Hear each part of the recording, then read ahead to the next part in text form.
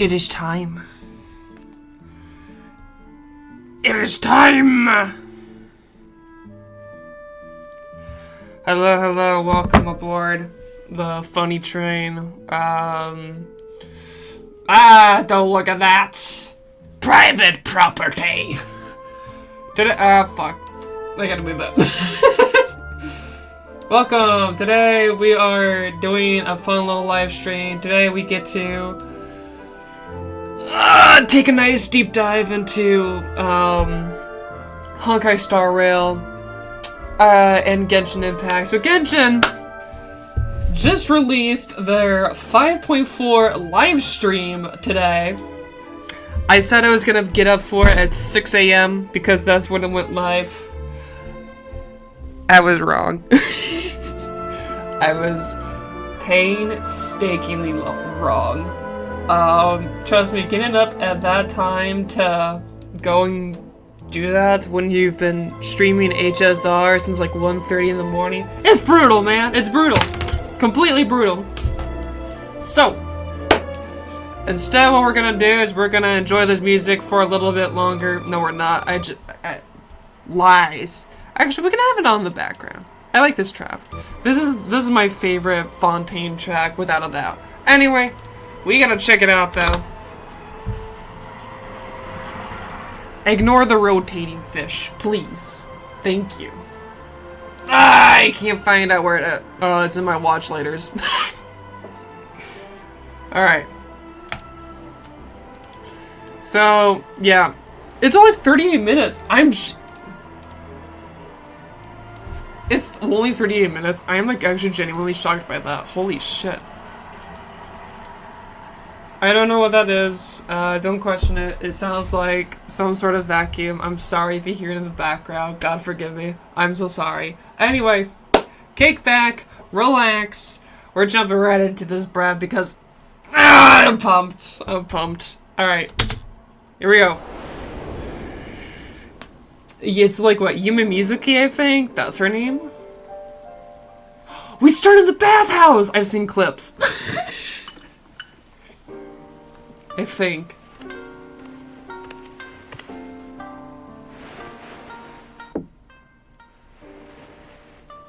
Ready?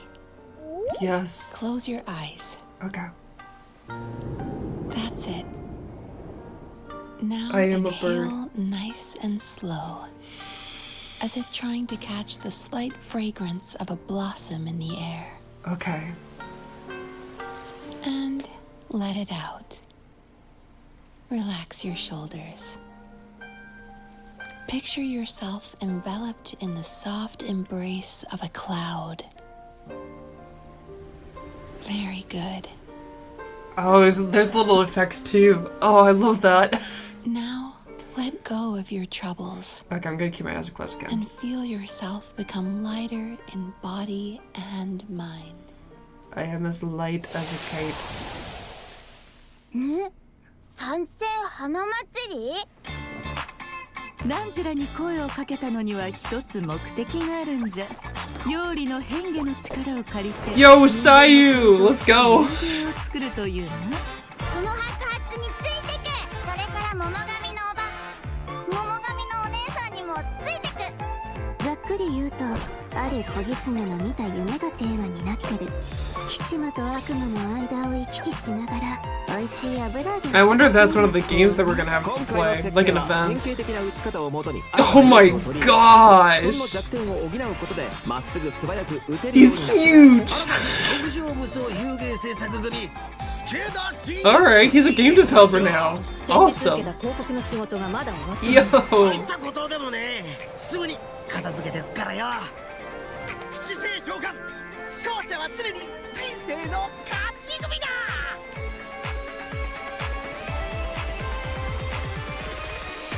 There she is. Yumi Mizuki. Yo! An anime catalyst. Okay. For the record, I have purposely made sure not to see anything related to this.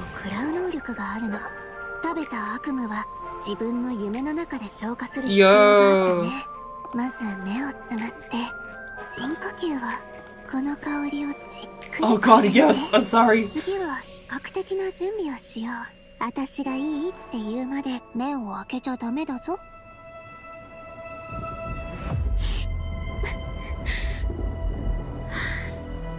二重心ってあのウリ二つの人が現れるっていう？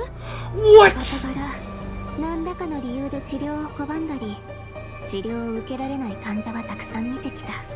そして将軍にはすでにその兆しが見えてる。大きな力を持つ者が夢とうつつを区別できなくなり、現実で起こっていることの全てを戦の延長線上にあるものと勘違いしてしまったら、こたびの敵悪夢だけではあるまい。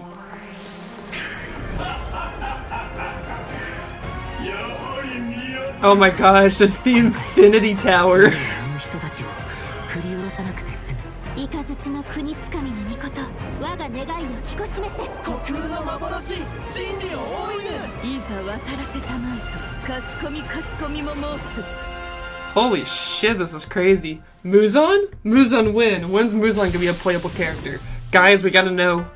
We need to know. Alright, there's your first code. Yo, that was really cool, actually. If Miko ends up being a playable character again soon, like she gets another rerun, I actually might have to spend for her. I'm sorry. Ugh, I really don't want to. I want to save for Capitano if he gets to be playable. Fuck, dude! No! Too soon!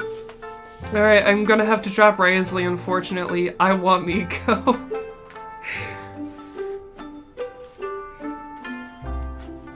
Well, I don't know. It's hard to choose. Actually. So we have Lantern Rate and we have the new Chronicle Wish for Liwa characters. If for some reason she ends up being a part of the Chronicle Wish for Inazuma when that comes around, I'll get her. But that's also like really far away from now. So it's kind of like, yeah. But cool. We got like a fun little surprise from everybody. I was not expecting to see Raiden show back up, but I love travelers. That. Welcome Hi. to the version 5.4 special program. Thanks. I'm Gabe from the Loke team. Let's go, Gabe! We Kai! meet again, everyone. Kai Although Sinat! This time, a mysterious voice guided us here. Yeah, that must have been Mizuki, right? Yes, and speaking of Mizuki, does everyone remember Aisa Bathhouse? It's one of the businesses near Tenshukaku. Oh yeah, I remember talking to the owner. We Apparently, finally get the to go inspiration in for it, the business thank comes from God. Netland Hot Springs. Well, Mizuki happens to be a major shareholder of Aisa Bathhouse. Major shareholder? Wait, there are tons of rumors about her. I heard she returned from abroad to put Miko out of business. Ooh, and yikes. She used to... Let me guess. She used to sneak into Grand Narukami Shrine to pour hot water on the sacred sakura? Or that Aisa Bathhouse is coming out with a promotional duo to compete with Miss Hina? Well, yeah, that's exactly what I heard. What? Those rumors are a bit misleading. What?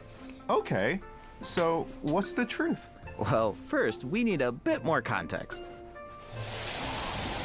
This is Yume Mizuki. Oh boy. Embrace of enchanting dreams, clouds have doubled apart, moonlight amidst dreams unveiled, to grace dreamers' hearts. A shareholder of Aisa Bathhouse, a Baku, and a clinical psychologist dedicated to the dispersal of nightmares and to bringing people peace of mind. I've been needing a psychologist to help me with my gambling problems. Thank you, Mizuki! Oh, I Thank you! love the sound of her name. And look at her outfit. It's like a combination of a kimono and a maid uniform. I feel like I've heard of Naomi It McDonald. incorporates a few fusion elements, which makes sense for someone who often travels abroad. Yeah, oh, and she has a tail. Does that mean she's a yokai? Yes, but don't worry, definitely a friendly one. Mizuki is a Yumekui Baku, a type of yokai that use their powers to eat people's nightmares. She also happens to be a clinical psychologist. Hold on. Clinical psychologist? Wait a minute, she fucking voices Yeah. an Elden Ring? Maybe that's kind of hard to imagine. She voices an Elden These Ring. anecdotes should Oh, help she's paint also a better Yinlin picture. from Wuthering. Let's see. That makes sense. Mizuki once treated a warrior who returned from Night Warden Wars. After consuming his nightmare, she passed out for several days. Sounds like that nightmare didn't go down easy. Definitely not. Certain nightmares are difficult for Yumekuri Baku to digest and can even become poisonous. Bro, The she's also nightmare an of a warrior alien. who has Holy seen the horrors shit. of the abyss. It's too intense for the Baku to consume directly. So, as a psychologist, that's where Mizuki comes in. She uses clinical methods to help her patients reach a point where their nightmares are safe to consume. If the Baku If she tries to kisses me, my intervene without nightmares those will go methods, away. In terms of That's what Reiju did to consequences, Luffy, passing remember? out is only the tip of the iceberg. Mizuki, I'm ready. Wow. A Baku's job is a lot harder than I thought. Please. Yeah, but Mizuki doesn't mind. To her, consuming people's nightmares is what it means to be a Baku. Mizuki's It therapy inspired methods her to making travel all out. around Tibet, Yeah. learning everything she could about psychology. That's what makes her practice so unique. She combines her clinical knowledge with yokai power. Oh, I was wondering how she encountered a warrior from Natland. So she's a traveler too. Oh. In addition to clinical methods, she also uses hot spring baths, music, and incense during the treatment process. Actually, travelers can even check out Isa Bathhouse for themselves. Let's With the go! relaxing hot springs and delicious food offerings, you can bring your stress and you'll leave refreshed. Nice. I wanted to ask though, the incense we just saw looked like it was from Sumeru. Yeah. Has Mizuki been there too? Yes, Mizuki has contacts all It over makes me Tibet. think of In fact, we can introduce a few right now. Oh, Holy Mizuki and shit! Morani What? Childhood friends with Miko, that does not surprise me in the slightest. Partnership negotiations with Kokomi, and friends with Mulan. Yes! know each other. I'm sorry, I Wait a love minute. Mulan. Mulani's Across from goated. Mulani's shop, I remember seeing a new business. She's a The 10. announcement mentioned something about a hint of sakura, a touch of purple. Could it belong to Mizuki? Good eye. That's Yume Mizuki's Cozy Corner, and it's about to open soon. Mulan even ordered a gift to congratulate Mizuki on the opening. Wow, I had no idea those two were so close. Hell yeah. And speaking of business ventures, Mizuki is also working with Kokomi to open another branch of Isa Bathhouse on Watatsumi Island. Another one? Jeez, does she? Okay, I know I keep on fucking pausing. I'm sorry. But this is just for version updates and stuff like that. If we do get another Isa Bathhouse in a future update as like a continuation of this, I'm sorry, quality of life aspect, that would be so fucking cool to see. Please, I beg of you. Even sleep? Well, nothing's set in stone, but if it works out, she'll be able to Oh, help yo, even you heard more it here people suffering first. from nightmares. Okay, so it sounds like Mizuki is just really dedicated to her work. Those rumors get her completely wrong. It's terrible. Yeah, people will take the smallest piece of information and let their imaginations run wild. The truth is, Miko and Mizuki have known each other since childhood, and there's a slight rivalry between them. After all, Isa Bathhouse and Yai Publishing House both offer an outlet to unwind, so in a way, their markets overlap. But they're definitely not trying to put each other out of business here.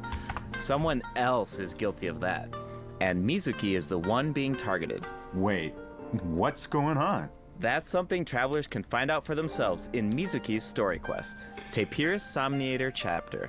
Before we get into it, there's two quick things to note. First, travelers can earn extra level up materials for Mizuki by completing her quest. Second, starting in version 5.4, keys will no longer be required to unlock story quests. What? Oh, sweet. That should make it easier to spend time with our favorite But what's the characters. point of the Yep. keys Now, then? let's take a little sneak peek at Mizuki's story quest, shall we? Alright. These two. Oh, wait, is that the promotional duo from the rumor? You know, Miss Hina's competition? No, not even close. They look like siblings. These two are therapists who work with Mizuki at Isa Bathhouse. The Okay. shorter one is actually the older of the two. They're polar Of course it opposites in is. terms of personality, though. So, as you can imagine, they also have different approaches when it comes to therapy. That is such a All fucking right, Hoyo let's thing to take a look do. at the next picture. Whoa, those round little guys are so cute. Yeah, Those that's are what cute. Yumekuri What the Baku look heck? like when they're young.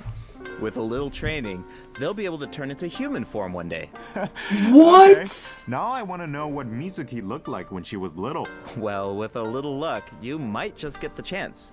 She And looked like one of speaking them. luck, to many people in Inazuma, But encountering purple. a little Baku is a sign of good luck.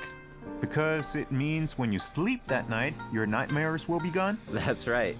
But in Mizuki's story quest, travelers won't need to rely on luck to experience Mizuki's treatment for themselves. That You know what sounds they will pretty need though? lucky to me. Okay, guys. 5.4. When 5.4 comes out, if you want Yume Mizuki, go find one of the little Bakus. They will give you luck. Go pull right afterwards. I wish you the best of luck with her. Good luck. I guess Godspeed. you're right. Okay, on to the next picture. Whoa, what is that thing? It's a time It looks rift from very ahead in time. Unsettling. And did I mention dangerous? You're not wrong. Mizuki and the Traveler have a few crises to resolve in this quest. So, I think this is a perfect time to check out what Mizuki can do in combat. I'm curious to see what she can do. Duel in Mist, baby. Let's go. Good track. She can float! Oh! That's so cool. Is it time for our session?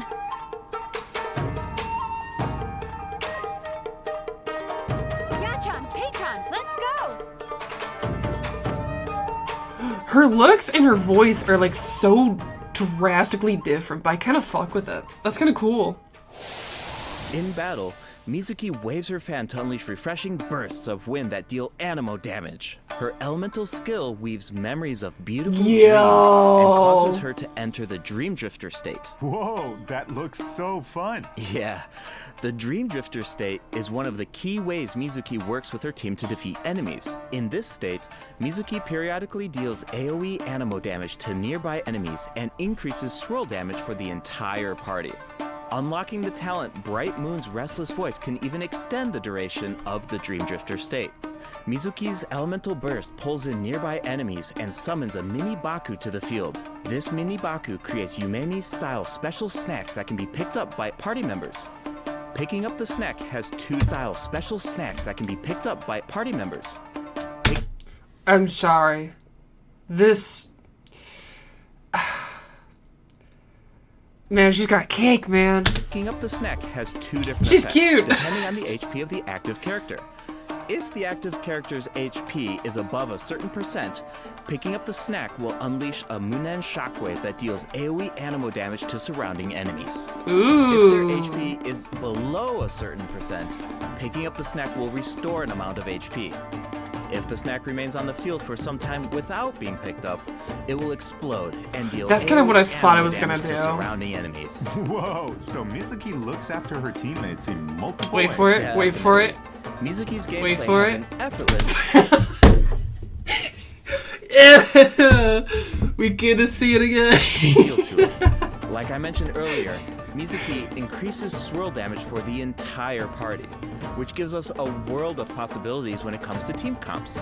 Okay, so she's probably going to scale off of HP if we're talking her being a healer. So we're going to have HP and energy recharge if you want to treat her as a support, most likely. Otherwise, you could probably just make her like a full-on elemental mastery build, because it sounds like she's going to do some really crazy swirling, honestly. Her skills just sound wild. And then on top of that, if you get like the AoE blast from like the little treats that she leaves behind, that could be some crazy shit, to be honest. So I feel like she's going to be 2 different directions. You just have to choose whether or not you want to use her as one or the other. It's kind of like the whole Shilonen build. All you need are characters That's whose kinda cool. element reacts I like with that. animo. Use them to apply elemental effects to Got it. enemy. Yeah! Then, when Mizuki unleashes her elemental skill, she can target enemies with ease. We as should she have a hovers count for above how the many times her battlefield. ass shows With up on her animo screen. vision, Mizuki takes her teammates' skills to the next level by increasing swirl damage, and when the time is right, you can unleash Got it again. Wow. You can unleash her elemental burst, give your party members an added edge in her elemental burst to give your party members an added edge in combat. Okay, I see what Is you it just mean the now. swirl There's then? definitely an ease to her kit. She works in so many different teams. Oh, I should mention another cool thing about her abilities. When Mizuki is in your team and a party member consumes a dish with restorative effects, there's a certain chance for the dish to be heightened. Whoa, okay, that's cool. That's a new talent we've gotten. That's brand new. That's cool. Okay. Now, here's the interesting part. The higher the friendship level of the character consuming the higher the amount of HP from the dish you probably get from it, don't you? The greater the chance of triggering that effect. Oh, okay. I think I see where this is going. Yo, that's so cool. It all comes back to her profession. The more you interact with a patient, the more you understand them. And in the end, the more you can help them. So, God damn it, dude, I really want her. The her. friendship level, the better the effect. Awesome! I want Mizuki in my team as soon as possible. Yeah, you're Let's not the get only into one. The version 5.4 event wishes. In the first half of version 5.4, And Siege Wing, we'll yeah. have event wishes for Yume, Mizuki, And then the others Siege like Wing. Farina A new and like 5-star Risley. Catalyst, Sunny Morning Sleepin' will also be featured on the weapon banner. I should also mention that after the version 5.5 update, Mizuki will be added to the standard wish Really? banner. Oh, nice! Another Why? character on the standard banner who can help with exploration. Exactly. Plus, like Okay, guys, we're getting here at 5.5. It's a we gimme. said before, Mizuki enhances swirl damage. So she's a flexible unit that can fit into so many teams. As long as you have elements that react with Animo, you're good to go. Bro, she's so You can't really cute. go wrong, which means you don't have to stress. I'm always down for that. Totally. If you're interested, be sure to check out her banner in the new update. She looks like such a good unit. I'm sorry. She looks so good. She looks like she'd be such a powerful unit. Now, in the second half of version 5.4, we'll have returning event wishes from Farina and Risley. I really want Risley as Awesome. well. I've been waiting Gosh, for there's so Yeah, many me good too. banners, dude. Okay, that's it for the event wishes. All right, next up. Oh, looks like we have a message from Ayaka. Let's take a look. Hello, traveler. It's been a while. I hope you're well. I missed you. Come I back. wanted to tell you about an upcoming event in Inazuma, the Mikawa Flower Festival. Ooh. If you have some time, perhaps you could join us for this grand occasion. I know Brother and Toma would love to see you. And I feel the same. In fact, I hear the Shogun and Lady Gucci have special plans in store. Of course, your participation will make the event all the more special. Huh. Ayaka mentioned the Mikawa Flower Festival. Why don't we go check it out? Sounds good. Heck yeah. That's While we where head to the venue, we're gonna hit. take Yep. a Oh, look we're at gonna the break second now. Okay. redemption code, travelers. There's your second one, Mizuki0212. So that sounds like that's probably when her banner's gonna pop up then. Okay, cool. So far this has been a really, I don't know, I like this. I also just think it's because I really liked Mizuki. But, yeah, I really wonder if her weapon will show up on the standard banner too. Fingers crossed. Because if we're getting one, hopefully we get the other. And then the Mikara Festival looks like fun too. It looks nice and simple and cute. If we can get a new outfit for Sayu, please. Even if it's just like a shiny version of her Tanuki, that would go so hard.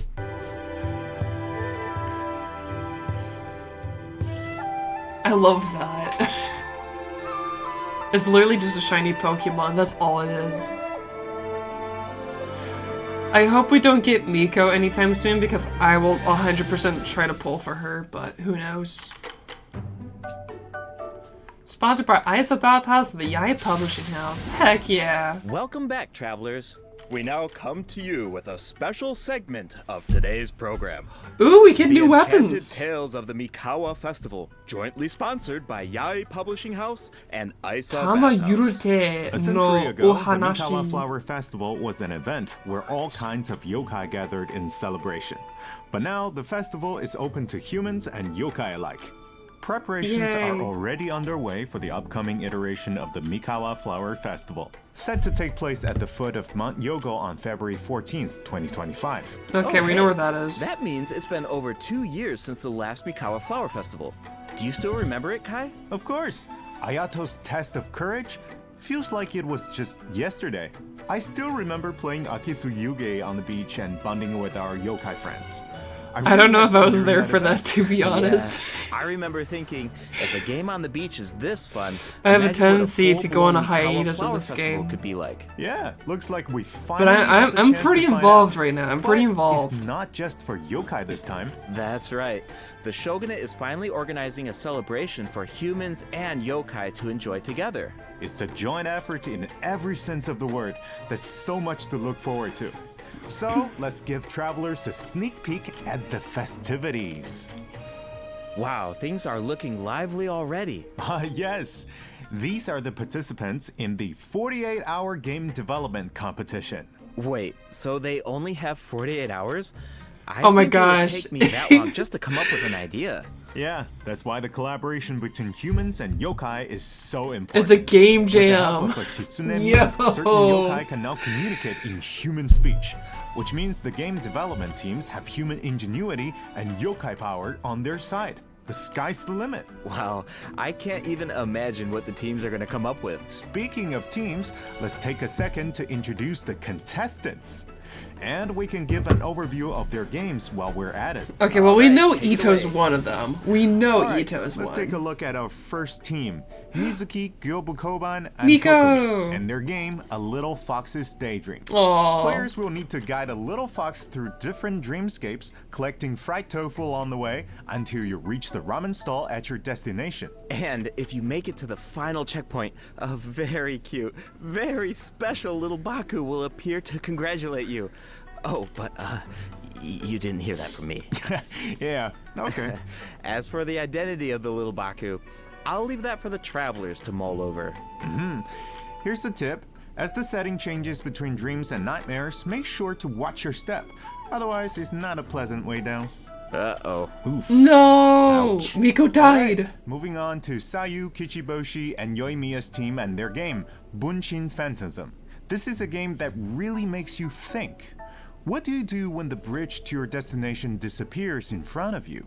Well, that's where the Mujina body doubles come in. The Mujina body doubles mimic your movements, and you will need to use the mechanic to your advantage And then to you find can a way go. forward. Yeah. This game has Sayu written all Good, good, over good, it. good, good. Making her clones do all the work while she takes a nap? That sounds like her. But that's I would just my agree. guess. Travelers will need to uncover the full story behind this game for themselves. I heard the team is hard at work developing new stages and expanding on the clone mechanic. So there are even more intriguing puzzles in store. Sounds exciting. The lore to the game is short, simple, and sweet. She's avoiding work from her peers, so she hooks up with Yoimiya, and they work together to do this. All right, those So last she two can be games are lazy. new additions to the festival, but this next one might look a little familiar. It's a new and improved version of Akizu Yuge. This time with a Mondstadt twist. Ooh. It's called Akitsu Harpastum. Harpastum, yo! Hitotsume Kozo, Yoko, Kappa, and Shoze. Okay, I think I can guess the mastermind behind this game. The Ludi Harpastum elements make it pretty clear. We haven't had Ludi Harpastum Harpastum in a He's from while. Mondstadt after all. And the break The last mechanic I remember of definitely it, reminds God, me it's of been a while. Akitsu Yuge. I think the last see time the I saw mashup. that. Exactly. Plus, When was with it? It was, Shoga's yokai powers. There are even special effects this Golden time that really Archipelago. take it to the next level. Golden We Apple. should also mention Akitsu Harpastum can be played Dude, solo or that's in so co-op. cool. So, you can put your skills to the test on your own or with friends. As you can see, there are a lot of fun games in store. Maybe you even have a favorite already. If so, you're ahead of the game. Because in this competition, the winner of the award for best game is completely up to the No! traveler. The winning team gets to take home the Tanuki Game Award. That's so hard to that's a big decision. choose. Definitely. Now we only gave a brief overview of each game, so better to reserve judgment until you experience the final product for yourselves. And of course, no celebration is complete without rewards. All you have to do is join in on the fun. Take part in the various games to earn festival stamps. Once you collect a certain amount, you can exchange them for all sorts of Tamo rewards, Yurate. including No a new Warashi. 4-star Polar. Yo, that's so I'm cool. so excited. This festival is jam-packed with activities. For sure. Plus, you can always stop by Isa Bathhouse if Oh you need my a break. gosh, The yo. bathhouse even made custom bathrobes for their guests during the festival. Awesome. This is so Definitely. cute. Yai Publishing House will also have a booth, so check it out if you're interested. All right, before we wrap up this special broadcast, we have one last announcement. Her Excellency, the Almighty Narukami Ogosho, God of Thunder, will make a special appearance at the Mikawa Flower Festival. Yo, let's Wow, go. the Shogun is going in person. That's definitely going to cause a stir. Wait, hold on. She's not just going for the festivities, is she? Well, I heard she's coming to investigate a nightmare with ties to Mikoshi Chiyo. Mikoshi Chiyo? Ah, you mean her Oni friend from all those years ago? Yeah, but I don't know. It's just a rumor. We probably shouldn't spread that around. No. You're right. That could be dangerous. Don't say that out loud, travelers. The Mikawa Flower Festival welcomes all visitors, human and yokai alike. Whether you're new to the festival or a returning visitor, a competitor or spectator, there's more than enough fun to go around. That's right. And with that, We hope to see you there.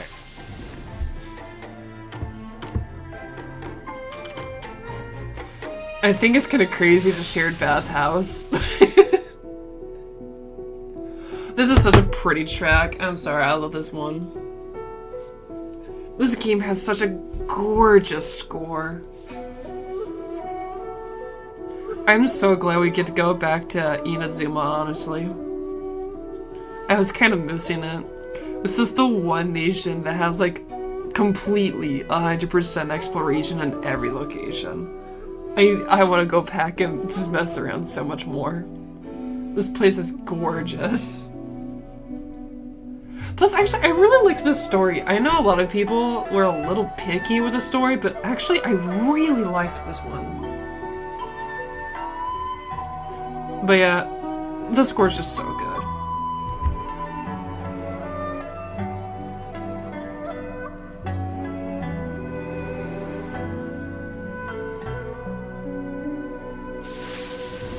welcome Peak. back, travelers. Welcome back. You know, another cool thing about the Mikawa Flower Festival is that we get to reunite with a bunch of old friends. It makes me wonder what some of our other old friends are up to. Yeah, I'm sure you're not the only one. That's exactly why the dev team designed this next event. Let's take a look. What's up, Zhongli? いいところに来た。座ってくれ。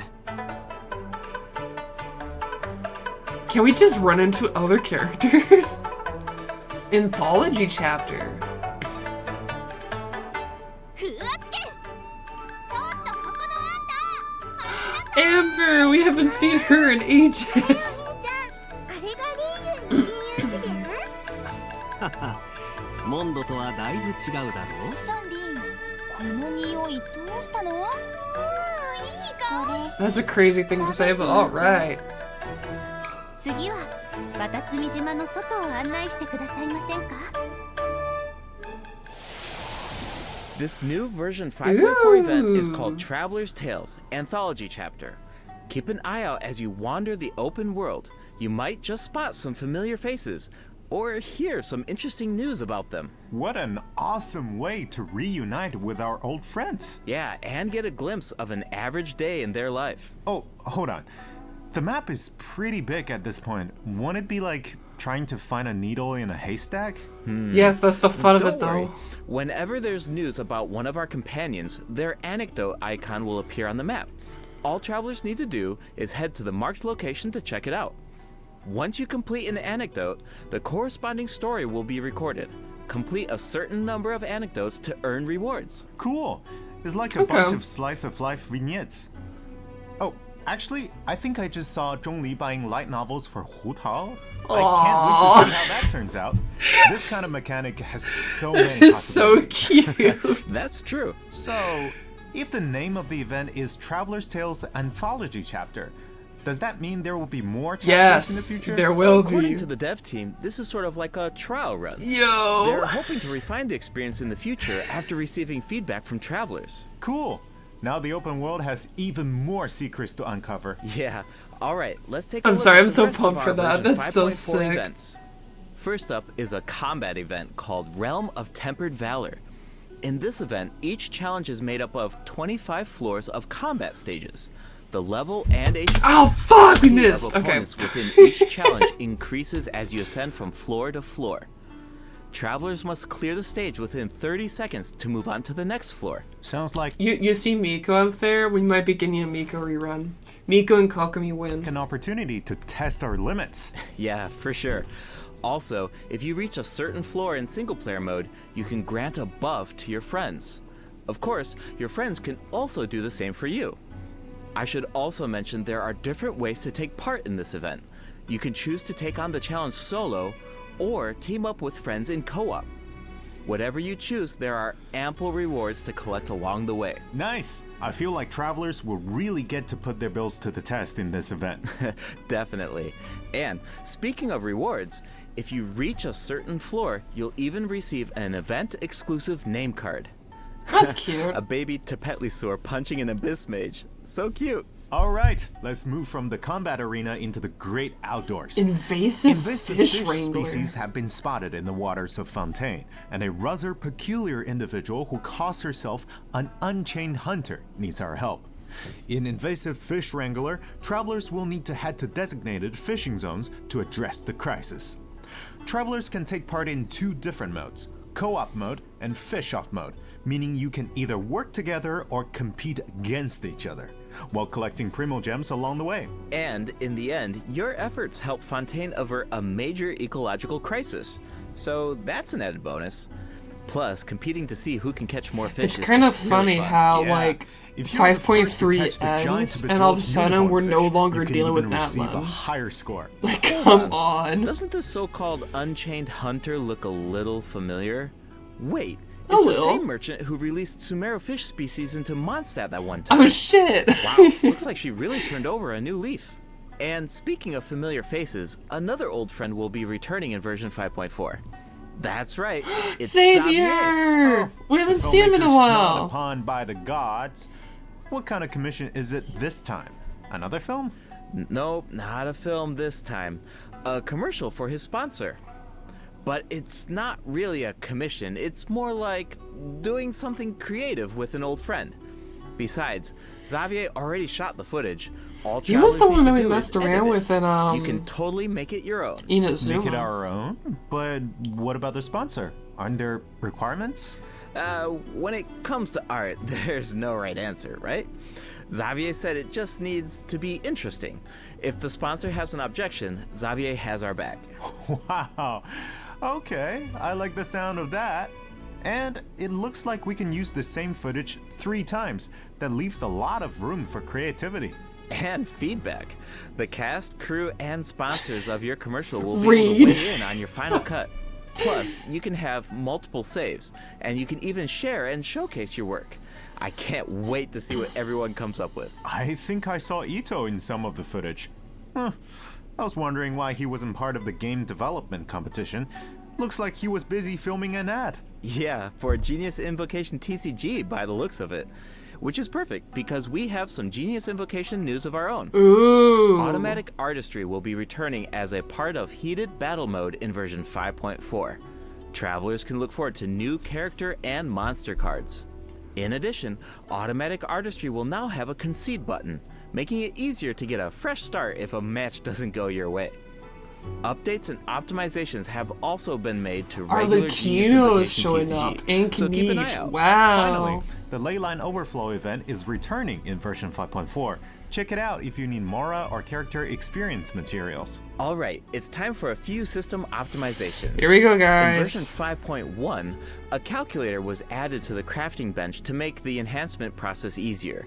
But the dev team thought that there was still some room for improvement. So, in version 5.4, travelers can look forward to more sweeping optimizations to the enhancement process. First up is an optimization to enhancement material collection. In the training guide, you can now add level up plans for your characters. All you need to do is kinda set cool. your level up goals, and the system will display the materials you need as well as where to obtain them. In addition, once you set a goal, reminders of the required materials will be displayed in various key interfaces, including the Adventure Handbook, Domain Entrances, and Domain Completion screen, and the Battle Pass rewards. And when you click on a certain material, you can see your collection progress as well as whether you reached your goal. Nice. I like all the reminders. It saves a lot of time when you don't have to do those calculations yourself. Plus, the interface seems a lot more intuitive. Also, certain common interfaces will now display your current resin count. You no longer need to exit to a separate screen. In addition, if you can craft a certain material, clicking on Craftable Amount will display the crafting bench in your current region on the map, and you can click on it to teleport. The character list has also been streamlined by reducing the number of steps needed to navigate the interface.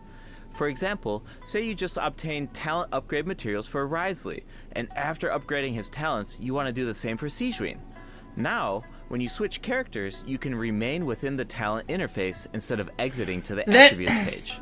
That's In interesting. addition, for travelers who play on PC and use keyboard and mouse input, elemental icons have been added when scrolling through the character Yo, what list. the heck? Travelers can use them to quickly filter their characters by element. Wow, I'm used to just dragging the character tab at the top, but it can take a while when you have a lot of characters. For sure.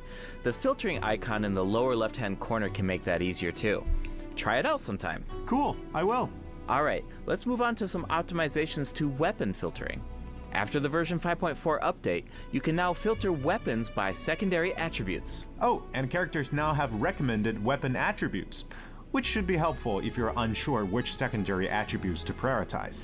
In addition, an auto add button has been added to the weapon enhancement screen, making it much easier and faster to level your weapons. Finally, the Serenity Pot now allows you to quickly get in touch with Tubby to handle all sorts of design business.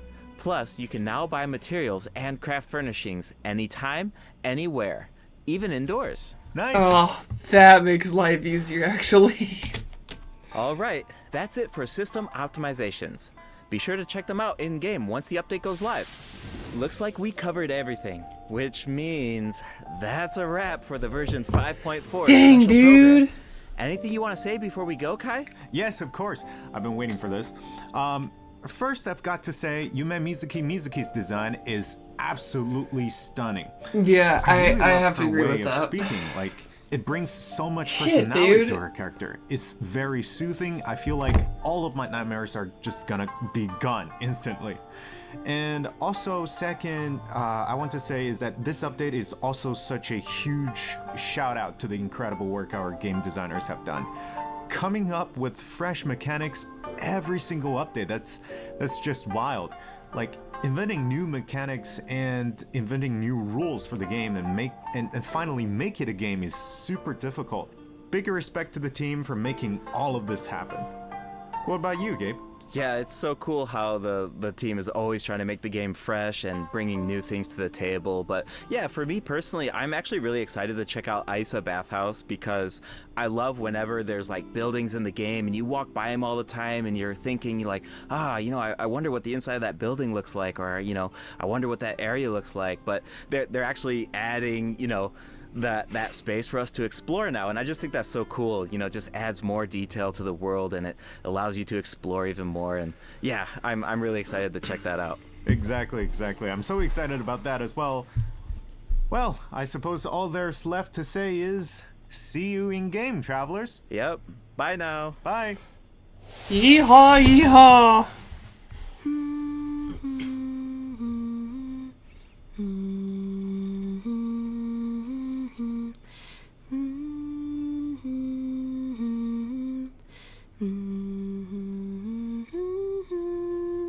Oh, you're awake.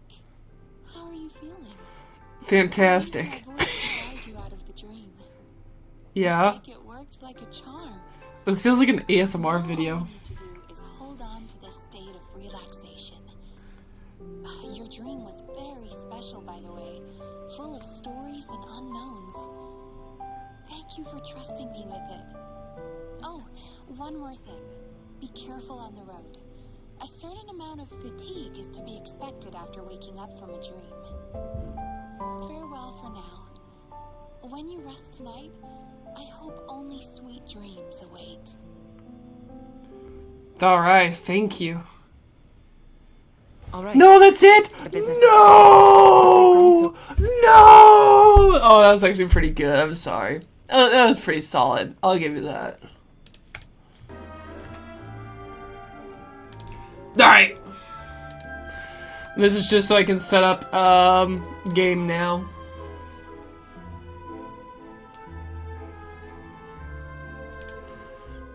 Okay, but honestly, thoughts, I really liked that. I thought that was actually a really good, I don't know, I thought that was good. That's it. Literally nothing else. Good handful of small little optimizations. Nothing too crazy, to be honest. But it doesn't always have to be, like, over the top crazy, really. But yeah, that went really hard, honestly. I'm just making sure that that's there. Okay. Yumi Mizuki looks like she's going to be a pretty solid unit. The fact that we are going back to Inazuma for the Mikawa event is going to be kind of fun. Looks like there's a lot of game developers now, so that's kind of cool. It just sounds like there's a lot going on, and I kind of fuck with that, so. Anyway, now that that's done, Honkai! We have a whopping 2 polls. Crazy, I know. And then Aglaya's later. Okay. Also, though. Oh, never mind. We've already done it, I think. Darn it! We already did the polls! Okay. That's fast. The citizens are already back in the city. Why are they gathered here? That's a good question, Don. I dropped it on his head. Critical hit. It is thanks to the hard work of its citizens that Akuma has come to be so prosperous. Ah, a new face. You seem very popular. Popular? You mean my listeners? Ha ha ha. I am just a mere orator. It is the people that honor me with their praise. Although, your timing is perfect. I have a speech shortly. Would you help me out? Of course, but first you have to tell me what you need first. Wonderful. Girl, you are truly kind. Not only are you strikingly attractive, but the light of Aquila also shines on your heart. May Aquila bless you. Do you see that drink over there? Can I ask you to pass it to me? I have been speaking for too long and I am thirsty. You see a flash of light bounce off the surface of the crystal chalice. You cannot tell if it was refracting off the surface of the crystal or whether there is something unusual about the drink itself. There's a faint engraving on the cup that reads, Blessings of Fagosa. Noticing your suspicion, Cicero clears his throat and lowers his voice. No, don't worry about that. It is a blessing of Fagosa. I have to do this little ritual before every speech I do. You understand, for good luck. Could this be a divine object gifted by Fagosa themselves? You decide to. Sneak a taste. As Cicero looks away, you take your moment to sneak a taste of the liquid of the cup. To your surprise, you realize that it's just a normal glass of plain water. There is nothing special about it at all. Hey, girl, what have you done? I'm going to have to cancel my speech now. Without my blessing, what am I going to do? It just seems like normal water. No, you don't understand. I am not a devout disciple of Fagosa. In my heart, only the omniscience and omnipotence of the Titan Aquila can capture my soul. That glass of water was prepared for me by my friend, a devout disciple of Fagosa. Every morning when the dew hits, she completes a complicated ritual and prays to Fagosa to receive this precious blessing. The blessings protect me from ever becoming tongue-tied on stage. Drinking it is the only thing that grants me courage to go on tour with my speeches. Though it may seem unremarkable when you taste it, its magic is undeniable. Shh, don't tell anyone. Just keep this a secret between us. I don't want to cause trouble or make others jealous. Alright. Sorry I drank your water. Holy shit, there's a lot. The immortal King Mikas. Due to force majeure, I don't know how you say that. The public performance originally planned in Akima has been cancelled. We sincerely ask for your understanding. The chorus. The absurd King Mikas. He dares to cheat death, but in Thanatos' eternal wisdom, no creature has ever escaped preordained death. You hide in the lightless palace, allowing blind fanatics to walk beside you. But in Thanatos' eternal wisdom, the nightingale will use its beak to tap upon your spirit window. Enter attendant and guard actors. Hey friend, surely you know of King Mikas. It is said that before my grandfather's grandfather was even born, he already closed the doors and windows to this palace. Listen. The murmurings of madmen drift behind the stones, and the ladies of the city's mill all say that King Mikas must also be a king among madmen. I have no need of your slander. Do you think a mere servant's tongue like yours is capable of wounding the king's wisdom? Those madmen are Thanatos' titankin, half of their soul already taken away by the river of souls. It is because they dwell here that the hand of shadow cannot see them. Among countless broken souls, there is yet a King Mikas who retains his whole sanity. Do not ignore those madmen, for their deaths will take away the other half of their souls. If they are not welcomed heartily, then do not blame them for complaining to Thanatos. No wonder I saw that they were all blindfolded. Turns out our king is too shy. Afraid they might have seen his face. No matter. I am but a mere attendant who delivers food to those madmen, their King Mikas. So I need not worry who will lay eyes upon my detestable visage. The ignorant King Mikas. You thought okay, so it's pretty much just a play is what it is. That's kinda interesting though. The immortal King Mikas. Cool.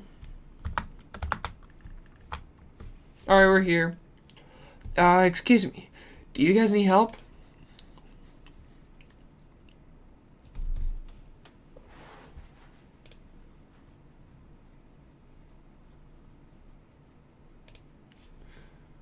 Looks like Fina is helping Aglaya keep that secret too. Yeah, there must be some kind of understanding among the crisis heirs. Yes, that's us.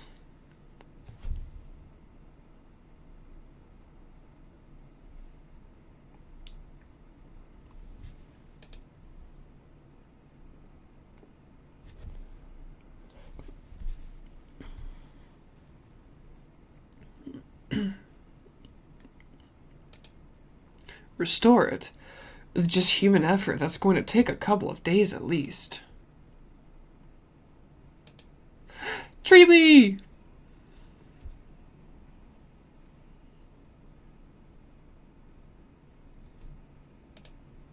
Oh, he thought we could summon miracles. I did feel something strange in me. Surmount the myriad passages of Janus.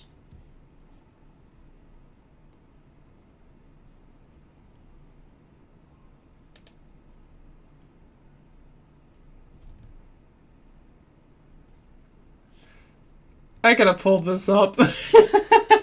I have to pull this up. This is hilarious.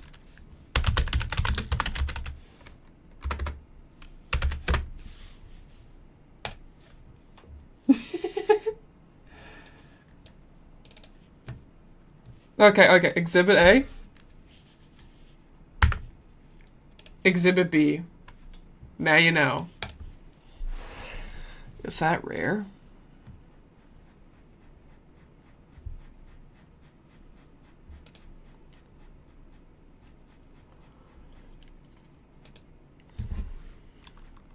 Wingardium Leviosa.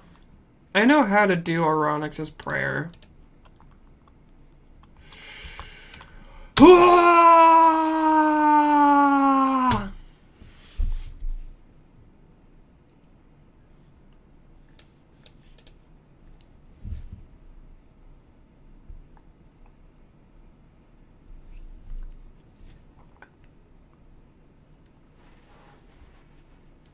Hell yeah. Well said, my friend. I also teach journalism here in Amphoreus. I don't seem to be cut out for this.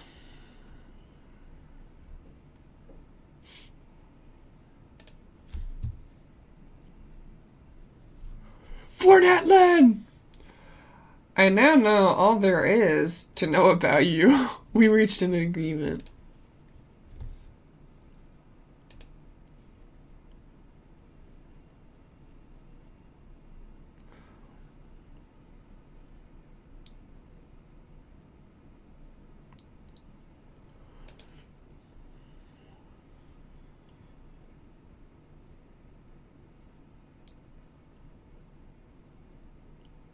Alright.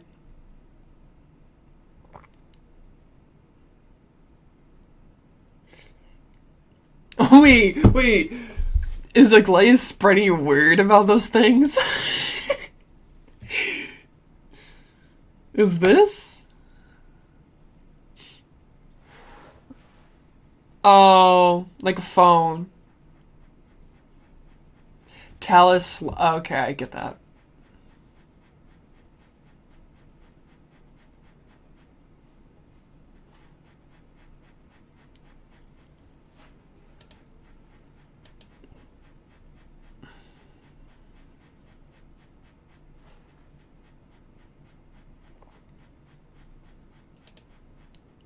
That is surprising.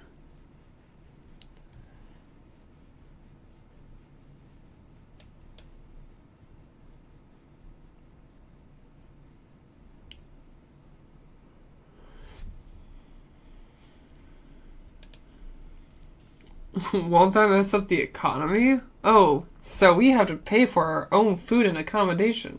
Titans are really capable of anything.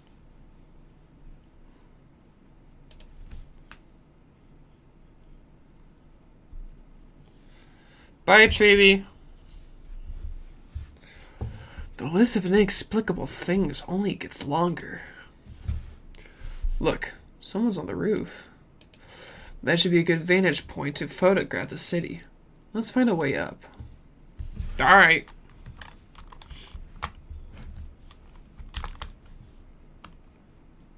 A miracle fresh from the oven? I don't think I've heard of that before.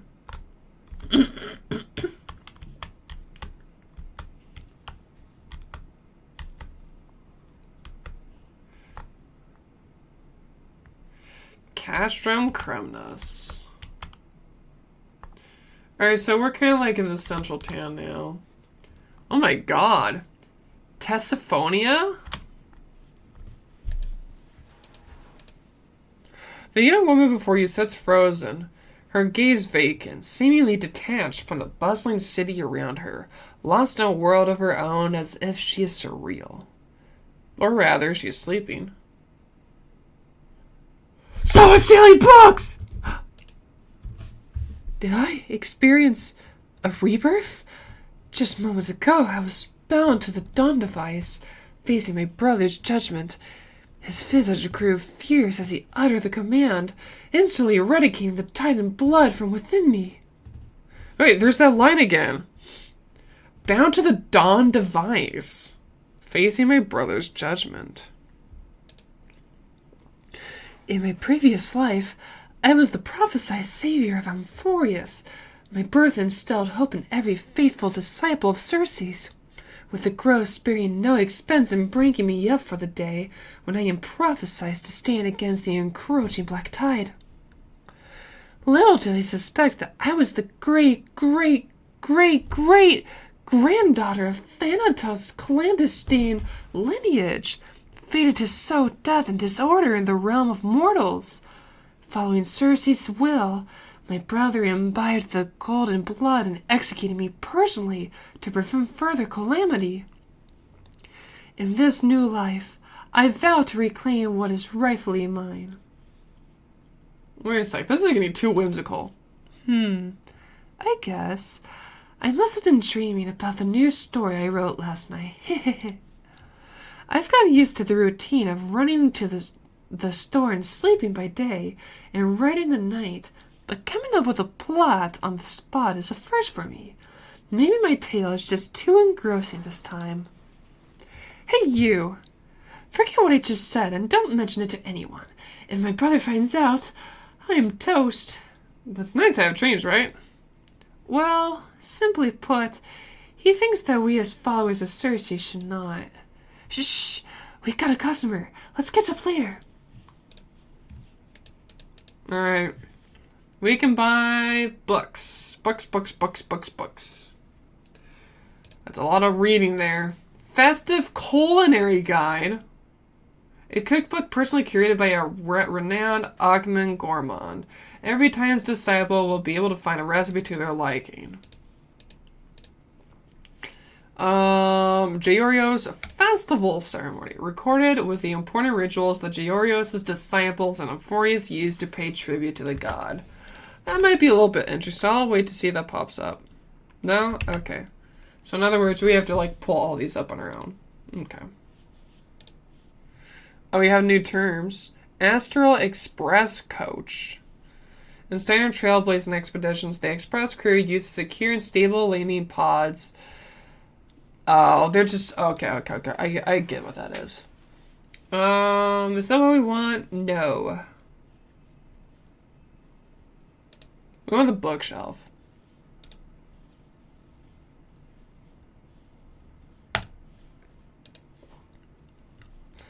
Oh, wowee. Festival ceremony.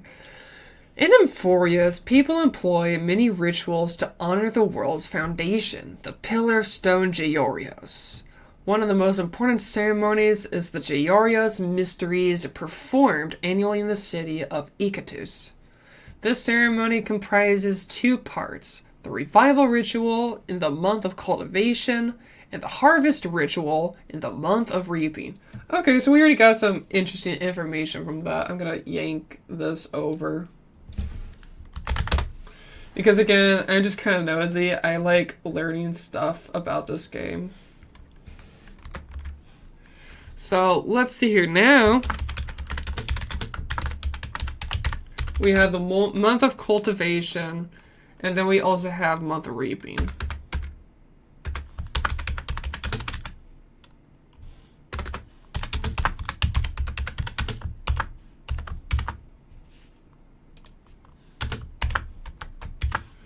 Kind of nice to have that.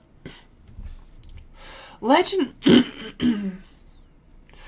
has it that at the beginning of the Era Bellica, and following the birth of death, the calamities of aging, sickness, and starvation also swept across the land. Wait, what? Following the birth of death, Thanatos. The calamities of aging, sickness, and starvation also swept across the land. Humanity thus began a relentless exploitation of nature with excessive hunting and gathering in order to survive. Enraged by this foolishness, Circe meted divine punishment and plants began to wither. In their despair, humankind fought one another like wild beasts, robbing each other of whatever precious resources they had. Georgios, who deeply loves all creatures on the earth, implored Circe to give humanity another chance. If humans could overcome their own avarice, life would once again return to the lands. Georgios bade their kin, the mole, to steal the last apple from humans' bags and to lead humans to a golden wheat field. The masses immediately trampled all over the field in their frenzied efforts to claim as much food as possible. Only a priest of Georgios ignored the people's mockery and saved a scoop of wheat seeds, which he planted after offering a prayer to the land. This act placated Circe's rage, which also allowed humanity to continue their existence. People erected a temple to Georgios at the place where that handful of wheat seeds were planted, and built the city of Icatus around the temple. During the month of reaping, acolytes from all over would deliver their first bundle of harvested wheat to this temple, a token of gratitude to this great titan. It is said that when he buried the wheat seeds, that priest mimicked the act of a mole burrowing into the earth to loosen up the soil and prepare for cultivation. This is why families all go to the wild fields to gather a handful of soft dirt at the first moment of the entry hour on the revival ritual. Okay. Which takes place on the 8th day of the month of cultivation.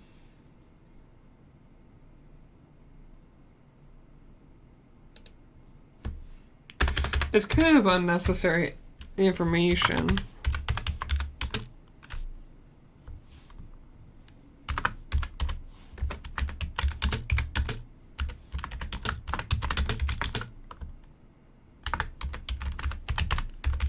But I still think it's kind of interesting. After that, they will cleanse that dirt of impurities, place it in a clay container, and enshrine it in their homes to pray for a bountiful harvest that year. After that, with the help of others, the priest would dig up a pre-made clay effigy of Georgios buried at an appointed spot. This was meant to symbolize the awakening of the Earth Titan, so that all life could be revived and flourish once more. At the moment of the lucid hour, people would gather at the city gate, and the procession would follow behind the drummers pulling the effigy along, all the way to the temple at the heart of the city, where they would perform prayers at the ritual.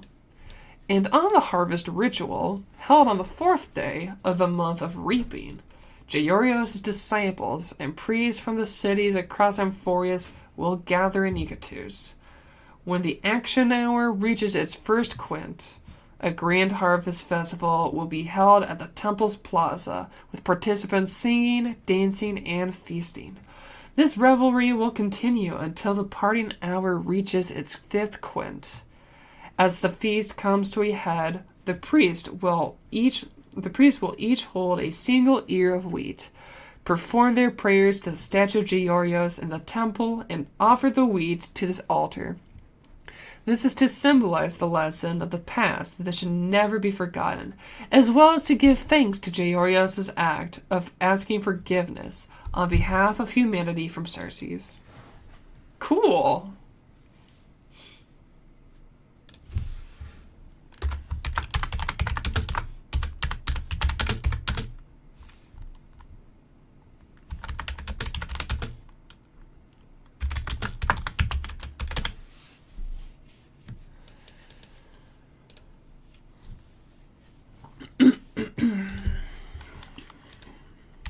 Let's buy more. I'll just buy the rest. Balance coins, the world's pulse. And poems. We've heard of Lepos.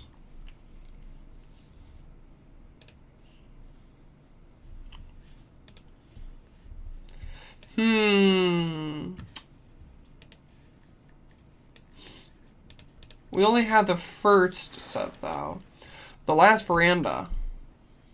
Have you heard of the last city on top of the sacred mountain? Oh, it's this guy! It's this guy!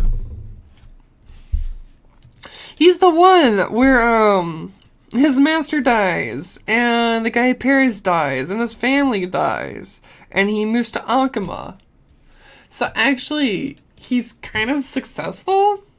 That's so cool. What the heck? Okay. Balance coins, the world's pulse. Oh, Jesus Christ, man. Merchants may obsess over profit, but rules are required regardless to maintain balance. Unknown priest of Tolanton. Balance coins, the smallest unit of trade decreed by Talanton, as well as their gift to humanity. In the present world, balance coins take the form of tiny gravel-like weights that can be mixed into bigger weights with any amount like clay. It is because of this that a single balance coin simply can't be carried, and trade between city-states requires enormous transportation to move obscene weights of currency. But no one can deny that this linear calculation method is indeed very fair. The history of balance coins can be traced back to the ancient era crises nation period. Before that, city-states bartered using objects of Titan worship, such as shells, feathers, red soil clay blocks, etc. As the city-state supplies became more abundant, along with increasing demand for intercity trade, merchants urgently needed some common equivalent as a medium of exchange. Gold, silver, and other precious materials came into the picture, rare in production quantity, stable in value, and effective in reducing friction during trade. From that point on, trade among the various city-states gradually gravitated towards precious metals. But even the face value of the lightest copper coin far exceeded the cost of one stalk of vegetable, and this brought much inconvenience to the common folk. During the economic development of the various city-states, many precious metals streamed into the market each year. We know that the expansion of an economy's scale relies on the support of even more currency. A wealthy merchant and city lord by the name of Midas devised a devious plan exploiting this very concept. What if I possessed all the world's gold? Wouldn't my city-state be unrivaled? He prayed to a certain titan. Some opined that it was Georios, some thought it was Agreus, and others thought the patron god was Phagosa. But this remains a subject of great debate to this day.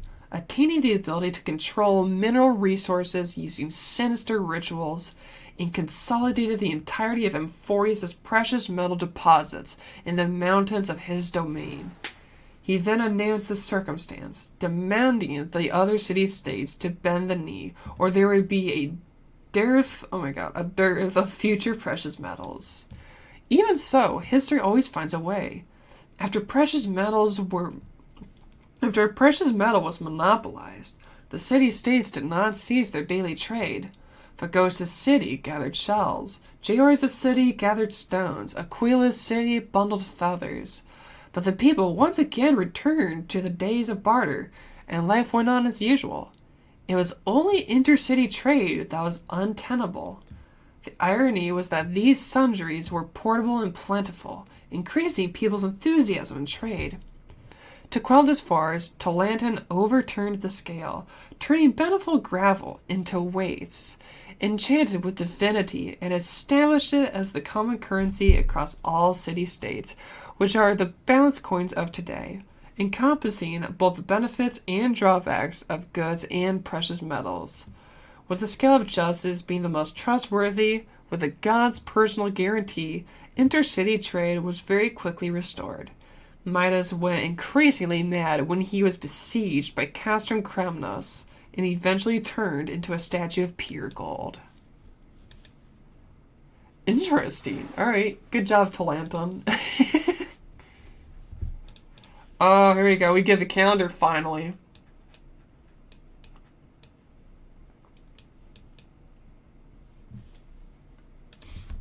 I was wondering if you would ever find this.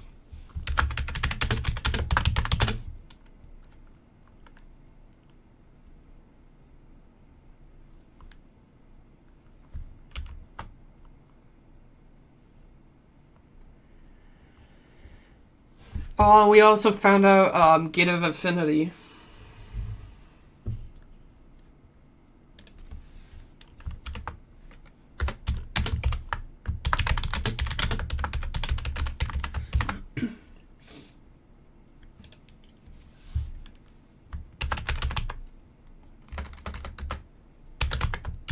Cool. As the first month of ridding the old for the new, Janus closes the old door representing the past and opens the new door representing the future. They are both the door and the lock that guards it, cleaving the past from the future like a sharp axe. During this month, people will discard objects that bear bonds, such as keepsakes from past lovers or deceased family members, declare that they are serving the past, and step forth into the future. This act is completely voluntary. We have the month of balance, which belongs to the patron titan, Talanton, or I should say is honored that way. The most disciplined of all months, carefully uses its measurements to dictate the months. During this month, people's daily routines will become more consistent, their moods even, and they are more willing to pass judgment and sign contracts as a result. It is said that when there was a day and night in the past, the month of balance was the only month when the days were as long as nights, because Talanton managed to mediate a truce between Oronex and Aquila. The third month is the month of Evernight.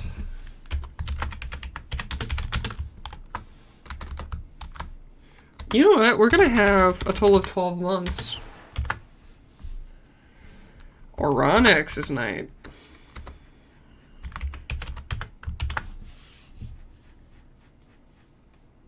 Also, that's another thing.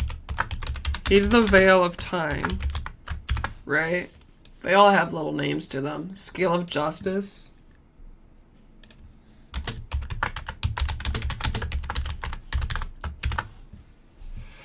So the Titans of Fate are all start off first. Oh, they're split into seasons. Oh, that's cool. Okay. Awesome. A month when the sun's shine is dimmer than usual. People doze off more frequently, and their instincts and emotions replace their thought and reason, making it hard to accomplish intricate tasks. It is said that in the past, this month's nights were longer than its days, for Oronex triumphed over Aquila for undisputed authority over the sky. Then we have the Pillar Seasons, which begins with the month of cultivation. And that belongs to Georios.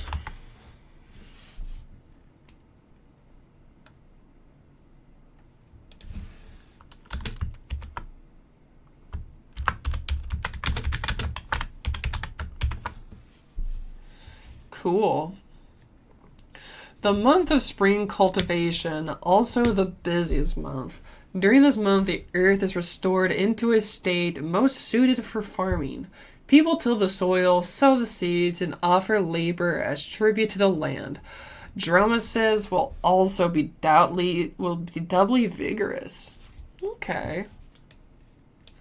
Month of joy, the chalice of plenty, Fagosa.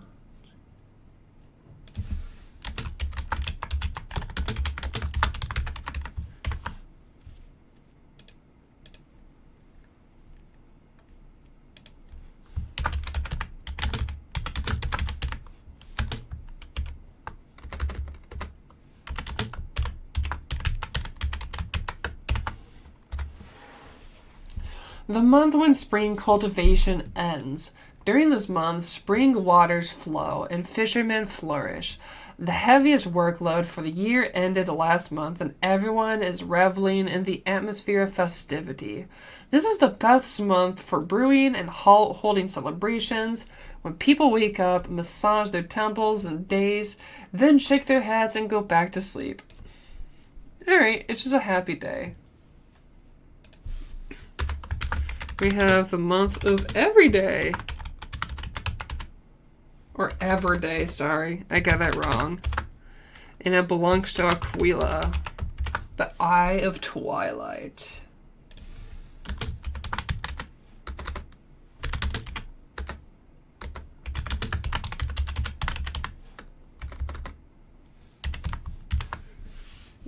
I like noting this stuff. This stuff's cool. The hottest month, when the dawn device shines even more brightly than usual. The land's flora also work hard to absorb its shine so that people can have a good harvest. Bathed in this radiance, people will feel refreshed and revitalized. It is said that in the past, this month's days were longer than its nights, for Aquila triumphed over Oronix for undisputed authority over the sky. Again, there it is again. When the dawn device shines even more brightly than usual, dawn device shines even more brightly than usual.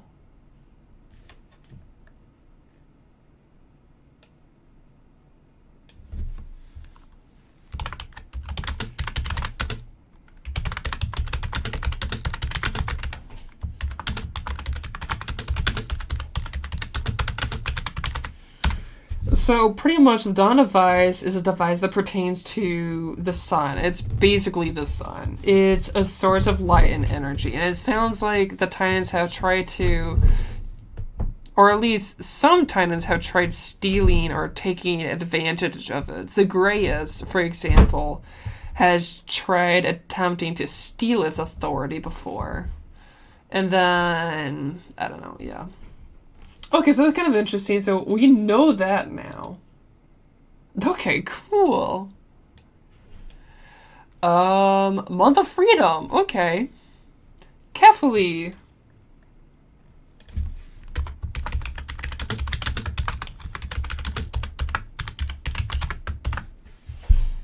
The Throne of Worlds.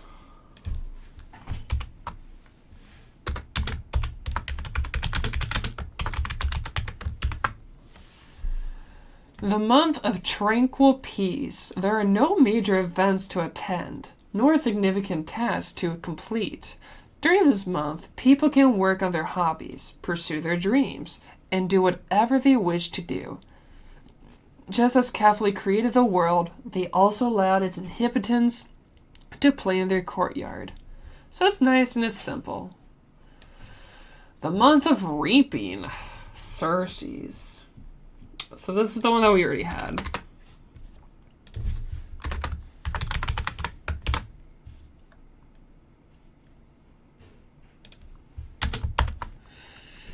Cool, wow. The Bow of Rift.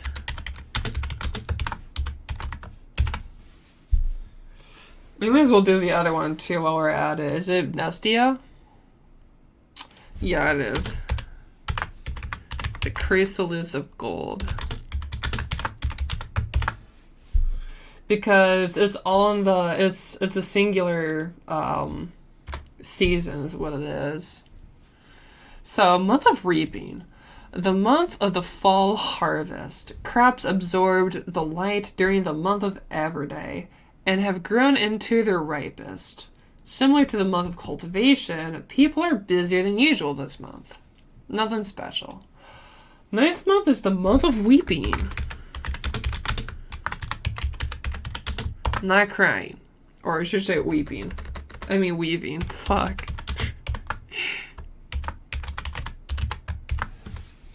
Nestia, the Romance Titan. The month when the fall harvest is completed. During this one, people will reminisce on their experiences over the years. Nestia collects everything and weaves them into golden threads of memory. This is a month of family gatherings to enjoy the good times. Leisurely individuals will be weaving at home, and weaving-related festivals will be held this month. Then we have the Calamity season. That really sucks. The month of Strife. Nikador.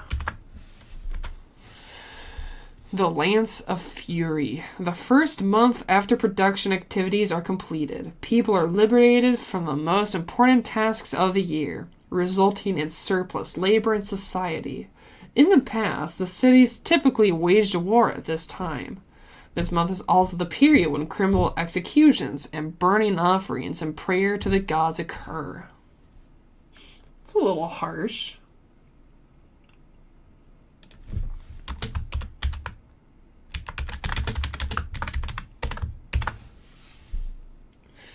Then we have the month of mourning. There we go. Hand of Shadow, Thanatos.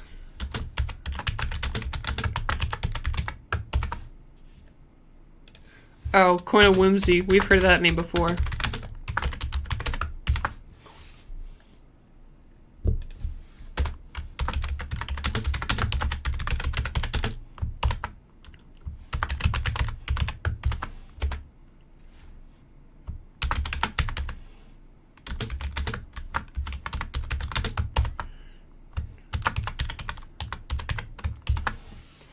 There we go.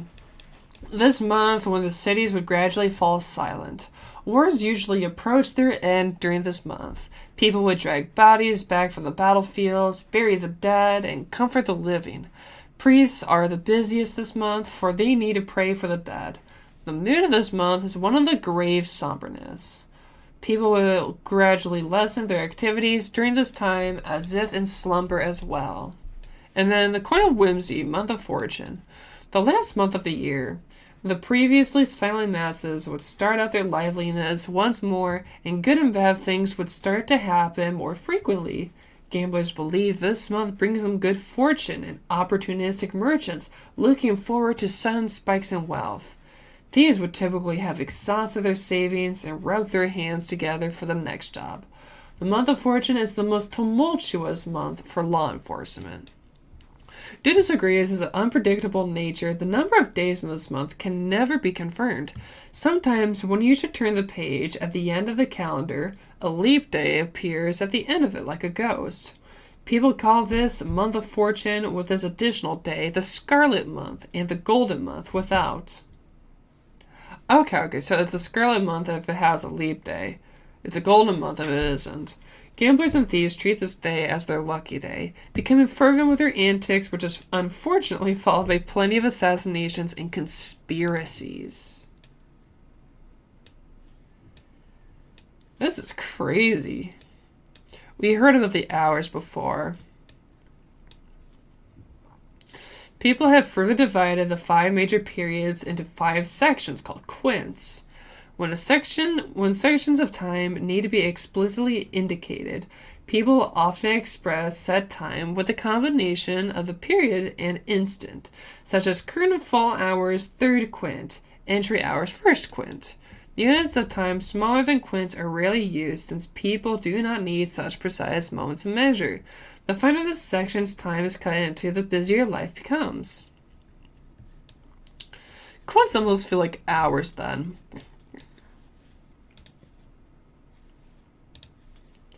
And this looks like a culinary guide. Yeah.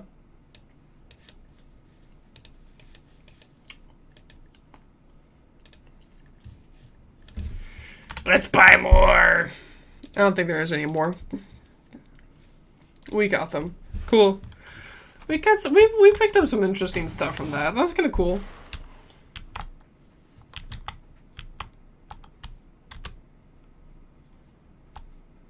Hi there. The last Chrysalis Air Dolium just got snatched up, dear customer. If that's what you came here for, I'm sorry for the disappointment. What's a Chrysalis Air Dolium? Haha, it looks like I misread your interest.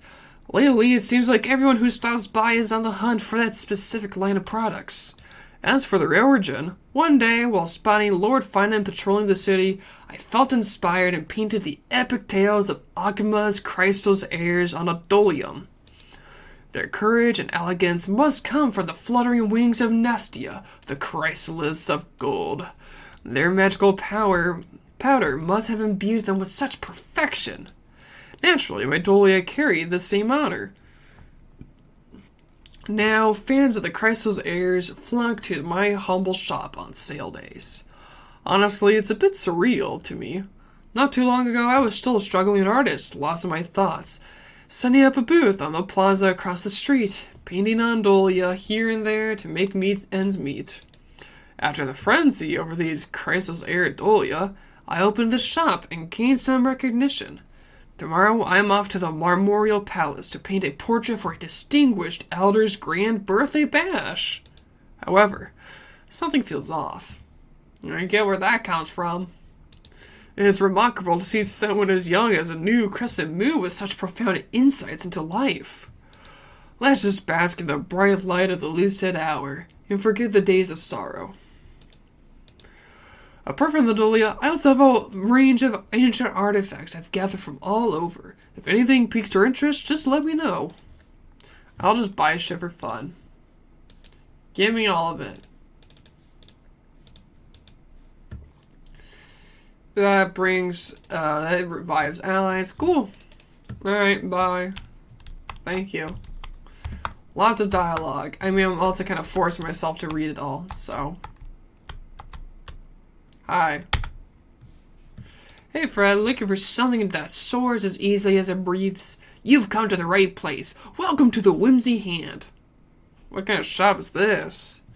You must be a guest from afar. Here in Akuma, everyone knows of my famed shop. Oh my god. Hygilos and his Whimsy Hand. I'm not selling just anything. It's remnant power from Titans. For a fee of balance coins, and you can hire old Hygilos. Oh my god, I cannot spit. I'm gonna start saying Hyglios because it's easier. Elite operator team to remote activate the. Wait, what? Elite operator team to remotely activate the Whimsy Hand. You can do anything you want with it. I can control it myself? Of course, of course. Controlling it is quite easy, while mastery is a bit hard. Oh yeah. If you hire my team, you can save the time of practicing. Like the saying goes, time is balance coins. No matter what our encounter is, surely fate. I'll remember your dashing demeanor. I'll give you a discount if you have need of my shop services in the future. No. Hey, kid.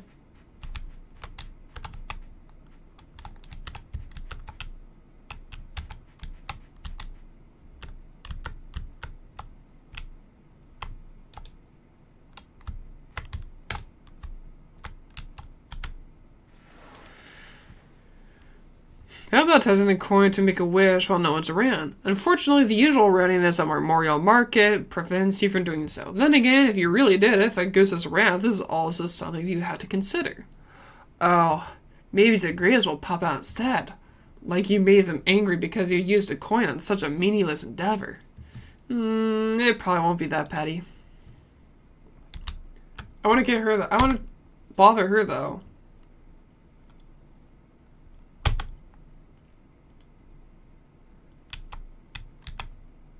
Hey! Hey!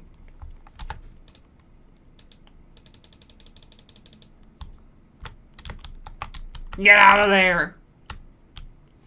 I can't climb.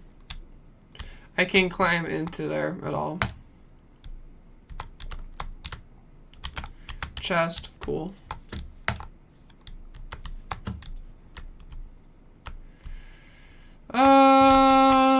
There's a veggie store. Fruit and veg store. These olives today taste pretty good. Oh my god, I almost said her name was Dementia. It's not. Demetria. You should try some. By the way, Hecate's expedition squad set off on another adventure yesterday. Yeah, they've been moving around a lot lately. Oh, these olives are really something. I'll have a few more. I heard they're prepping for an in-depth exploration up northeast, but that area's been deserted for ages, right? Wonder if there are any dangers lurking. There are always dangers lurking. There are always dangers. But you know how skilled she is, right? Even if she bumps into some wild Titankins, she can probably finagle her way out unscathed. True. But didn't one of the expeditions get struck by the black tide and suffer heavy losses last month? Maybe you could do a little divination for me. Come on. Fine. I'll cut you a deal this time. The woman named Cassandra pulls out a small scale from her pocket, placing it on the table. Then she casually picks up an apple and a pomegranate from the fruit pile, setting them on the opposite scale trays. The scale teeters for a moment before tipping slightly in favor of the pomegranate. See? I told you not to worry about it. Remember what Talanton teaches us? Though danger may swoop like an eagle, let your vigilance guide you like a clever fox. Stay alert, you'll be just fine. Well, I should get going. Hey, hold on a second. What's up? It's just an apple and a pomegranate. You're not going to take them back now, are you? Praise the scale of justice. This is my fair payment for the service. Ah, got it. In that case, I suppose Talanton won't approve of me slipping you a few extra figs. What a pity. They were picked at the entry hour, and they look so fresh. Oh, wait! I'll never say no to figs. Let me try some for you. These do taste great. Oh? Do you have a customer now? I'll leave you to it. Welcome. Hey, you must be the outlander brought back by Lord Finan, right? You seem like quite the charming one. Welcome to Akama, young one. How are you finding life here so far? Life here's a bliss. That's great to hear. This holy city, blessed by Kefali, remains unharmed by the black tide. Over time, you'll find that Akama is quite cozy. That goes for the weather, the surroundings, and the lifestyle. I hope you and your companions settle in quickly, young one. If you need anything, don't hesitate to ask for my help. Wait, am I talking to the old lady? Oh, fuck off. No, I was right. That is her. Okay. Oh, man, that's crazy. I thought I was voicing them backwards. So glad that's not the case.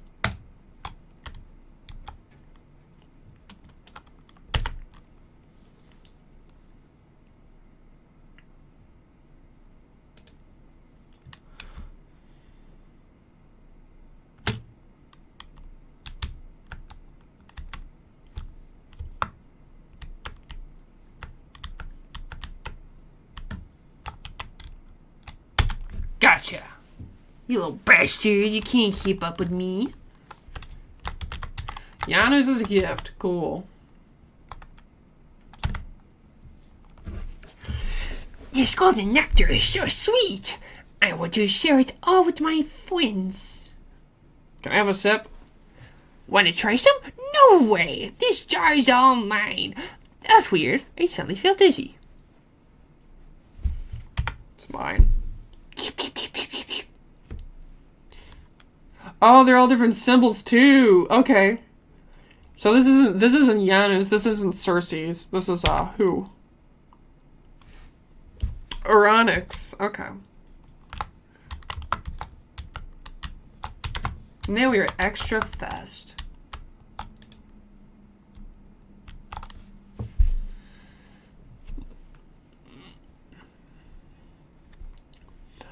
An excellent lookout over the city.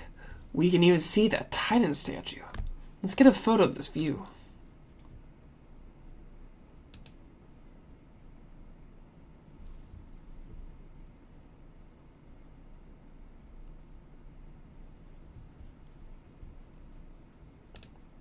Nice to meet you.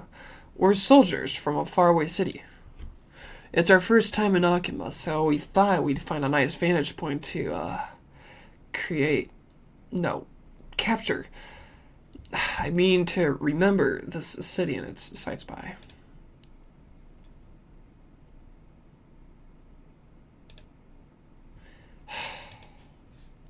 There. Yes, I meant to say that.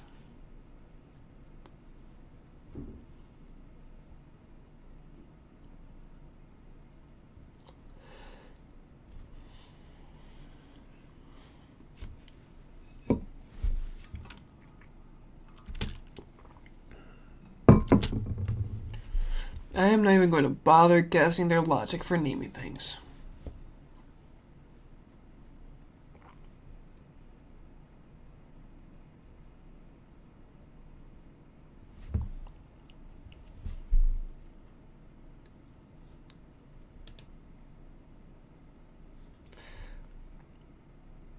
What is it? Cat got your tongue?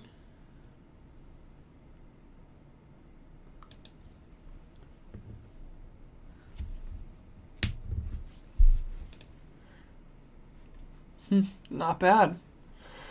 A greater aperture and a shallow depth of field will work better. Can you also apply some filters? Let's leave that to March.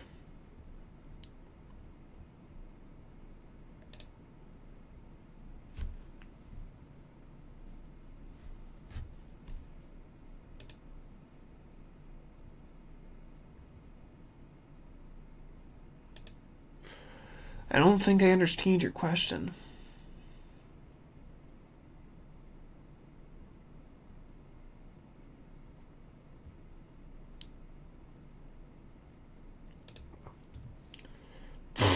Did he really pick us up? Sorry to disappoint you, sir. I'm afraid those rumors are just rumors. We're from Thalassopolis, a sparsely populated frontier village. Our journey into the holy city was fraught with challenges, but thankfully, we were able to make our way here after meeting Phynon at the Abyss.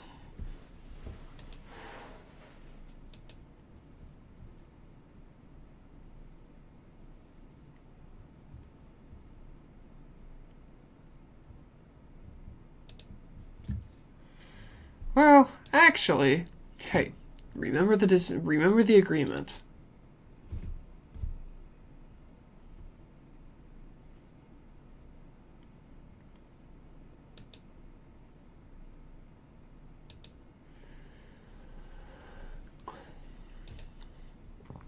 That was close, but I have a bad feeling about this. I don't think that we managed to fool him.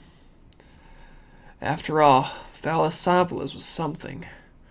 After all, Thalassopolis was something I came up with on the fly. If he's truly an explorer familiar with the geography of Amphoreus, I'm afraid that you'll have already seen through our lies. Fortunately, there's no evidence, but it seems like even though the starry sky is taboo on Amphoreus, there are people who still yearn for it. Looks like we have to be even more cautious. Nice. Right. We were going to explore the city before we got distracted. Yeah, explore the city.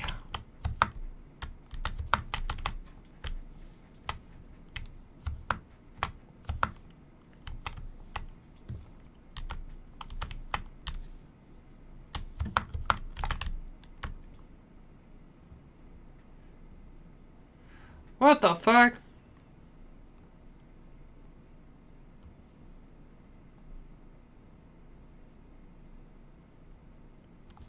The Spirit Thief is a self-proclaimed, well-known master thief across Amphoreus. They enjoy stealing treasures others are just about to obtain, and then vanishing into the void with their stolen goods. They tend to leave a coin of whimsy and mockery in the aftermath. The only thing that can punish them is Oronix's power. When near a coin of whimsy, use the power, blah blah blah blah blah.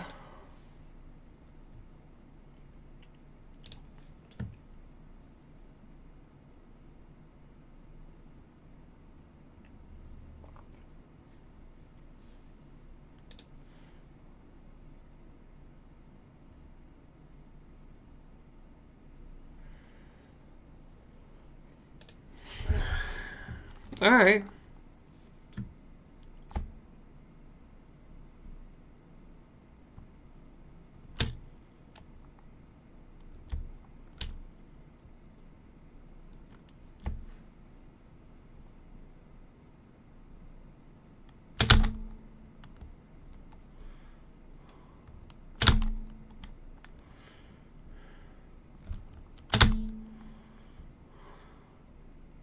There we go.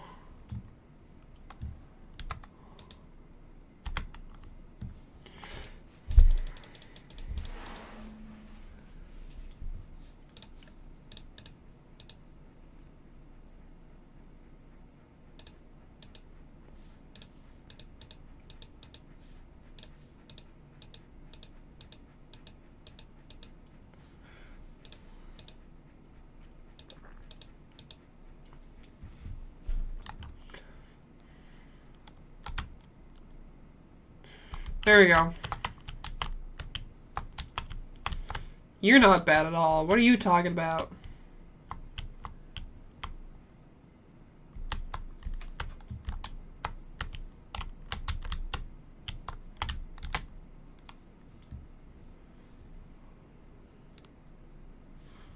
What? Where? Oh my god, we've never seen that. Oh, you're coming straight this way. I see the mirror didn't distract you, did it? Looks as though you've got what it takes to potentially become a detective, then. Come with me, and we'll expose the truth of this behind this world. Alright, cool.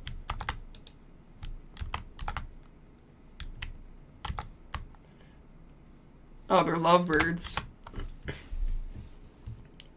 The rooftop is a must-go for lovebirds, and you actually walk straight into a couple's secret tryst. You're particularly sharp of hearing, so by the time you realize you should have escaped, it's already far too late. My dear, isn't this too Your parents are right down in the market, just about a noise, and they'll look up and spot us. There, okay. Nympha is the girl. Tee-hee. Then let them watch as much as they want. The sight of their pride and joy, their darling daughter, falling in love with the creme-nosed kid they hate the most. That ought to drive them nuts. I just love this side of you. Once you've made up your mind, no one can stop you. But there are grudges between the city-states. Your parents dislike me, but I don't blame them.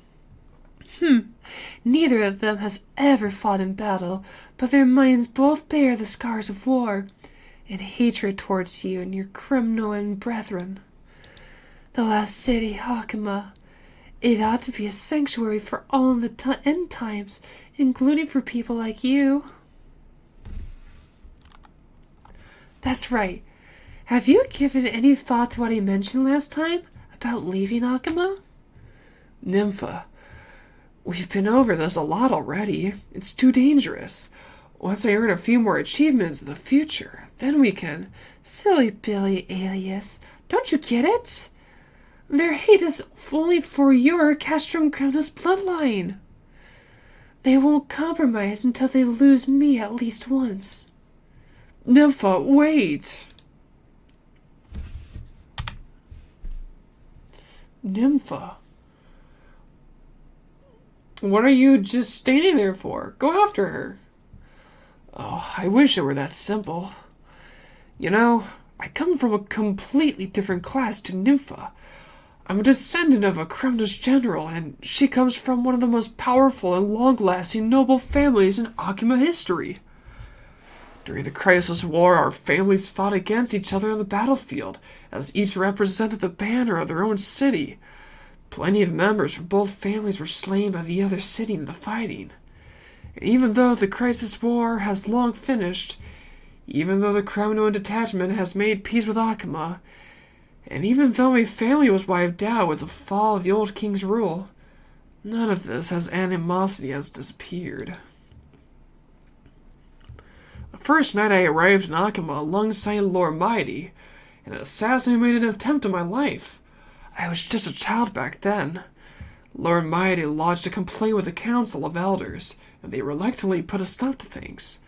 Burned by these familiar tragedies, we are clearly the most star-crossed of lovers. And yet we are tied together by the golden thread. This must be Munestia's marvelous miracle. Praise to be Munestia! So what were you arguing about today, then? We've been sneaking off a lot lately, but Nympha's parents seem to be onto us, and have started sending spies to secretly tail her, or assigning a personal escort to her. Nympha proposed a plan that I don't agree with. Publicize our relationship, then flee outside Akima, and use public opinion to pressure her parents, only returning once they've agreed to our marriage. Great idea. But it's dangerous outside the city. She said that only by forcing us into a desperate situation could her parents be painted as the bad guys.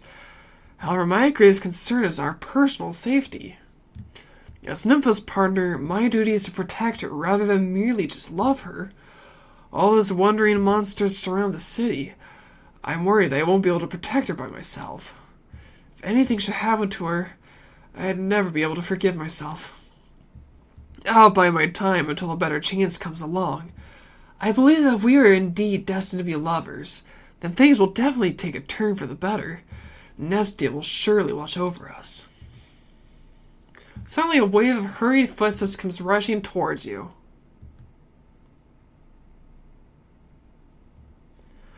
Alias! I knew you'd be here. Something terrible has happened. Miss Aphria, what's going on?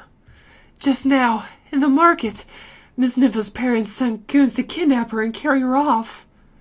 That means her parents already know about your affair. It's come to this. What's your plan from here? It can no longer be kept a secret. I never expected them to actually take such tough measures against their own daughter.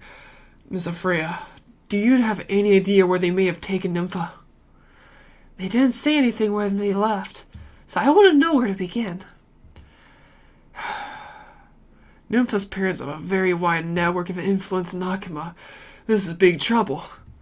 Alias, I just heard some shopkeepers talking about Nympha's family guards. They've often been sighted near Memorial Market. I'll go and check with my friends, then, and I'll maybe be able to piece together a few clues. Thank you so much, Miss Aphria. Okay. So we can go... Look, Finon over there. Oh my gosh, Finon! Yo! What's up, Finon? The homie! And then we can, like, teleport over there. Nah, I'm not gonna do that. No, I broke him! I'm so sorry!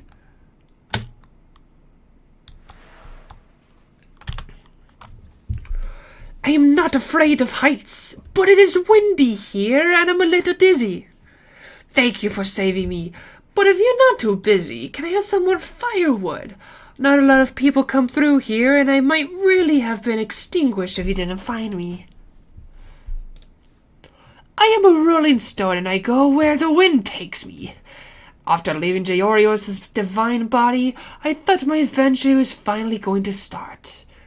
But there's nothing interesting up here other than the occasional bug and the clouds in the sky. A good question. I don't have anything. But if you don't mind this little flame, you may have it. Core of ice? This is horrible. The feather flame. Not bad. I can't really complain about anything since I'm out here. This is what we agreed on. Take it. We got another of Jaorios' embers. Cool.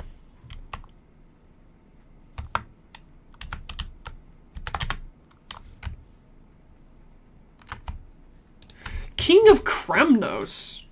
Oh my god, there's so much. The lore just goes on. Alright, I'm gonna use the restroom. I'll be back in a second.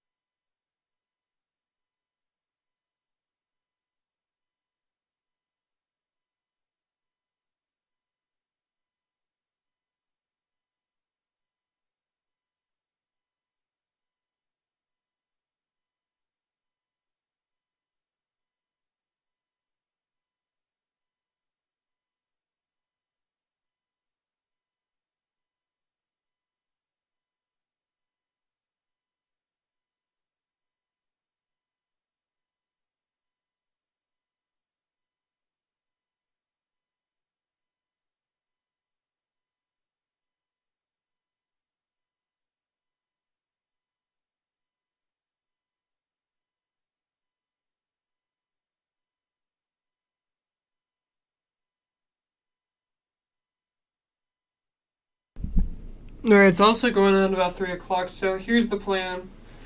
We're gonna go grab some food quickly. I'm not gonna stop the stream. We'll just let it keep running, but I'm gonna go and start making some food, and then we can read this while the food is being made, so.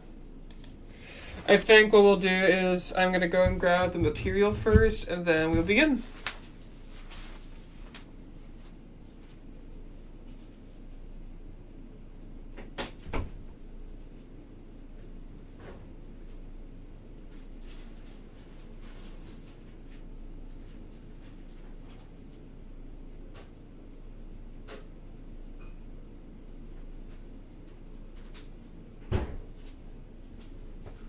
Woo!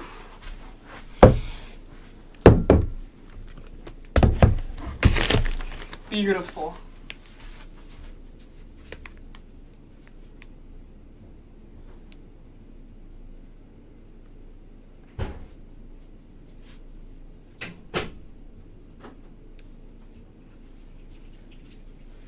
So I found a story.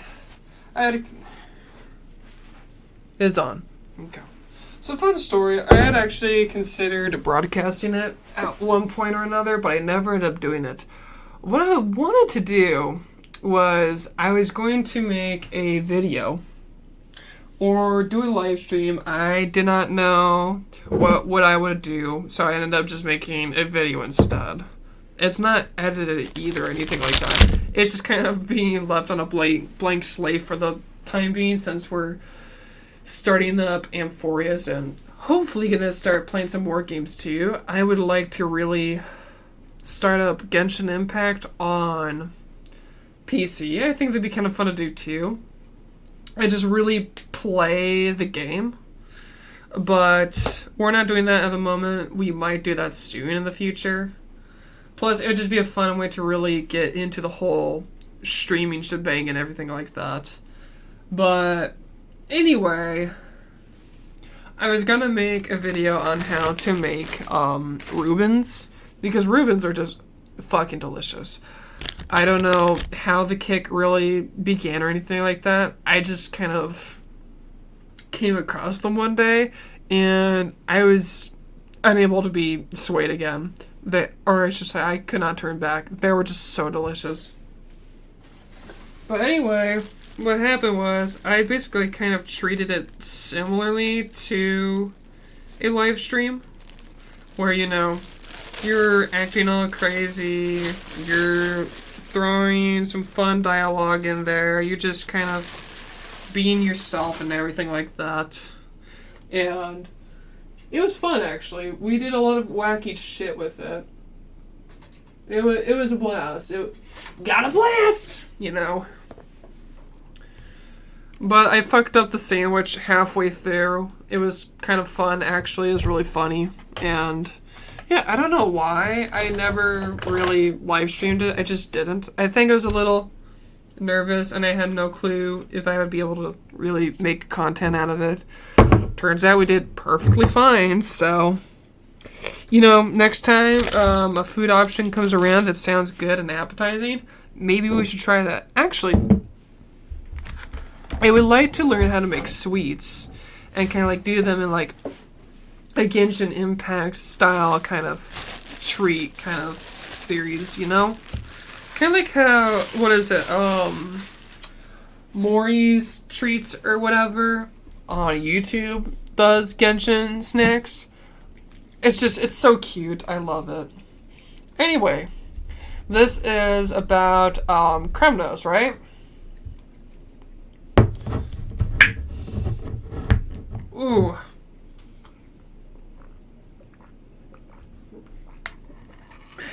I haven't had one of those in a bit.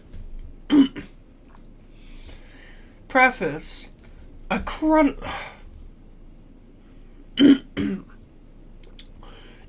is a measure and record of time, while a national fortune book records the rise and fall of a nation. I, Ptolemy, have studied most of the books in the archives of Castrum Kremnos. In the royal biographies, most are focused on praising the current rulers, filled with eulogistic words, yet short of insightful advice.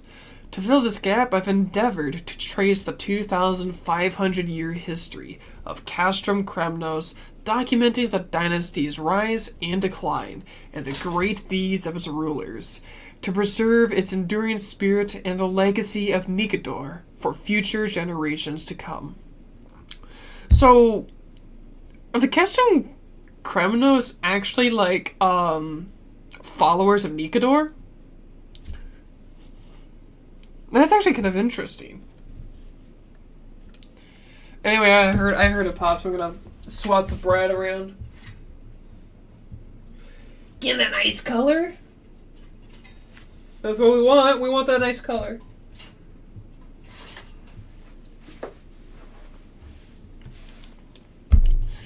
Should I fall okay. My work, Kings of Kremnos, is yet to be completed, as I follow the lone detachment, with each day uncertain and the future's fate unknown. I may never have the chance to see the new King of Kremnos ascend to the throne. Should I fall before then, I leave it to future hands to complete this work. I'm just gonna get ready for my to get ready. We'll keep reading. At the dawn of the Era Bellica, Nicanor forged hundreds of warriors and weapons, determined to claim the heads of the Foundation Titans. While the people of Amphoreus trembled in fear, one warlike tribe was awestruck by the Lance of Fury's glory. United under their path, they rallied to follow Nicanor's path. The tribe leader was Gorgo, a warrior of unparalleled valor. Armed with a single shield and spear, they charged fearlessly into hundreds of foes. When they returned triumphant, the enemy commanders had at their belt, their breastplates shone unscathed. 1, 2, 3. That's a pretty good toast. That is a pretty good toast, let me tell you. You know it's a pretty good toast when it's nice and hard, honestly. I also need to get more material. Give me a sec here quickly. I really don't think we need too much. We just need a few materials. I'm a little unprepared, if you couldn't tell. It's just a matter of what you put on first and stuff like that. Anyway, the battle between the Strife Titan Nicanor and the Sky Titan Aquila was long and arduous, in pursuit of the 100-eyed giant bird above the clouds. Nicanor's divine body often shrieked from one city to another. Therefore, Gorgo's tribe had to march day and night, guided only by the earth-shaking battle roars of Nicanor. During these relentless journeys, Gorgo and their followers traversed many lands and had countless wondrous encounters. After extensive research, I've chosen to record some of the most credible tales. Alright, I have to put this on.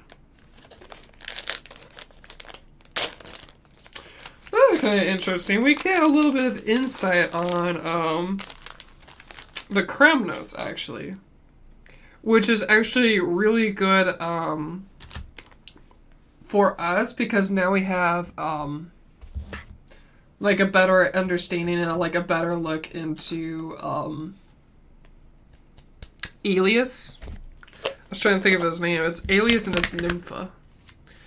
So Nympha is one of the elites of... She's basically royalty for Akama. And then Alias is... He's not really a part of...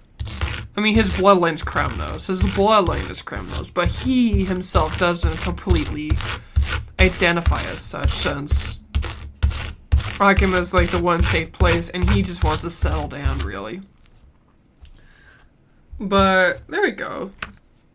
So we have that going on for them. Gorgo's most renowned... I'm gonna try and do this while reading. Gorgo's most renowned feat is their barehanded battle against the Great Lion of Tratos. I'm not gonna be able to do it. Give me a second. Ah, come on!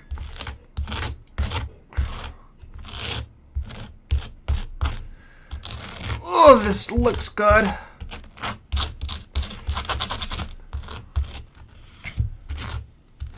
Yeah, I'm a little slow, I'm sorry.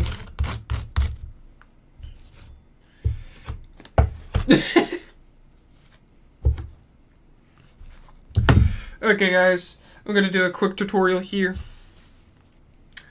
You're making a Reuben. What do you need? There's a few things you're gonna need. Very important. First thing, you need bread. I highly advise getting rye bread. Rye bread's really good for them.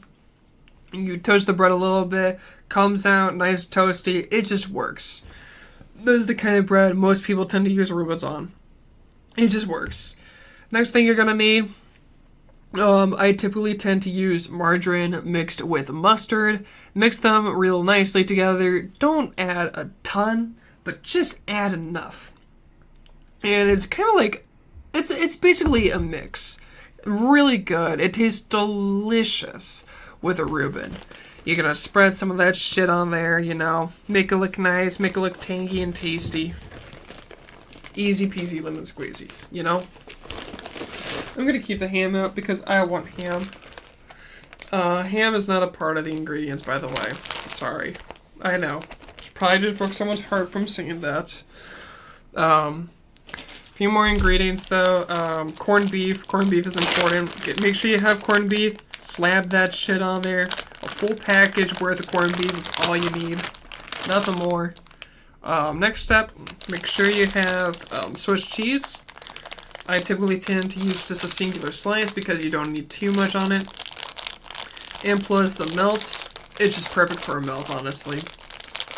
You know, a little pyro, a little ice. Get a little Seat Lily Mawika bill going on there. Gonna watch that shit melt right in the microwave. So now we have the Swiss cheese. Last thing we need is the most smelly of ingredients. Our rich, delicious Clausen sauerkraut. Now you don't necessarily need Clausen, it does not matter. I'm using a different brand, but either way, you just want sauerkraut. Sauerkraut's just good. It's good on your sandwich. It's good for human nature. You know, birds eat this on the daily. Yeah. Frank's kraut. And then, once you've done that, you're gonna put the bread on top of the bread. We're gonna grab a paper plate here.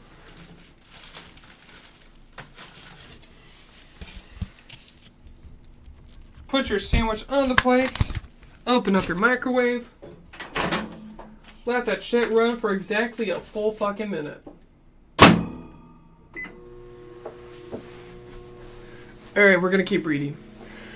Gorgo's most renowned feat is their barehanded battle against the Great Lion of Tratos. At the time, their tribe was passing through the city of Tratos, where the local lord hosted a banquet in their honor. However, no meat was served. The lord explained that a fierce lion had long occupied the outskirts of the city. All meat was regularly sent to appease the beast's hunger, for if its hunger went unsated, it would raid the city, devouring its vulnerable inhabitants. Gorgo's tribe revered the warrior spirit of Negador, and despised the idea of settling in one place for a life of peace. Initially, they intended to leave this land to its own fate. However, after days of travel without a single taste of meat, their hunger became unbearable. Driven by desperation, they ventured to the outskirts of Tratos to hunt the lion. Under the scorching sun, Gorgo and their followers, armed with spears and shields, ventured into the plain to confront the fearsome beast. Unlike ordinary lions with dull coats, this Tratos lion was extraordinary. Its form is massive as a city gate, and its fur gleaming like a golden flame, shining under the sunlight like a colossus, gilded in gold. At the sight of this magnificent creature, Gorgo's grit ignited. Casting aside their spear and shield, they instructed their followers to stand down. They would face the beast alone, barehanded for an ultimate battle of strength. The duel was over in moments as the lion emerged from its lair. Gorgo struck swiftly, effortlessly bringing the beast down. With a few swift blows, they shattered several of its joints. Though the lion lay defeated, I know, its thunderous roar still echoed, enough to shatter the innards of ordinary folks. Yet Gorgo and their followers, hardened by years of following Nikador and enduring the terrifying battle cries of titans, felt no fear. It is said that for over a century after the lion's death, its dying roar continued to reverberate across the outskirts of Tratos. Years of pursuing Nikador had left the entire tribe utterly exhausted. It was when that they arrived at a city devoted to Oronix, where the local priest delivered a divine oracle. The blade of fury of their pursuers shall forever hang above the earth. After days of deliberation, Gorgo and their followers made a decision. They would build a fortress for Nikador's arrival. When Nikador passed by, their mightiest warrior would stand atop the fortress to halt them.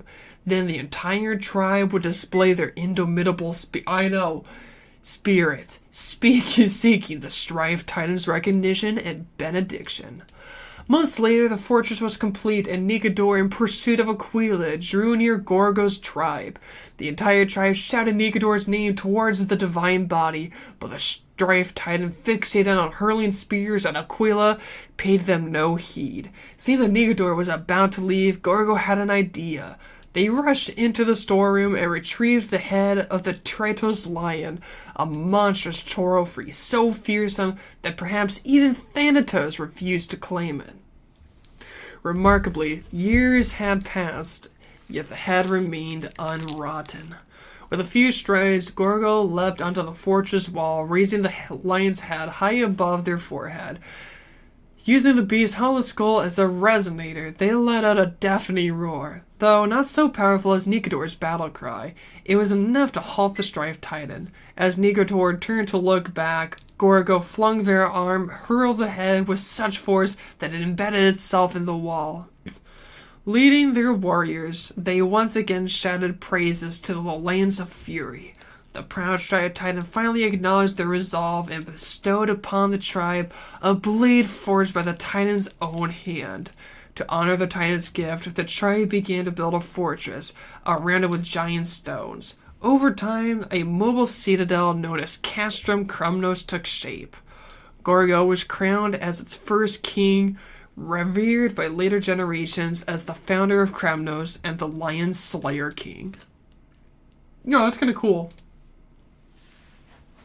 Cool lore. I'm gonna toss some shit away.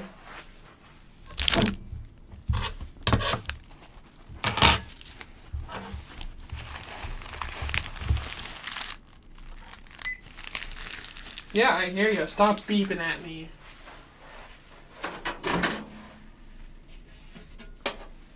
Okay, anyway. Da, da, na, na, na, na, na, na.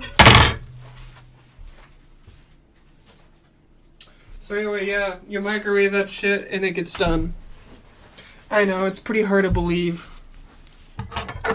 But it's the truth. The truth is insane. Yep, this is gonna be the craziest truth bomb of all time. Not even Thanos would be able to bear witness to the crazy revelations here. Ooh, yum yum yum. Sorry, I've been hungry for a little bit. Great, some of it's out already.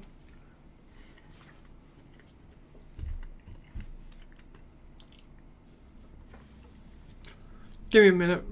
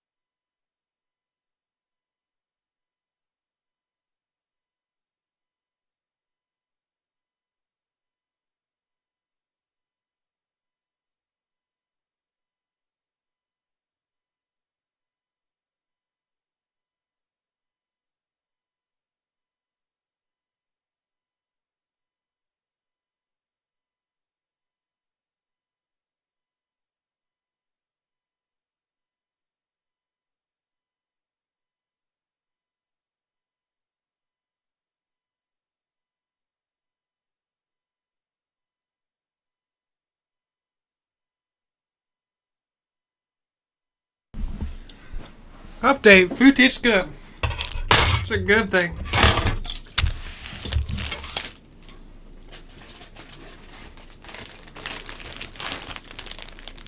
It's a very good thing to know that food tastes good. Anyway, I just had to share that. I was very pleased about it.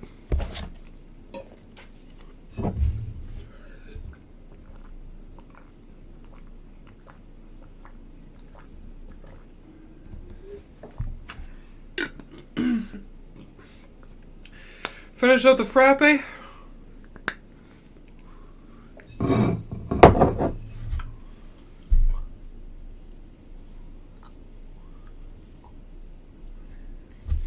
All right. Let's begin.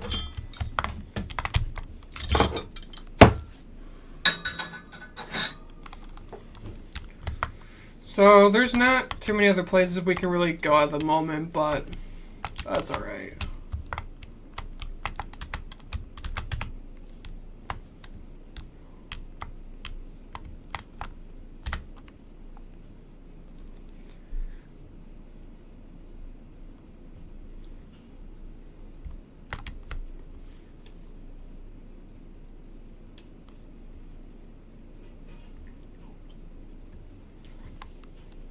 There we go.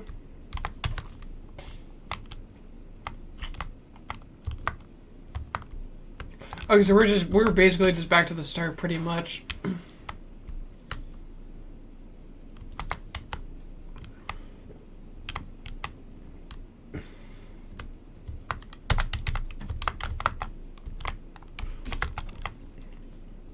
Grand Zeno? My dear Parmenides, please tell me, who are you? Where have you come from? Where are you going? I am Parmenides of Icatus. My faith in the earth is as firm as the divine body of Georios. I have come from Armorial Palace. Now that I have washed my mind and body, I shall head for the city gates. Very good. Such detailed answers. Then allow me to ask you one more thing. This city of Icatus that you speak of, is it the same as the city that I know of? Do not rush to refute me. Think carefully about what it is that I am asking.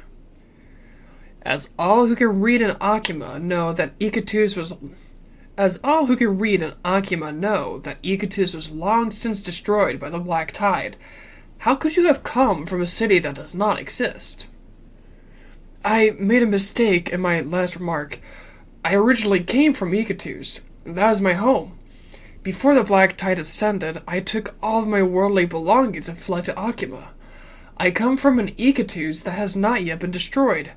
This point is absolutely true. Are the Icatus that existed before its destruction and the Icatus that has now been devoured by the Black Tide the same thing? Of course. No matter what time we speak of, Icatus is my hometown. The Icatus that existed before its destruction remains in your memory, yet you can go to the Icatus that has been devoured by the Black Tide at any time. How could something long since gone be the same as something that exists currently? Are you saying that if I can neither see with my eyes nor feel with my hands, then it does not exist? If that were the case, nothing would exist in this world. As everything in a constant state of flux, there would be nothing for us to discuss. Ha! Of course! Are you trying to claim that the Icatus in your mind will exist forever, whereas a visible and tangible city is not as much a certainty as the one in your imagination? A meaningless argument. Your line of questioning is conflating different concepts with each other. To think that such an argument lacks meaning is no more than mental laziness. In fact, this relates to everything we've seen in Amphoreus. We have never seen the true form of Kefali, yet we are certain that they support the world of Forakima. We do not understand the words of Aronix, yet we stubbornly believe their prophecy. We have never experienced death, yet we assume the existence of Thanatos. People are always drawn to these grand and fantastic ideals, yet they are unwilling to reflect on their implications. It is not that I am unwilling to reflect. I am unwilling to shake the very foundation of thought itself. My friend, you have overheard this dispute for some time. You must be a fellow scholar and a lover of wisdom. If you are interested, why not join our discussion? We would all be interested in hearing your view. Let me join the debate. As this wise one has seen fit to join us in debate, let us select a topic that is both intuitive and profound. Parmenides of Icatus. I shall step back and pass the rights of topic selection to you. Very well. I think that we may as well continue the debate that we were having before. Ideals or reality? Which is more reliable? If we were to convert it into a more direct topic, would be, does a pure Icatus truly exist? A very fine topic. I must say, this question has troubled me for a long time. Having been devoured by the black tide, one can no longer see nor touch Icatus. Even if you go to its location, all you will see is a pile of ruined remains. Even before its destruction, the area and population of the city were undergoing constant change.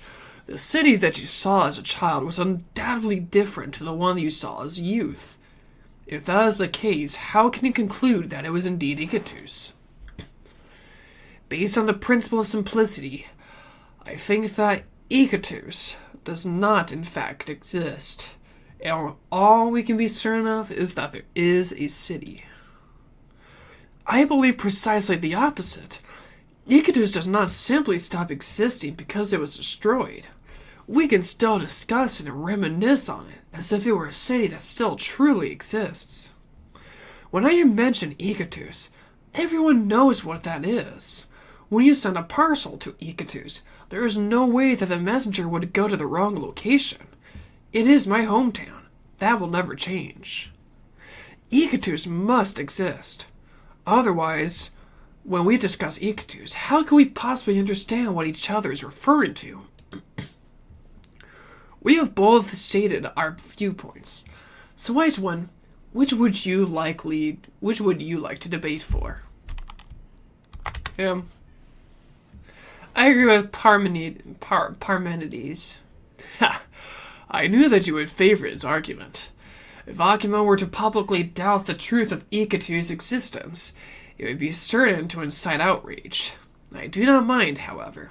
I am willing to defend my theory. Listen, Icatus cannot be known throughout our senses, and we lack any method of observing it. It is no more than a lie created by the imagination of mankind. If there is no real existing evidence, how can he prove its existence?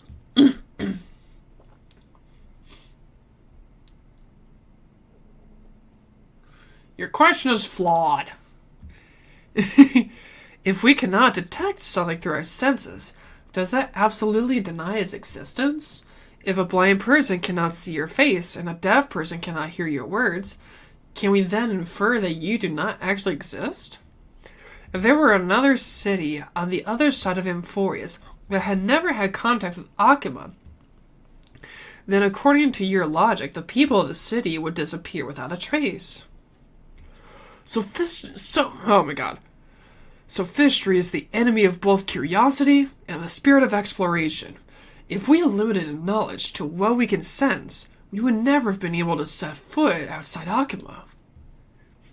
Not bad. You excel in the art of debate. As expected, wise one from Outlands.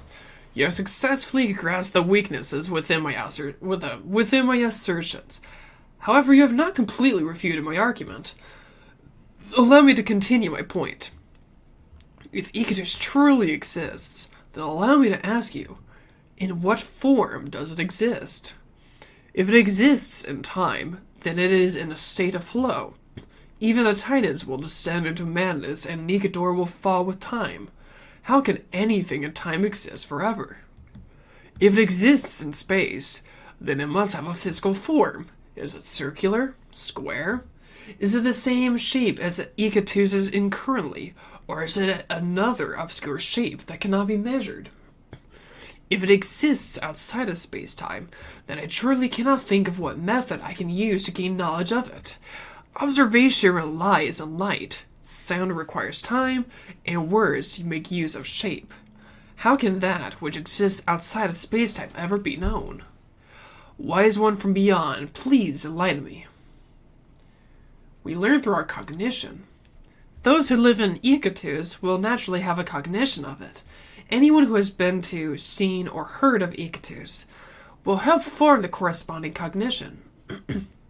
This cognition is described to and inherited by others to become knowledge of Ikatus. A very romantic notion, but it seems that you have not fully understood my question. The cognition of mankind is not reliable. It becomes even harder to ascertain the verity of or falsity of any information that has been passed on or left in record. No matter how many falsehoods have piled up, it does not make them truths. Not bad.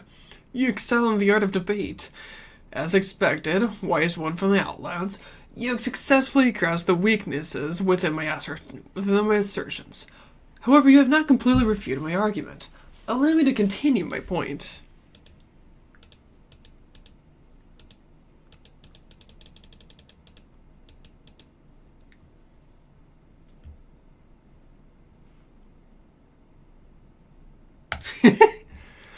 Of course, some objects exist outside of time. When we measure time, we can count from 1 to 10 precisely because the earlier numbers still exist by the time I have reached the latter numbers. I must count the earlier numbers to reach the latter. There are also objects that exist outside of space. When we measure space, we have to measure the distance between objects and compare their locations in space. We can only say that something is close to something else, or that something is beside something else. Time cannot be measured without numbers preceding it. Space cannot be measured without an object to serve as a reference. So, does that mean that space-time is a giant box that encapsulates all things? Or is it something that only has meaning by attaching itself to something else? No matter which explanation you choose, space-time cannot serve as a reason to deny the existence of something. Wonderful! Your ability to debate is truly brilliant.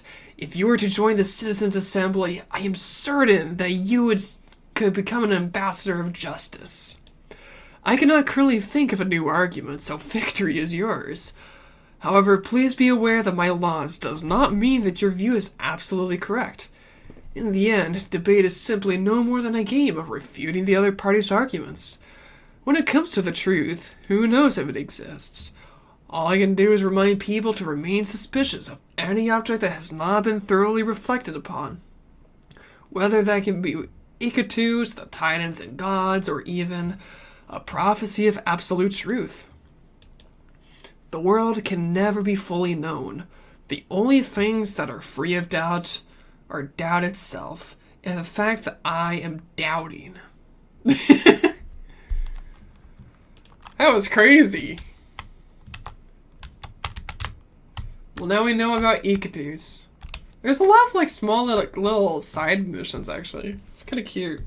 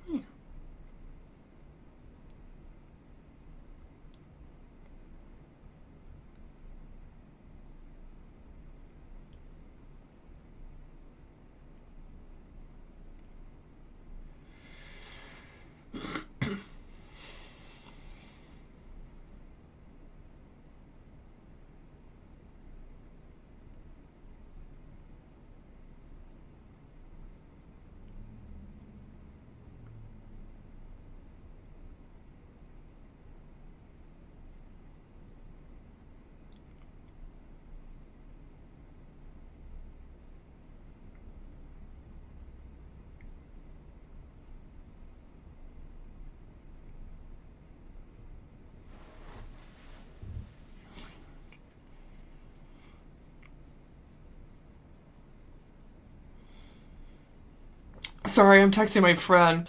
He's asking a question regarding Honkai Star Rail about Tingyun's reappearance. So it's a fun little thing since we're a lot further into the story than he is. But it's pretty much the whole thing about, you know how like when Tingyun fucking dies and everything like that, even though she doesn't like completely die, she like almost dies.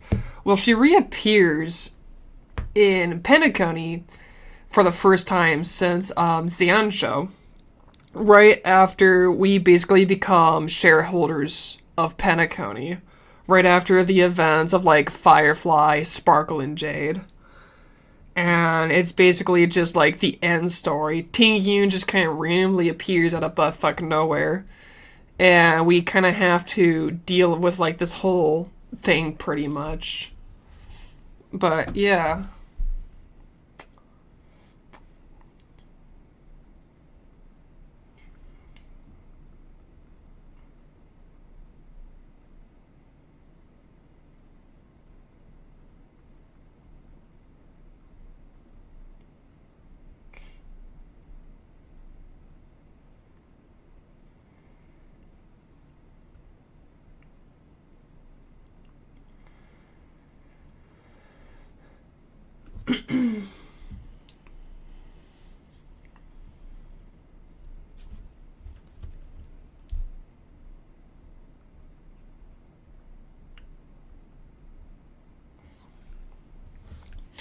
She's pops up specifically in golden hour, so I'm trying to like see if that's where he is exactly or not.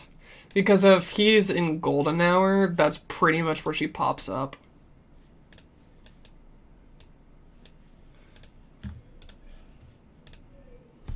We need to build her, honestly.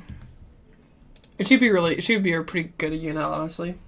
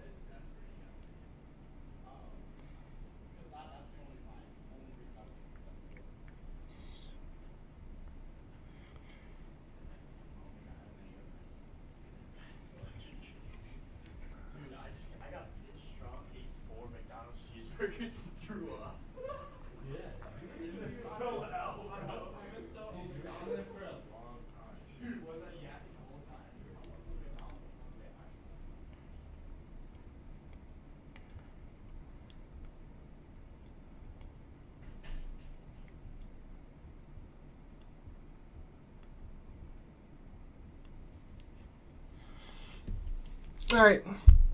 We fixed it there. Cool.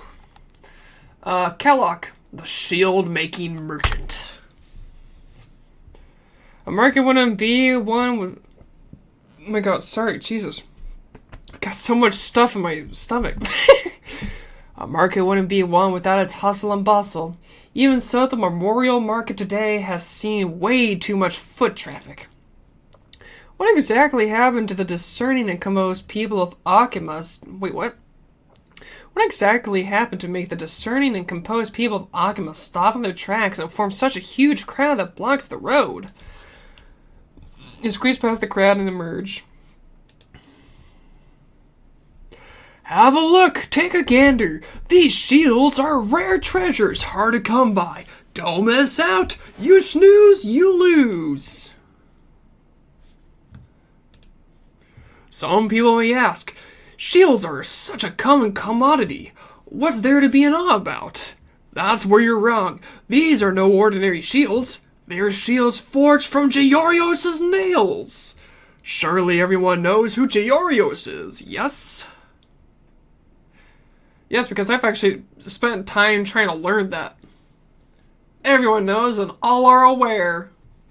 The pillar of stone, Georios, the titan buried all life upon its back, immovable and indestructible. With a shield forged from its very own nails, you'll be indomitable and unyielding. There is even a prophecy stating, even if the black tide drowns the highest peaks, fills up the deepest ravines, only it can bear our last hopes, pass on the kindling of life, and usher in a new age. That's a load of divine bull. Did you spin this prophetic yarn yourself? This customer is a saint for supporting my business. Shall I pack up a shield for you? Yeah, give me one. Good eye. You spotted a treasure for sure. It can't be damaged, even if it were hurled off the cliff of the abyss of fate. There wouldn't be a scratch on it, even if 100 Dromaeus trampled over it. Even Thanatos would sigh in resignation in the face of this shield. I dare guarantee that no weapon in this world can shatter this shield. Feel free to test it out, if you don't believe me. My bat has something to say about that. You're really gonna test it out? Okay, allow me to prop it up for you. The merchant reluctantly positions the shield. Oh shit. Here. Where are you?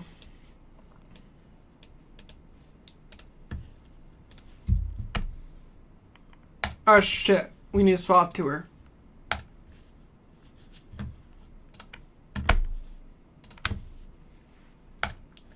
And then we will go to destruction. That's okay, I don't care. Ah! It's a minor setback. Look, you can still use it if you piece it back together. It's very durable. The interest is indestructible. The shield was converting incoming force into its own. Its structural design is as such. The shield will break in appropriate instances in order to absorb the greatest amount of force. If it were totally unbreakable, it would be the wielder's arm that breaks instead. The benevolent Georios would never wish such a plight on anyone. My friend, Georios is called the Pillar of Stone because its spine faces upward to meet the barrage of harsh storms and blizzards. Even if it had nails, they would be buried deep within the earth. How would you mortals even acquire them? Groundless accusations bordering on blasphemy! Why would you malign a compatriot in the same field of work? I'm just speaking the truth. No one has seen Georios' divine figure before, after all. So then, what is truly worth believing? Seeing is believing. Everyone knows that during the era Bellica, Nicodor once threw their lance into the land. This incident has been recorded in the ballads of bards. These lances of mine are forged from the shards of that very lance all those years ago. They're as good as the real artifact. Another wild film flamer has appeared. Nicodor was ever victorious, brandishing a lance forged from the lance shard that the god once yielded. You will be unstoppable and unrelenting. If anyone here is in disbelief, feel free to test it for yourself. To have two divine relics surface in the space of a day, Akimus certainly is a mecca of wonderment. The Eternal City certainly lives up to its name to harbor such an impressive arsenal. But when you take out your purse and are about to purchase these two legendary masterpieces, a lingering question persists in your mind. If you used your lance to attack his shield, what would happen? That's quite a pickle. Why are they talking? Could the items be counterfeit? Good thing I suppressed my impulse to buy any. Praise reason. Praise Circes. You were just spewing nonsense. What got your tongue now? If it was just about the goods, I would be more than happy to try them out. But it concerns the honor of two titans. Without a testifying arbitrator that can convince the crowd, I wouldn't dare jump the gun. That's right. Without an arbitrator as witness, even if the scales weren't even, Tolanta would also never acknowledge this. There's no such arbitrator around here. Let's find one.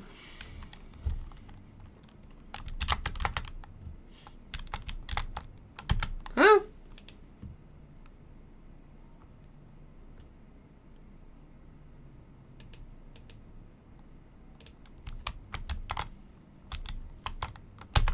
Cartonis. Passing by to purchase masonry materials, I am. Crowded and noisy. For what reason is it so? You can't be sure who will win exactly, but you're absolutely certain that no one knows arms forging better than this grand craftsman, so you can elaborate the details to him. Weapons forged by titans? Impossible it is. But observe, willing I am. Alright, we found him. The unstoppable lance versus the immovable shield. That's a cliffhanger right there. You want to make a bet?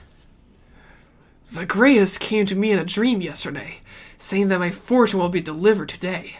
If I don't nab this chance, it will surely pelt my head with coins, and demand to know what's stored inside. With the current situation, the supporters on both sides are about even right now. You could consider it. I'd better not get involved. You've been suspicious of these two merchants' claims from the start and decided not to get involved.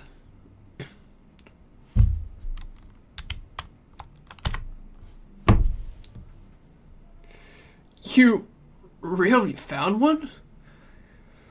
A paltry matter like this doesn't deserve the attention of the grand craftsman. Interested, I am, in this matter. Polite refusal, no need. For the grand craftsman to personally preside over this, we are at a loss for words. Stop stalling! Thrust the strongest lance at the strongest shield! A crisp clang and the lance and shield both shatter and they instantly touch each other. Both have broken? Could these be counterfeit? Someone, call the guards! Have these two charlatans arrested.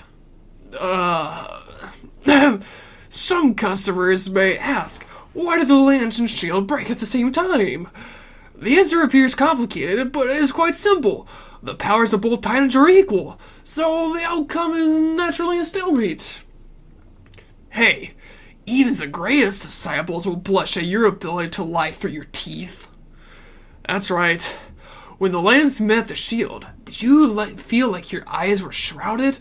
Perhaps not even able to see the actual clash? That's the explosive remnant power of the Titans. You're pretty good too.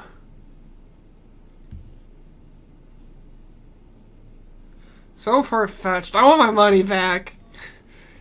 You didn't even buy anything. Stop trying to make things up. Not accurate. The duel was. Strike an ordinary shield. With the strongest spear one will. Strike the strongest shield with an ordinary weapon one shall. Understood the method of control variables. Let me try again. Act in haste. Do not before truth you see. Act later, not too late it is, after the truth is revealed. The Grand Craftsman's words ring true. If weapons blessed by Titans directly clash with each other, both would surely be severely damaged, but against commonplace weapons, the outcome would be vastly different. Both merchants followed Cartonis' instructions and positioned a shield.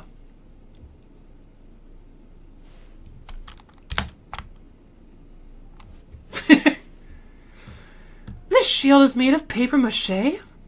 It's as brittle as a bathtub's tile. It shattered again. What is this godly might? Could you be Nigador itself? Again, let's see how you do against 3 of them.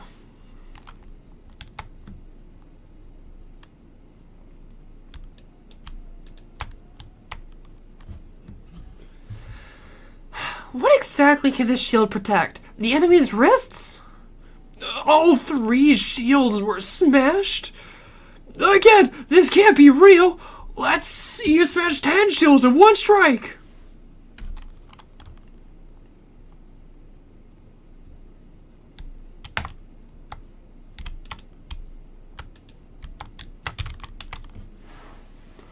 Again! All the shields have been shattered. Have a ring of Georios for more inventory. On this shield, conclusion can one make. The lance's quality, one shall test again.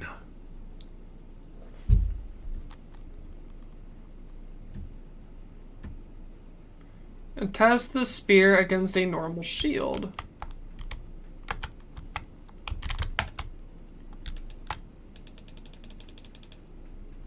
After a few strikes, a number of the spears had snapped. The merchant wipes a cold sweat from his brow. Try the rest of them. All other lances have been defeated, yet the shield remains steadfast and unshaken. Such flimsy material I have never seen. This isn't my full power. How dare you swindle others using Georios' name?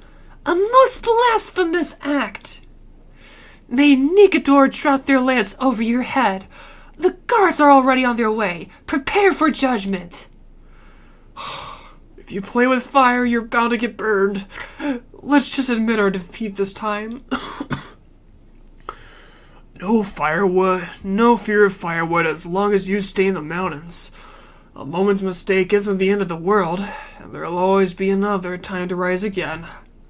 Come clean and you'll receive lighter punishment. To think the lances and shields have all been destroyed. I've lost my entire fortune. Lord Zagreus, were your words in my dream a whimsical prank? Bah! Your prediction was most astute. No one got it right. Money's all yours. I shouldn't have gotten involved in this ruckus to begin with. Yay, we did more. Wait, is that seriously what it's called?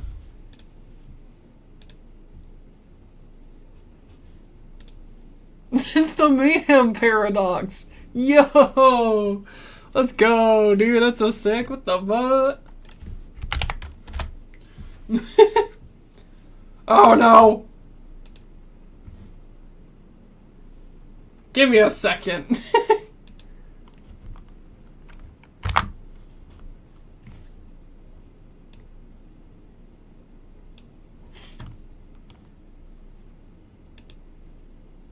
You don't need to show that. Jesus. Oh, that's right. I changed the screen. Okay.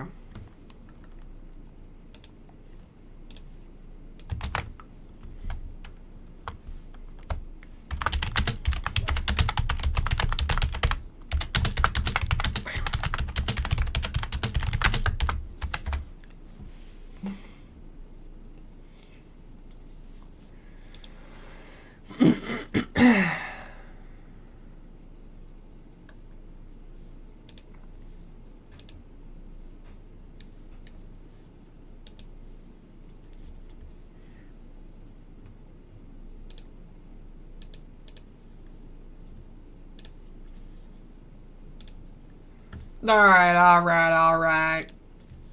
I'll bring it back around. I just had a showcase. Oh, I can move that.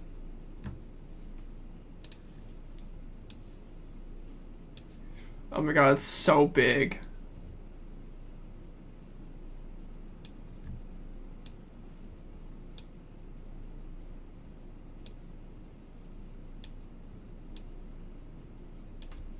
There you go. I don't need it right now, though, so Okay. Sweet, we've done a handful of just side missions. That's kind of fun. So there's Parmenides and Zeno. These guys got busted, basically. There's another living flame. Oh my gosh, there's so many of them. Who are you? My spiritual flame is dwindling. Sharing is off the table. Unless you could add firewood to the dying fire and make it burn ferociously. Then you can take your share. Otherwise, stay away. It was Georgios that sculpted me and used a core flame.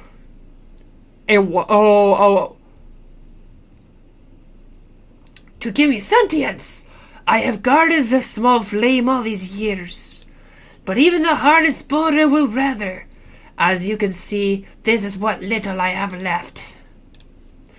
The flame is ever-changing, but the land remains constant. Your work will... excuse me. Will be rewarded. That was just... gas coming from the flames in my smolder. Metal will melt, maybe. I don't know. Medicinal herbs. We'll do metal. This is not the firewood I need. A spiritual flame contains everything, but it will take too much effort to melt this. Oh, fine. Have medicine. I can feel the power! Ha ha ha! Well done. Take this sliver of spiritual flame with you. It is yours now. There we go. We got another of Georgios' embers.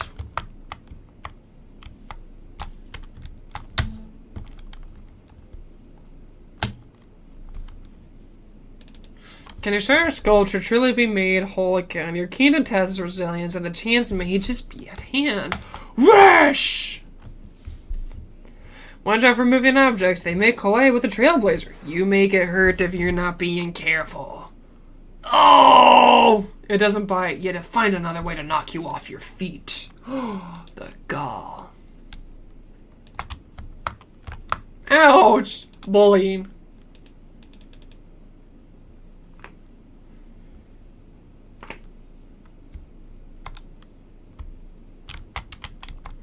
This is where we do this instead. We pull out fart.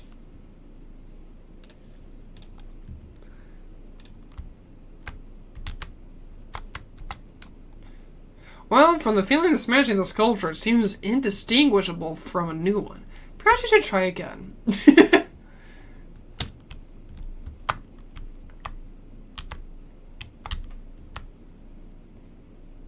Endangerment. There you go. Take damage. Ha ha ha ha ha. Sorry, what were you saying, Don? Oh, I don't know. There's a butterfly. No, there's not. Wait, there is one nearby, though. He's close by.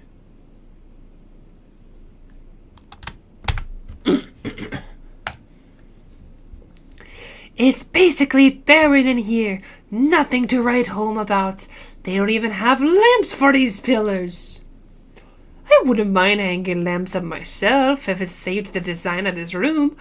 I guess I'm a perfectionist. Yes, you are, butterfly. Truly a perfect butterfly. Your shield is weak. And I cannot explore this. Sag. You are not Cartonus. Holy cow, this place is huge.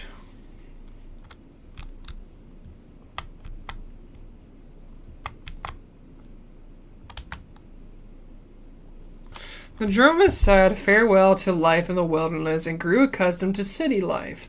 They happily marched for 3 days and nights as long as there is soft and fresh red soil. Say not humanity wronged these beasts for the taste buds of the Dromas. Find Wait, what? Saying not humanity, wrong these beasts. For the taste buds of the dromas find soil to be the most wonderful flavor in the world.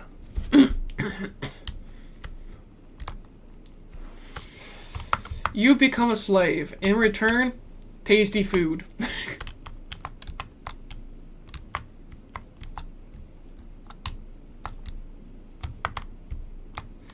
I like the whole D&D kind of music feel. It's kind of chill.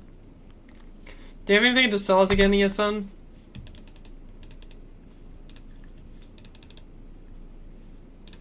We can buy more bundles.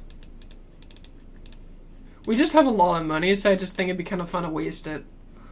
We have 21 million right now. 21 million yen!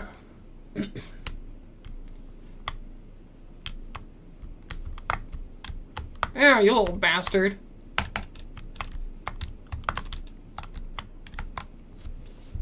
You found me! This damn flame wants to find somewhere pure to go home, and it doesn't like this place because of the strange smell.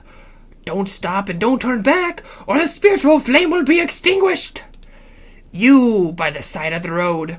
You who have found me. I want something good. Give me something good. Hehe. I, Jaorios' kin, have been the witness to plenty and been burning forever. I fear darkness, fret over dampness, and dread being extinguished. I like stones. I like fire. I like good things. Hehehe. Gimme. Alright, fine. Yes, worry not. The dim flame does not lie. The dim flame will protect you at night.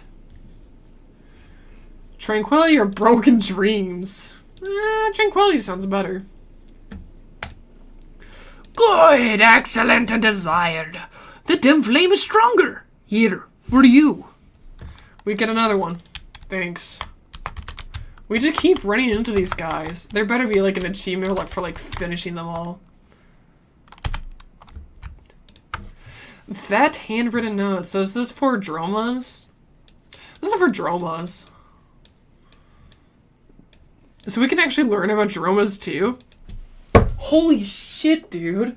The content in here is crazy. Also, it's been 3 hours. Goddamn. I'm having fun though. I like learning about this place.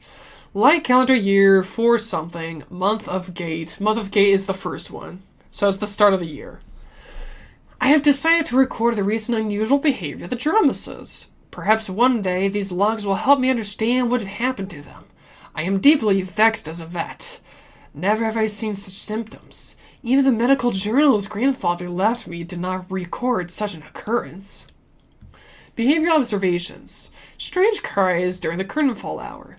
The tone is higher than usual, closer to the sand an ancient horn makes like sobbing. Durations are inconsistent, lasting from a few moments to the entire curtainfall hour. They will respond to one another in most cases, forming some sort of rhythm.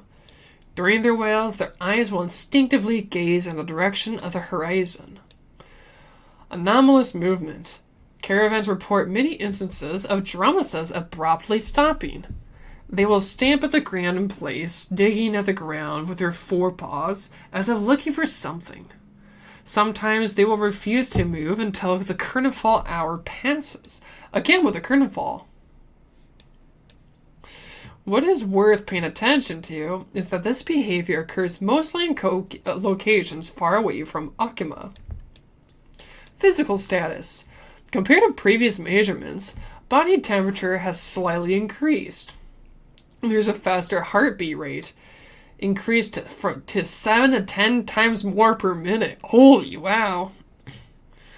Appetite is normal, but with changed preferences to certain ores, exhibiting an unusually high desire for ores deep in the earth.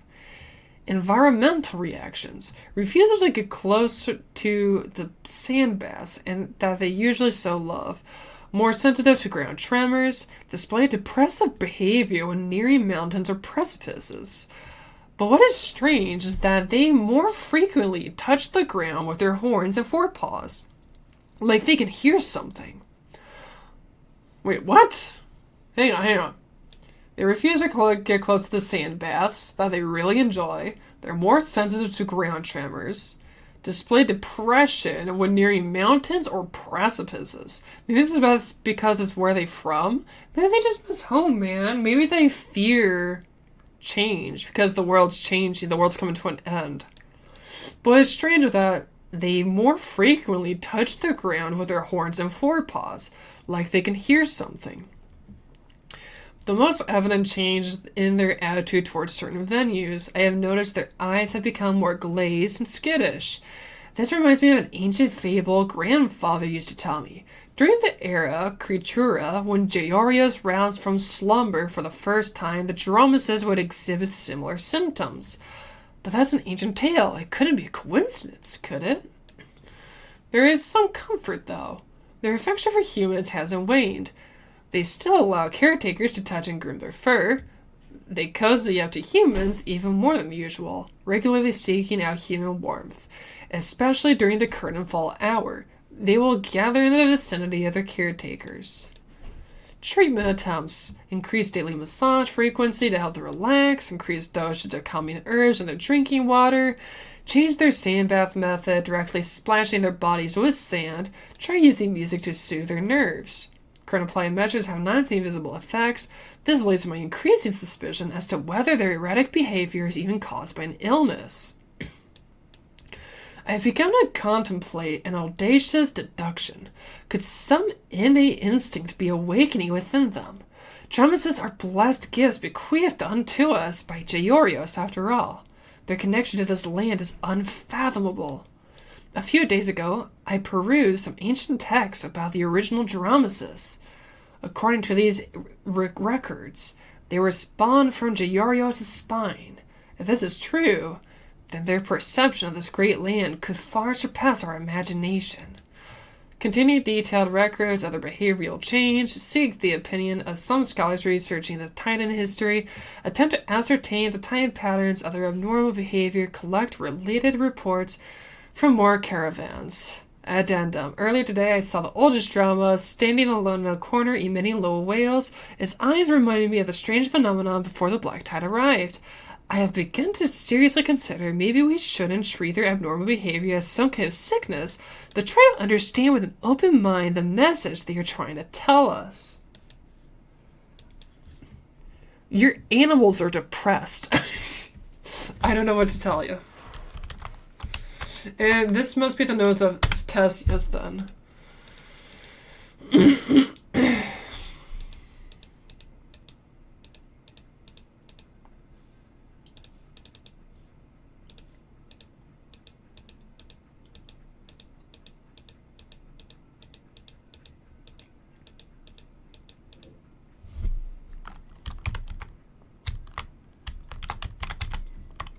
I must have eaten something unruly. I really just rushed that one.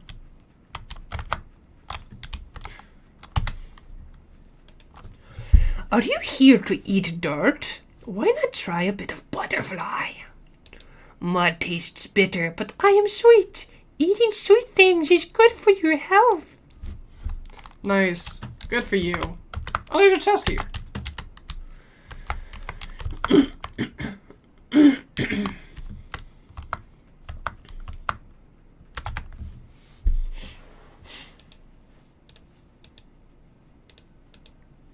The spheroid's successor returned to its original position. Just as you carefully observe the changes as the torch at the top is reigniting, you feel strong vibrations coming from beneath your feet.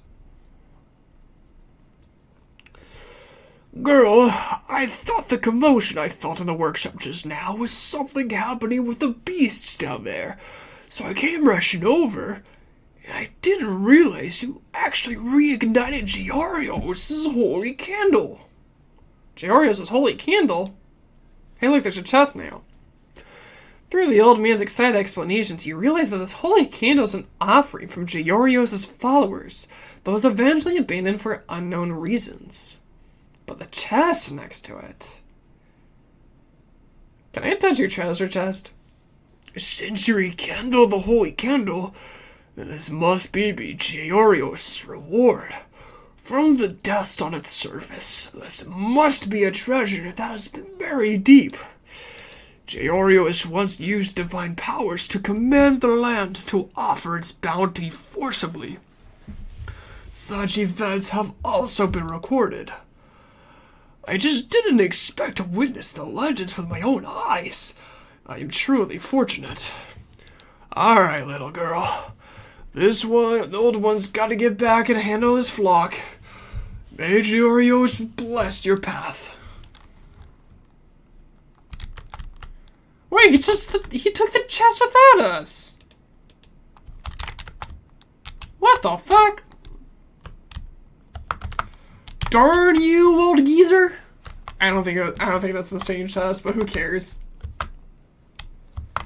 Your shoe's full of what now? There's so many of these. We were meant to be celebrating the beginning of the month every day, but every day is the really hot day, by the way. But it turns out that we've already spent all of our public funding. Do you know nothing about saving? I'm starting an account record this month, and every payment is going to be written out clearly. Like calendar year 4930, month of joy. I don't remember which month that is, to be honest. Every day, that's 2 months later, as the month of Fagosa.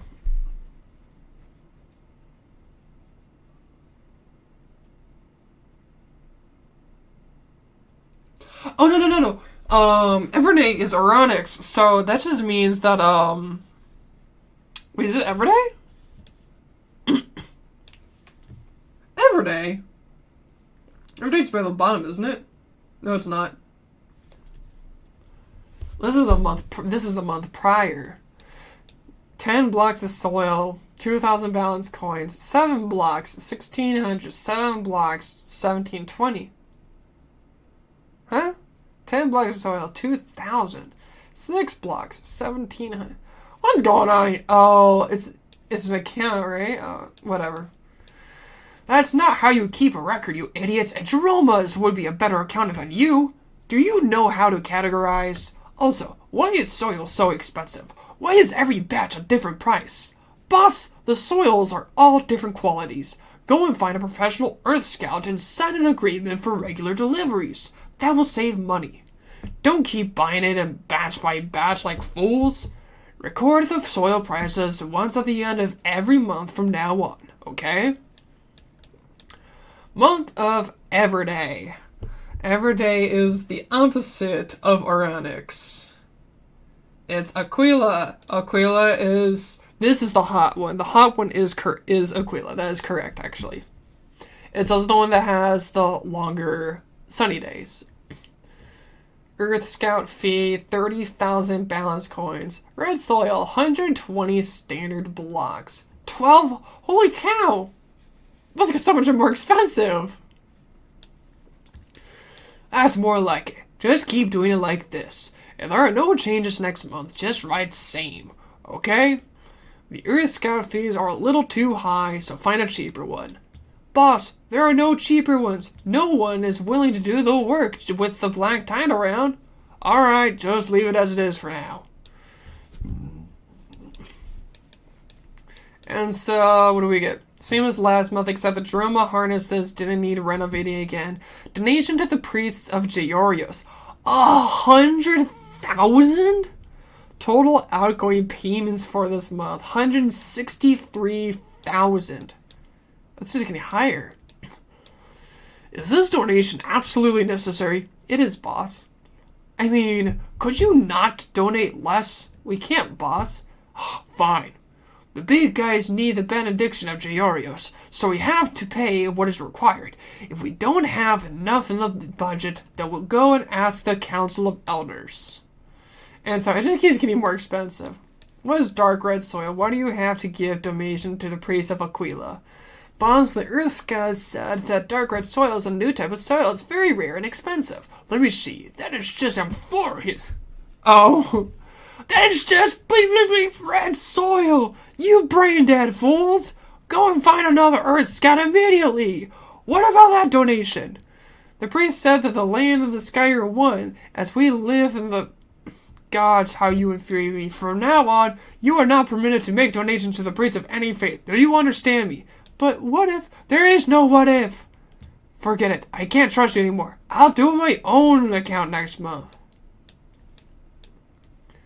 And there you go. So now he's made it a lot cheaper.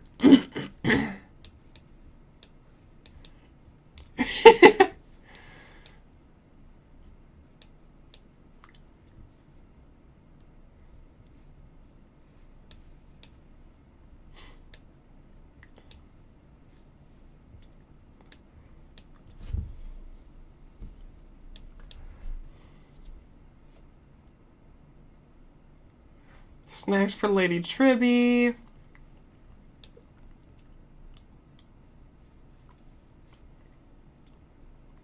It just seems like it became too unbearable. Like, the amount of money that they had to give away was just crazy.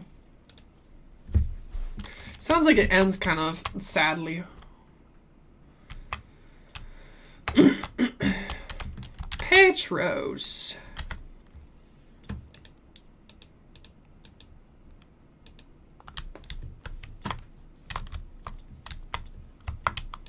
It's alright, we're just wandering around still. We're not really doing anything else. Here's another chest. Avilius.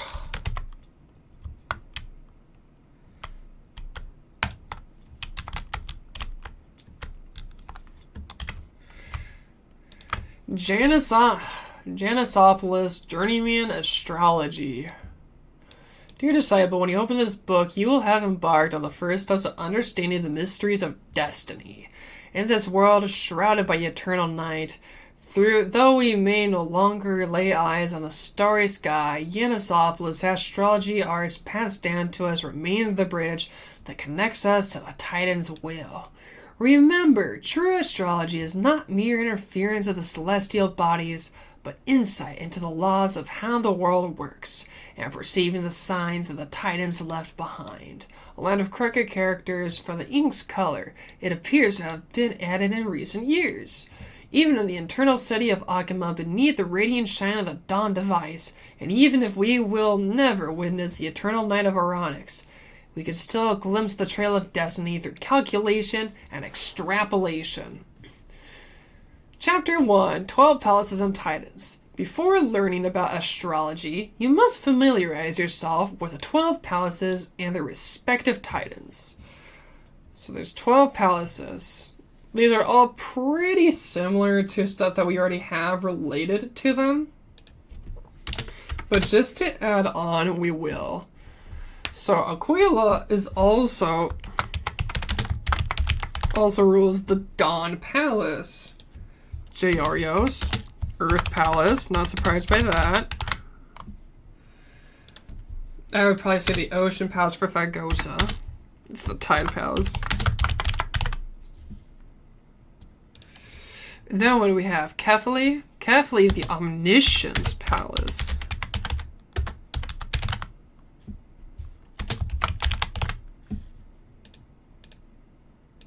Circes. Circes is the Reason Titan. Circes, the Erudite. And then Mnestia. Mnestia is, there you go. The Anarch. I don't even think I've ever heard of that term before. The Anarch Palace? Nikador, the War Palace.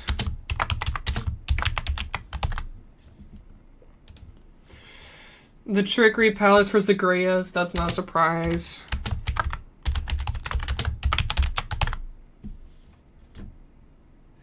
Thanatos is probably the Death Palace or the Morning one. Yep, it's the Death one.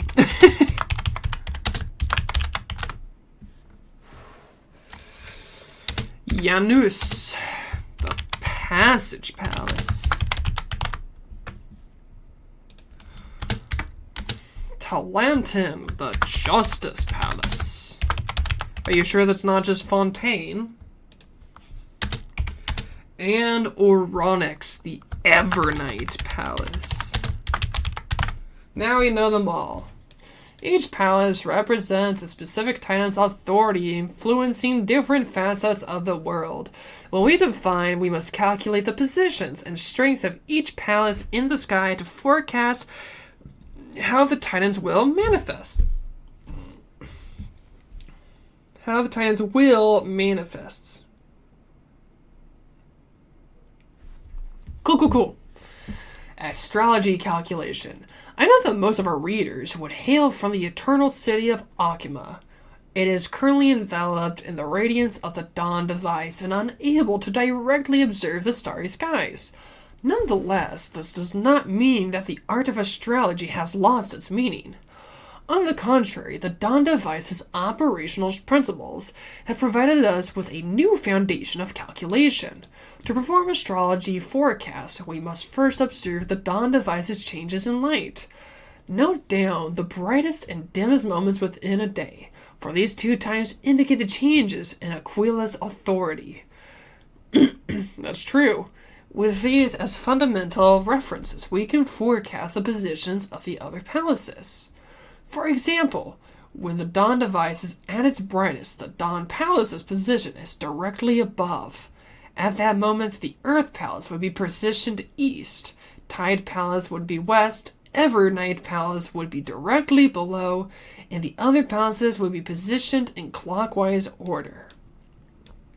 An anonymous note is written to the side. The dawn device's light changes in intensity? I can't tell at all. Also, this is even considered blah blah blah blah blah blah blah. Don't be misled by those deceived disciples of Oronix. Chart mapping. After ascertaining the heavenly palaces, it's just astrology stuff is what it is. It's actually kind of cool though.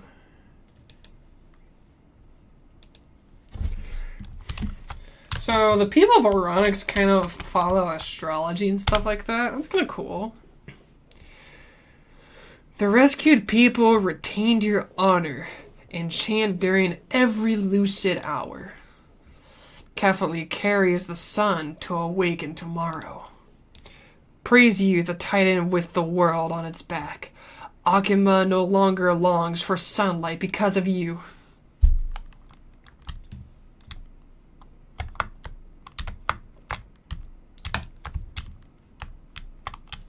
So there's a few more. This place is huge. Let's just go this way. Oh, I think we've been here before.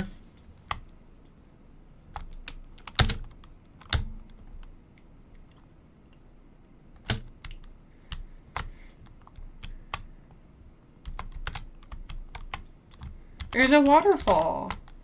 Scenery reminiscent of a mountain villa, often making you forget this is a city. Something, eternal water flow. Cool.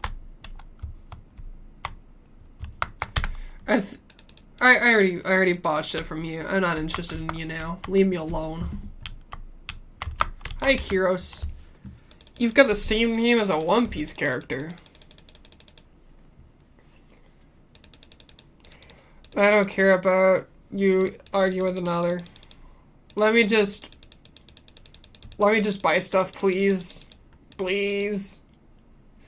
Then you hear another loud pop as the enraged customer is forcefully thrown out through the door. You can hardly imagine how the seemingly feeble restaurant owner unleashes such a ferocious display of strength. Food and culture must be respected. Please don't ever show up in my place again, or you'll do it at your own risk. Oh, a new customer. Welcome. What can I get for you today? That guy was terribly rude. I'm sorry for the disturbance, but those who don't value food have no place dining here. As a chef, I really appreciate hearing what customers think, as long as they show respect for food. Well, let's move past that incident. What would you like to eat? Local specialties, or perhaps something more outlandish that has been lost to time? Well, let's look. Droma steak. No! Not the dromas! Golden honey cakes. One of the oldest delicacies in Amphoreus history, was once a favorite high-end dessert among the nobility. Now it's become a trendy, fashionable food on Okama's teleslate. Rough brew ambrosia. The ambrosia, made through an incredibly simple ritual process, has a rough taste, but due to its very low price, it still has a considerable market. It is said that during the fight against the Black Tide, when clean water was scarce, people relied on this rough brew ambrosia to supplement their hydration and nutrients. Dried sage lore fruit. Grove scholars can weave knowledge into the sacred tree, and with Cirrus's permission, they may harvest its fruit that houses condensed wisdom. Each of these Titan-blessed seeds holds information weightier than a library. But even so, like any other information vessel, the seeds have a limited shelf life as carriers of knowledge. Fortunately, their shelf life as food far outlasts that as a knowledge vessel. Thus, this delicious dry fruit was born. I will eat it and become wise. Thank you, Kiros. She disappeared! The little girl disappeared. Crazy. I don't think we've been this way before. Alright.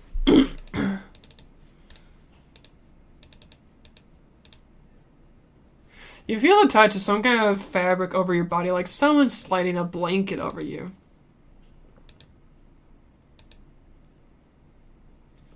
Ma'am, are you okay?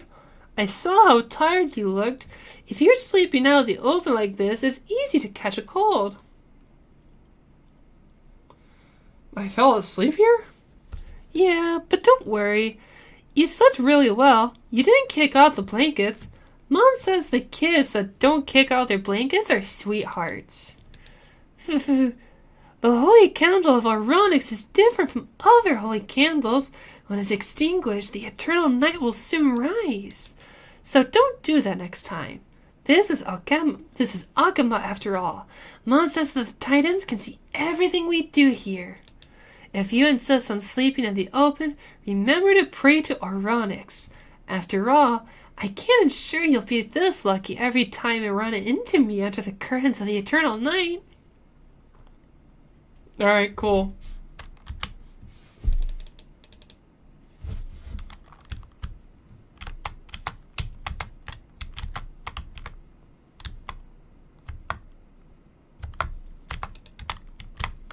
There's gotta be more stuff we can open up. Come on!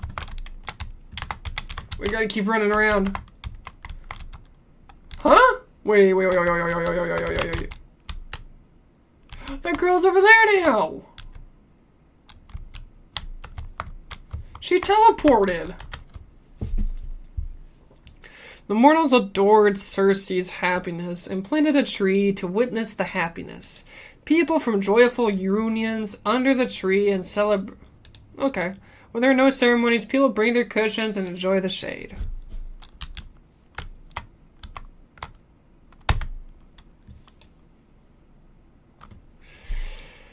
People say love renders us blind, but this dimness is the perfect ambiance that complements the shimmering night sky. If you would accept a passion of elegance, please respond to my affection. Looks like I'm unworthy as well. No matter. May you find happiness elsewhere. But please remember that you have an ardent supporter in me. He who is named Shefik.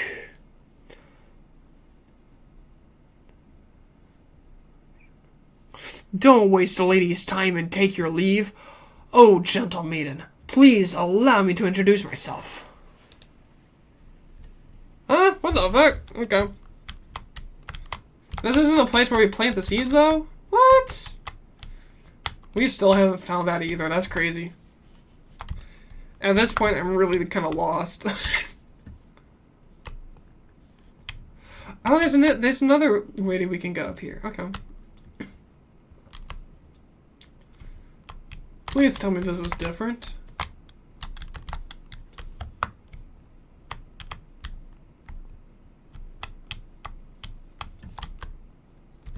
Oh, okay, we went off the wrong one. Is that what happened?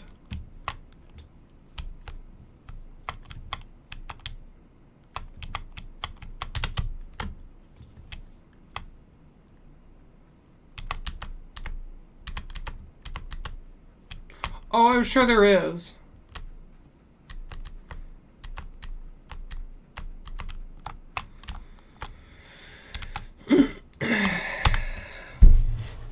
Alright, we get to play a little minigame now.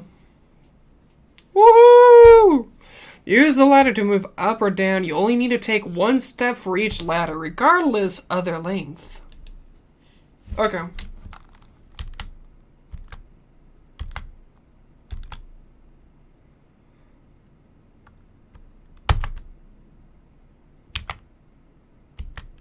No, I'm dead. No. Why has it come to this? Why?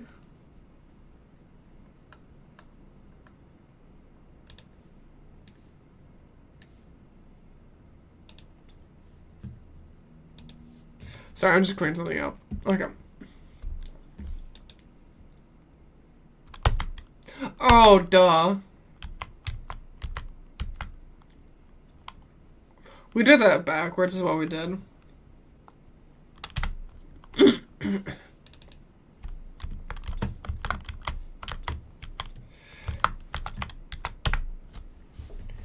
What you see before you is simply an ordinary basket. As you can see, it bears no resemblance to a trash can. However, among all the baskets, why does this particular one capture your attention? Press F to assassinate? Is that possible? No, that doesn't happen.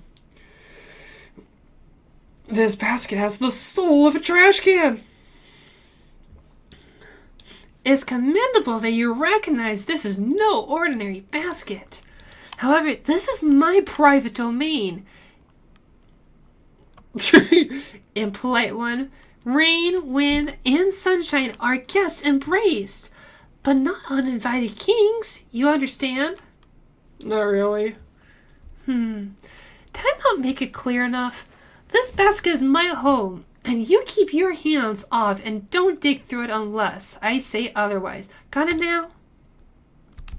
Alright. I just wanted to go through the trash can. Alright, I think everything else we've cleared up for the most part.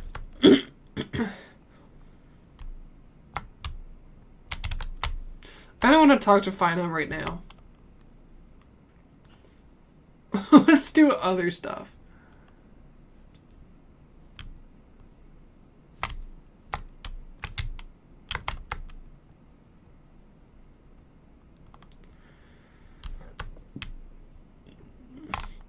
Holy crap, this place keeps going. Jeez.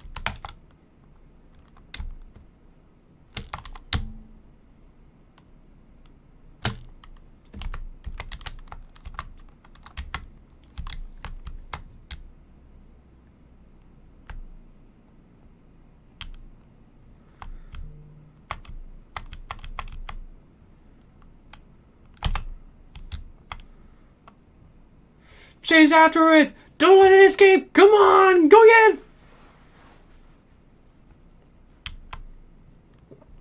it! Easy.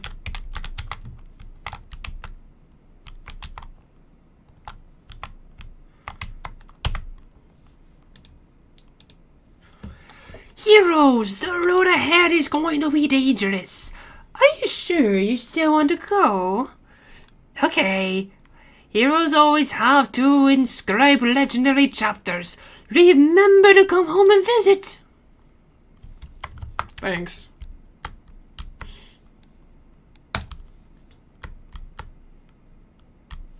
This is just to get like a boost and to like see what else is out here.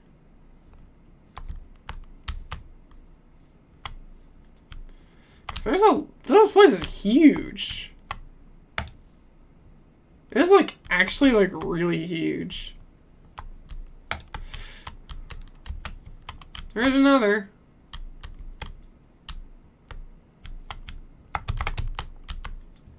Wait, what? Oh my gosh.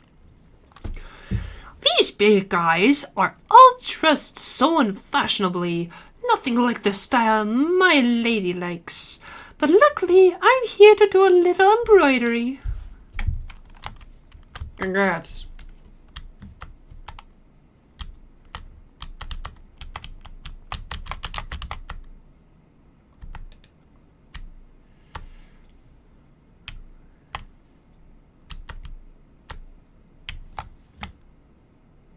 A braggart. Brutus the Survivor. That's kind of a cool name. It's another chest.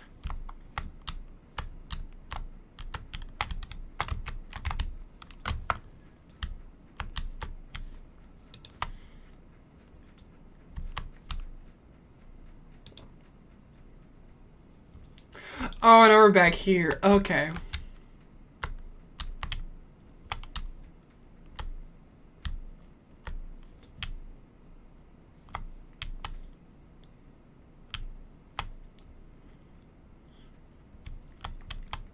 So I think for the most part we've seen a majority of this area.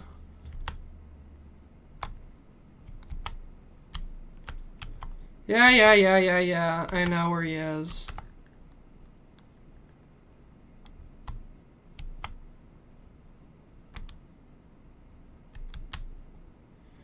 I cannot tell what on earth those things are.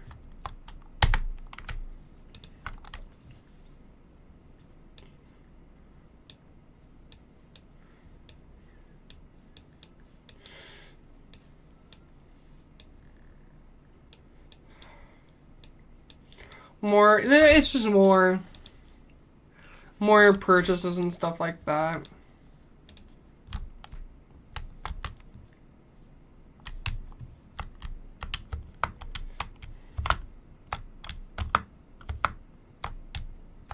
Hey, Fanon.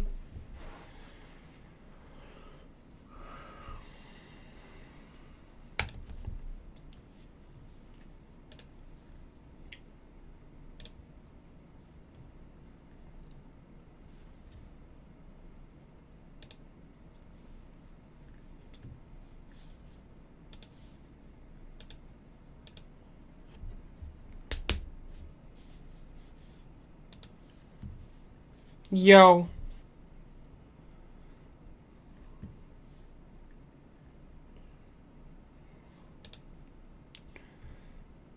Oh!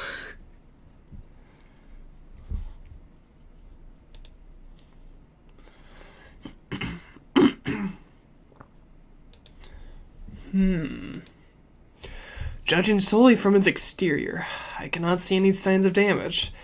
It's truly incredible.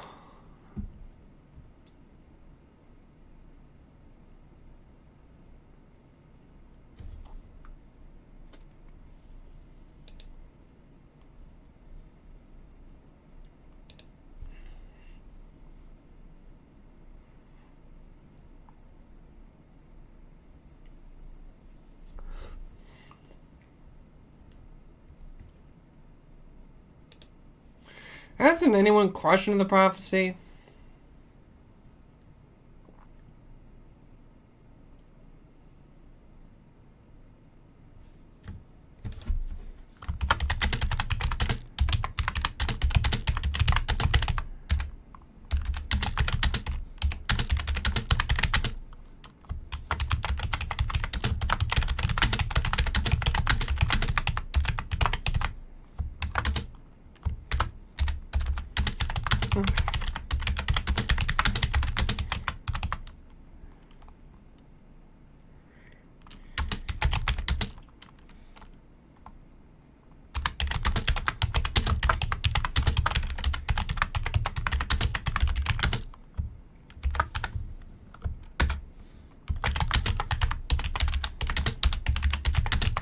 Nice.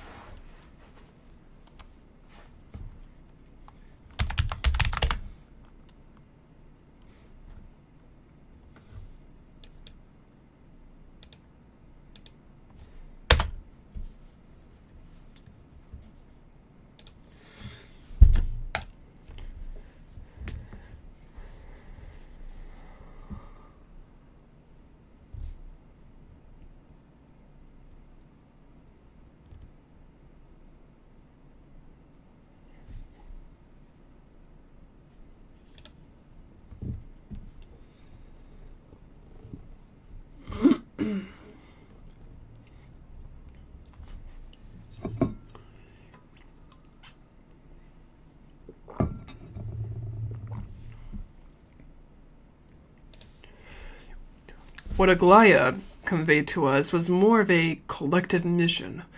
As an individual, what role do you play in all this, Finon?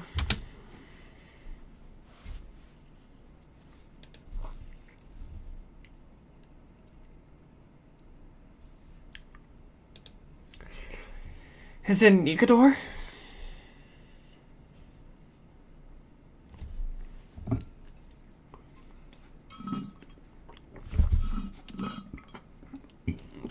So he's going after Nikador.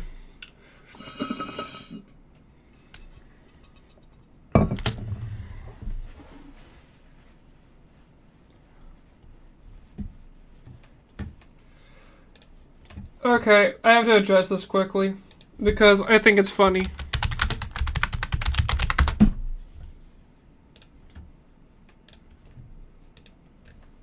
Just another fun little hint of a reference here. Emperor Core Flames are items in Natlan, Genshin Impact. So it's kind of funny that Core Flames are also a thing in Honkai Star Rail. There's another connection, believe it or not, with their with a character material. Not a character material, but more of like a tiny material for like items you can craft in Honkai Star Rail. So it's Phlogiston. Phlogiston shows up too. And if you don't know Phlogiston is fucking everywhere in Genshin, and it's pretty much the embodiment of Natlan. So anyway, I thought I would show that. I thought it was really funny. And yeah. Okay.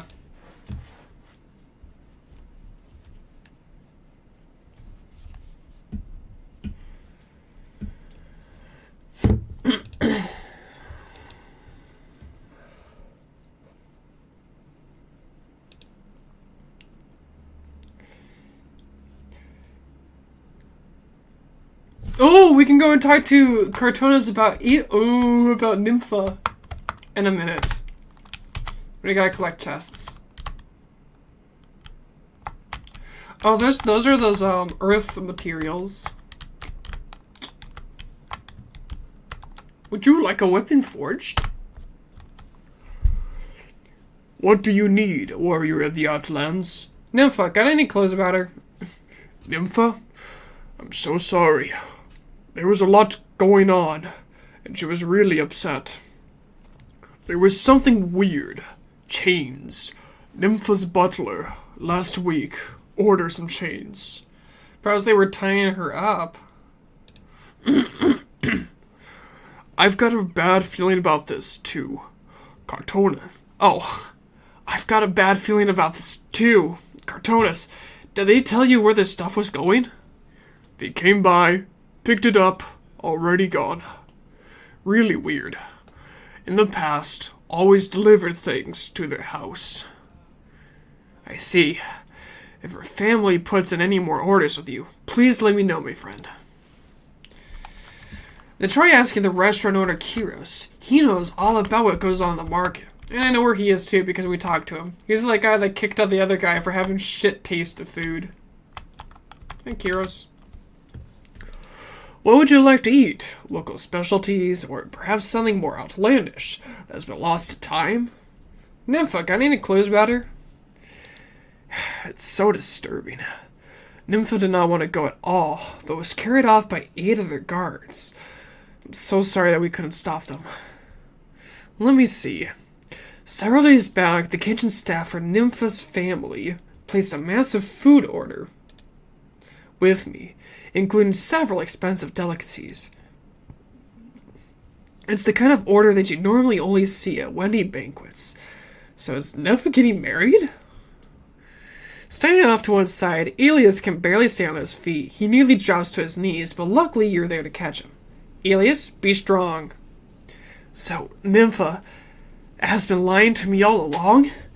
I'm just some boy toy from the Outlands to her? Pull yourself together. There's more chance of the Dawn device never lining up again and Nymph not loving you. The delivery's scheduled for tomorrow. No matter what kind of banquet it is, you two must find Nympha before it begins.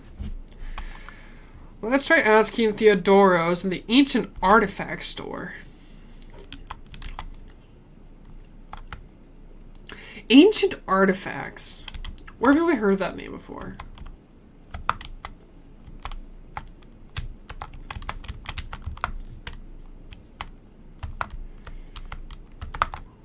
No, you're the thief's owner. You? Yeah, it's you. Hand-painted pots and ancient artifacts, all at reasonable prices. Feel free to take a look around. Those depraved old aristocrats are stealing even their children's happiness.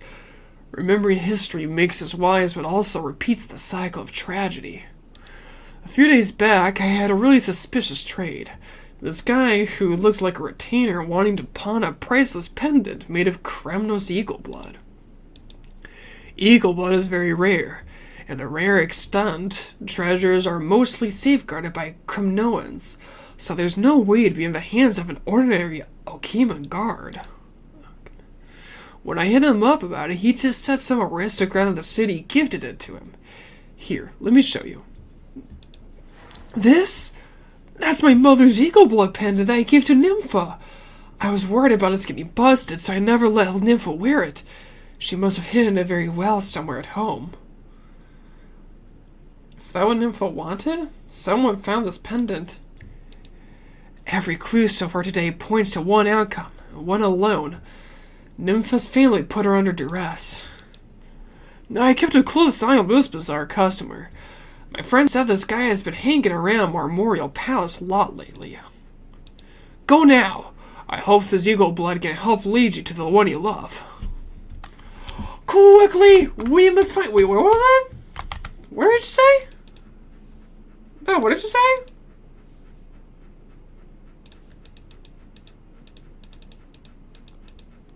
No. He said, Marmorial Palace.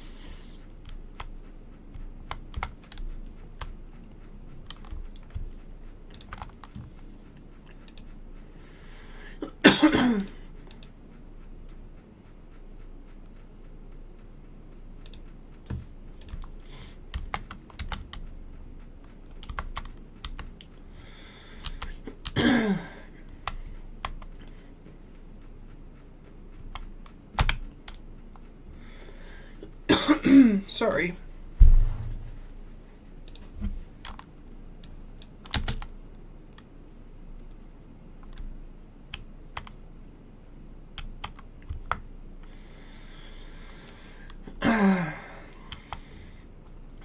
We must bring this to an end.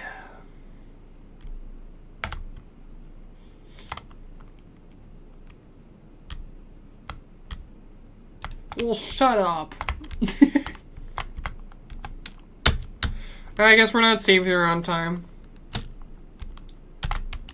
Sorry, I want to follow this. What is that? That's kind of cool.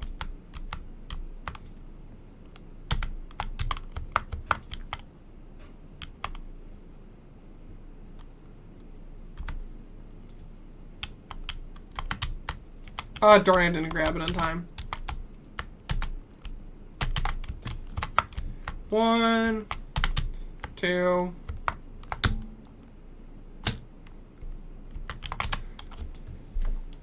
That was close. The dim flame was almost extinguished in this dark place. Did you save me? You have my gratitude. All the stones by the road shall chant your name, and every boulder on the cliffs shall feature your visage. You are the highest mountain and the longest slope. I once traveled everywhere with Georios. I left my footprints among the gravel. I sowed countless seeds in fertile soil. I built majestic cliffs, and I dug bottomless ravines. But now the divine powers have vanished, and I am nothing but a dim flame.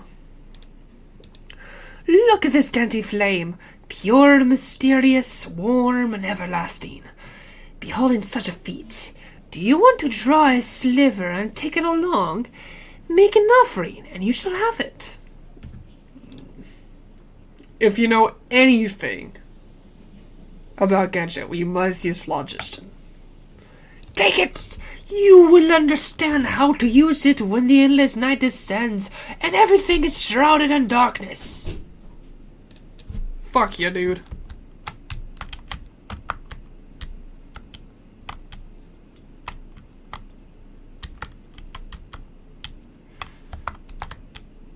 We must save her, but I'm too lazy and I want to do other things. You hear that? We're close to a chest. It's probably like right here. Also, if we're looking for chests, we don't need the chest finder. We have something. We have her. I didn't even think about that, but it's so true. Should we? Nah. Sure. Come on, Numby.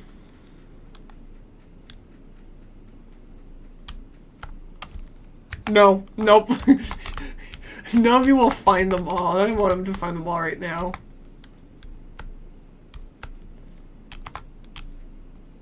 You can also hear it again.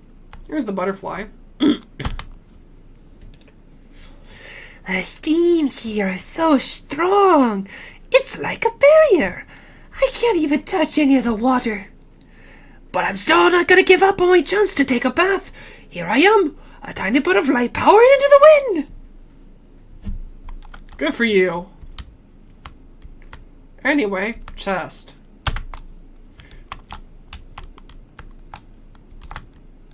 Margusa.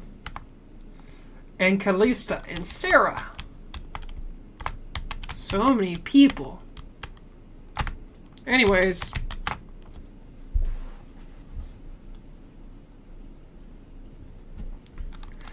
Okay.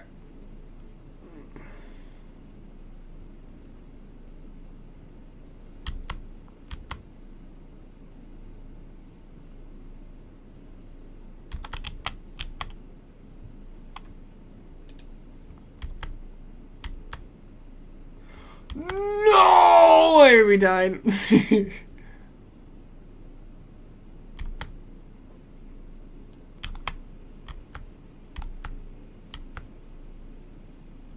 No, we're gonna die again. Oh no, we're not. Ah, darn it. You just die if you do that. Okay.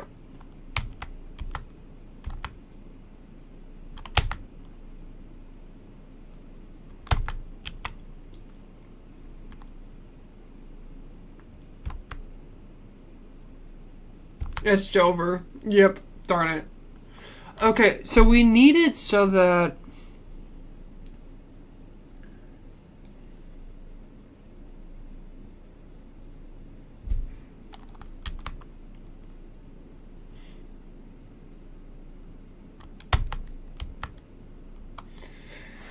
Because after we make the next one, so if we move right, then it begins. We move left, it moves. We move right, it moves and hits the button. That's not gonna work though. If we move left first, 0. Right, 1. Right, 2. Right, 3 fall.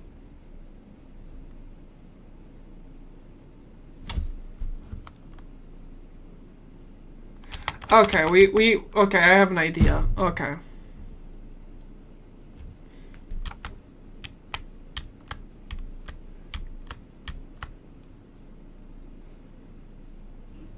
No, it's not gonna work! Ah, darn it. I was so close to. It won't work. Oh, he just stops. He just stops? What? Okay. Alright, cool. Hi. What a coincidence. After a long, fulfilling nap, I wake up to see a fascinating stranger like yourself. Hello. Are you a guest from another land? Allow me to welcome you on behalf of the Baths of Akima. Just kidding. I am neither a Titan nor a Chrysos heir. I cannot speak on behalf of that many people. When awake, people are masters of their own fate, but life is unremarkable. When dreaming, one can set out on a marvelous adventure, but will no longer be master of their own destiny. As you have awoken me, let me ask you a question. If one is like a cold shower and the other a warm bath, do you prefer a walking life or dreaming? Being awake. Nothing is more important than being the master of your own fate. Catholic would surely admire you. There are times when we must abandon many gains in our lives in order to control its direction. A cold bath that brings sobering reality can cause shock and suffering to those who aren't accustomed. You who feel the pain and happiness, may you enjoy your time in Akima. Alright, thank you. She seems chill.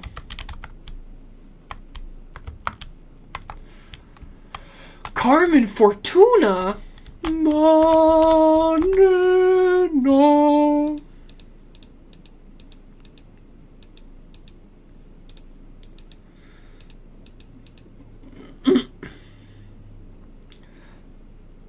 Did we pass out? Are you alright? You're passed out in the hot pool area. Luckily, other guests in the baths found you. We passed out. I went over and had a look. Are you the one who lit the holy candle? Its button is broken. We were trying to repair it. There was a notice next to it, but we're not sure who removed it. Sorry, are you feeling better? We have some common medicine for you. If you think you need them, then just go ahead. If you feel uncomfortable, let us know. We'll do everything we can to take responsibility for your health. Aw, she's sweet.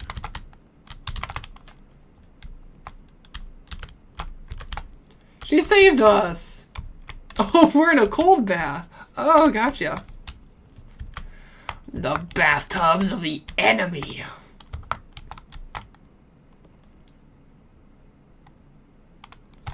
If you can survive this, yes. God damn it, they're invincible.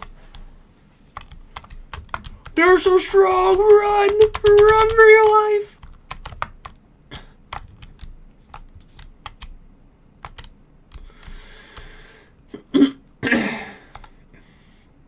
Oh.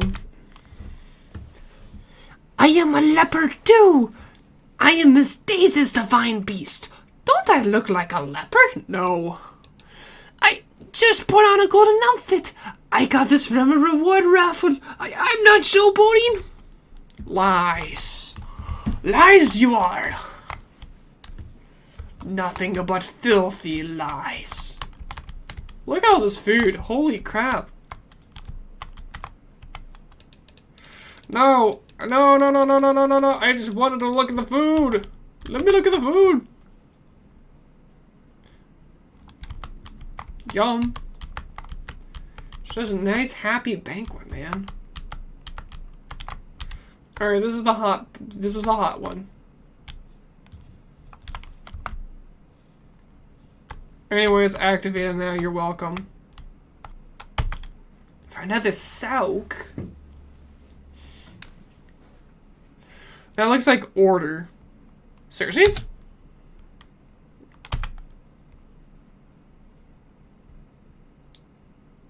Talanton, law. The Oratrice. We hereby find the defendant not guilty.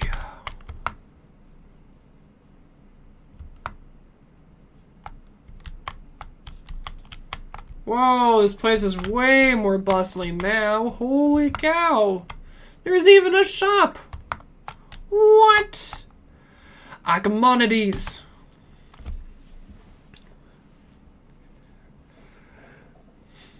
I think you're just trying to ruin our family's reputation. I always thought of you as a good brother, but turns out I was wrong. You can't judge a person just by their face. I've already told you, my brother could never do such a thing. Besides, if we're being honest, your suspicion is far greater than ours, isn't it? What? How dare you slander me like that? Are you looking for a fight? You were the one who provoked me first, and now you have the nerve to lose your temper? As the tension between the two keeps building, you watch closely, not wanting to miss the exciting moment when the fight kicks off. Haha, friend, you seem quite intrigued. Would you like to know what exactly they're arguing about? It only takes 50 balance coins. I'll explain everything, including the background clearly to you. Alright. Straightforward. I knew you were someone easy to get along with. Here, that young man who looks like he might explode at any moment. His family runs a general store. Their main business is supplying expedition teams with provisions when they head out to the city. As for that gloomy guy who looks like he hasn't slept in 3 days, he belongs to a fairly well-known local expedition team. He's actually the younger brother of the team's leader. A while ago, their squad went out to explore a new area. By sheer bad luck, they ran into the black tide and the casualties were severe. After barely managing to escape with their lives, they try to gather themselves and head back to the city, only to find that there was an issue with their supplies.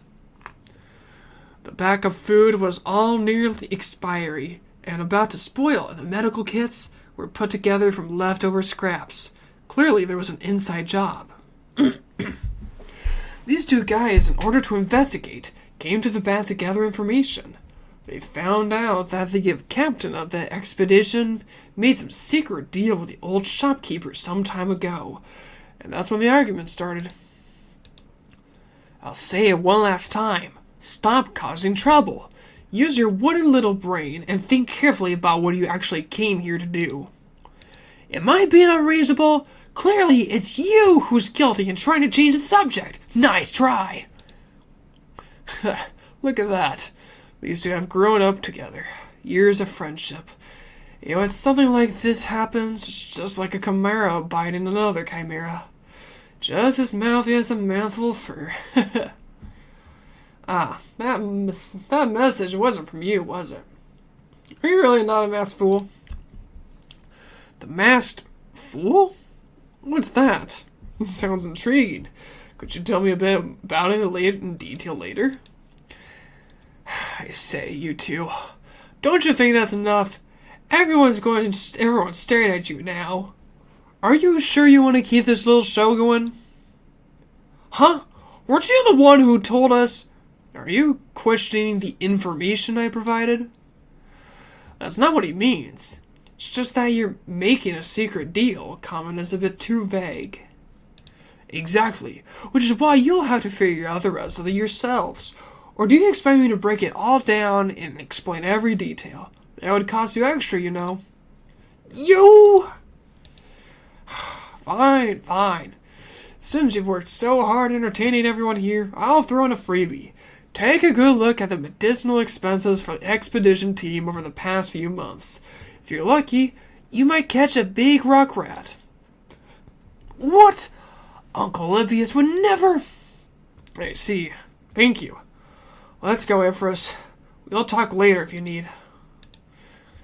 Thank you for your visit, and we look forward to seeing you again next time. Alright, the noise ones are gone. We can have a good chat. Can't we, my Outlander friend? Thalassopoulos, right? I haven't heard of that name before. So there's a city like that in Amphoreus.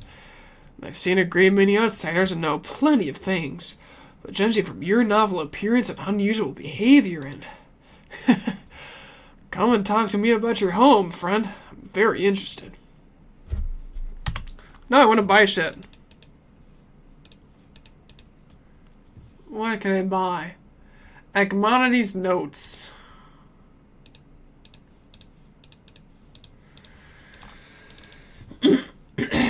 The sound of a laden bag. Nice.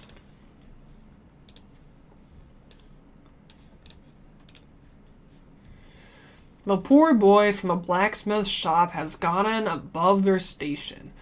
That love blinded a young fool. Does he really believe that he can escape the quagmire of power with his beloved one and find this so-called happiness ever after?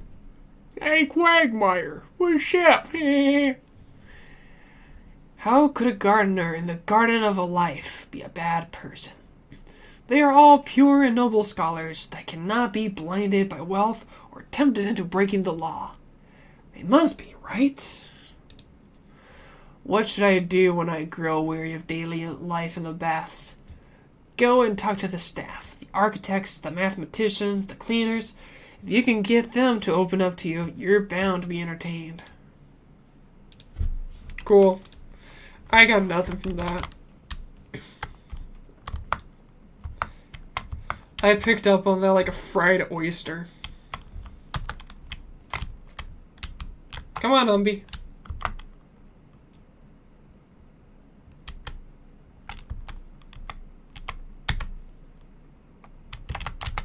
Whee! We're going up. Because we are entitled.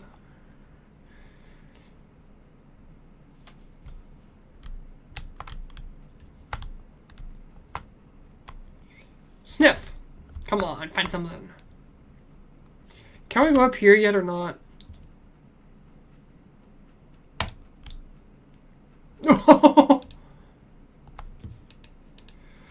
Darn you!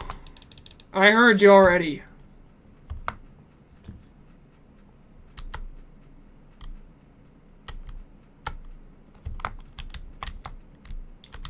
There's a puzzle around here. It must be beneath us then. Or it's above us. Can we actually climb up this? We can! Ooh! Didn't think about that one.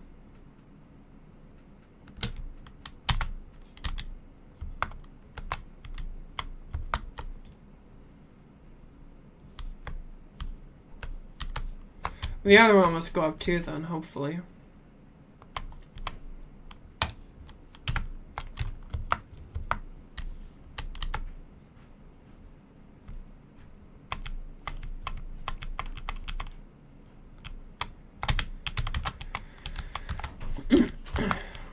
Alright, fair enough.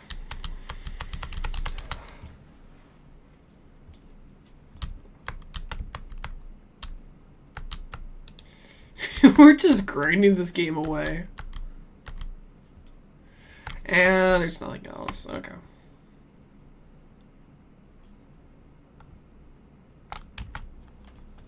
Come on, Umby. Oh no! Numby, no! This place is so pretty. I've only said it like 8 times now, probably. I know she's like in impending danger and whatever, but I don't really care. Suffer if you must. Oh, there's more dramas out here too. That's kind of cool. Also, this way we can like converse to other characters if other characters have like stuff to talk about.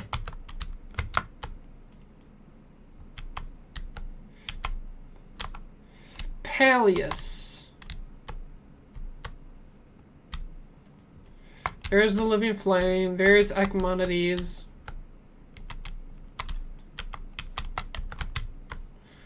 There's 2 dinguses up there.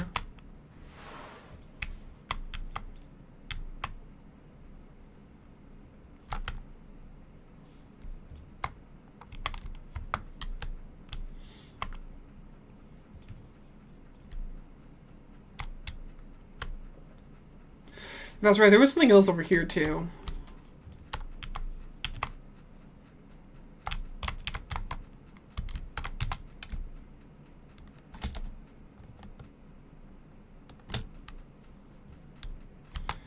Nice.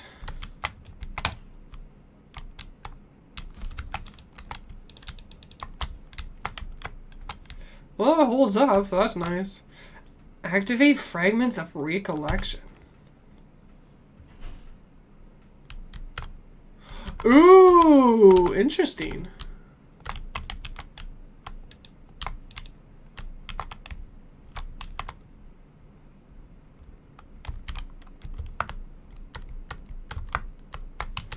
They were around here. Will we get a blessing from Moronix as well?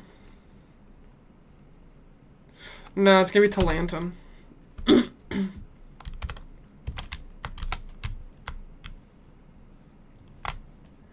Yo, let's go.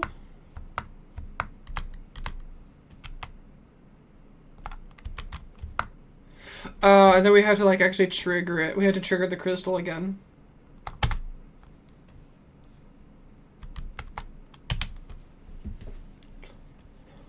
Where are you taking me? Are you really going to do this to your own daughter? You rejected all those highborn young Okiman boys, but I never thought you were doing that for Kramnoan, and it had to be this one. I'd never have believed it was true if the guard hadn't shown me the necklace. My necklace? How did you find that? Give it back to me now! Such rude behavior, disrespectful language. Your current behavior is because of our failure as parents. You sure failed majorly. And if your plan hadn't been exposed, I'd never have fallen in love with that poor man who was nearly killed. Why, you! If you don't cherish your own freedom, then allow me to make some arrangements. And think about what you've done before the wedding begins, would you? As for that little punk, he is going to suffer. Mother, listen to me. I swear by Talanton, the scale of justice, and I will predict your future. Your bloodline will merge with that of Castrum Kremnos, and your progeny will carry the blood of strife. How dare you say such malicious slander? Take her to the cell and tie her up. You think that's possible? There are people all over Memorial Palace. Someone will help me pass messages. Naive child. I'm talking about that room in the market. The most dangerous place is also the safest. Yes, ma'am. How unreasonable her family is. So Nympha has been putting up with such huge pressure at home, but never once led on to me about it. She never wanted to put any pressure on you. I have to. I've got to do something about this. Come on, let's go back to the market. I will tear this place apart to find her. For Sparta! For Sparta! Also, Numpy Sniff. We're gonna run around quickly, have Numpy sniff the place. If we can't find anything, we can't. What are you doing? Get in! You dork.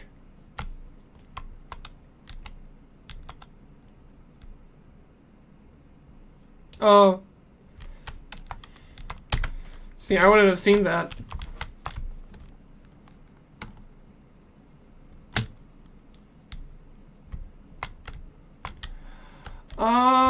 Let's see here. At least in this area, what have we not seen? There are a few places that we have actually not tracked yet.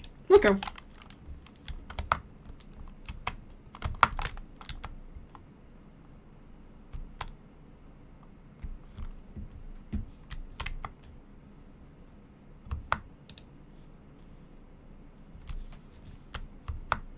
Oh, this place is actually, like, decorated now. That's kind of cool.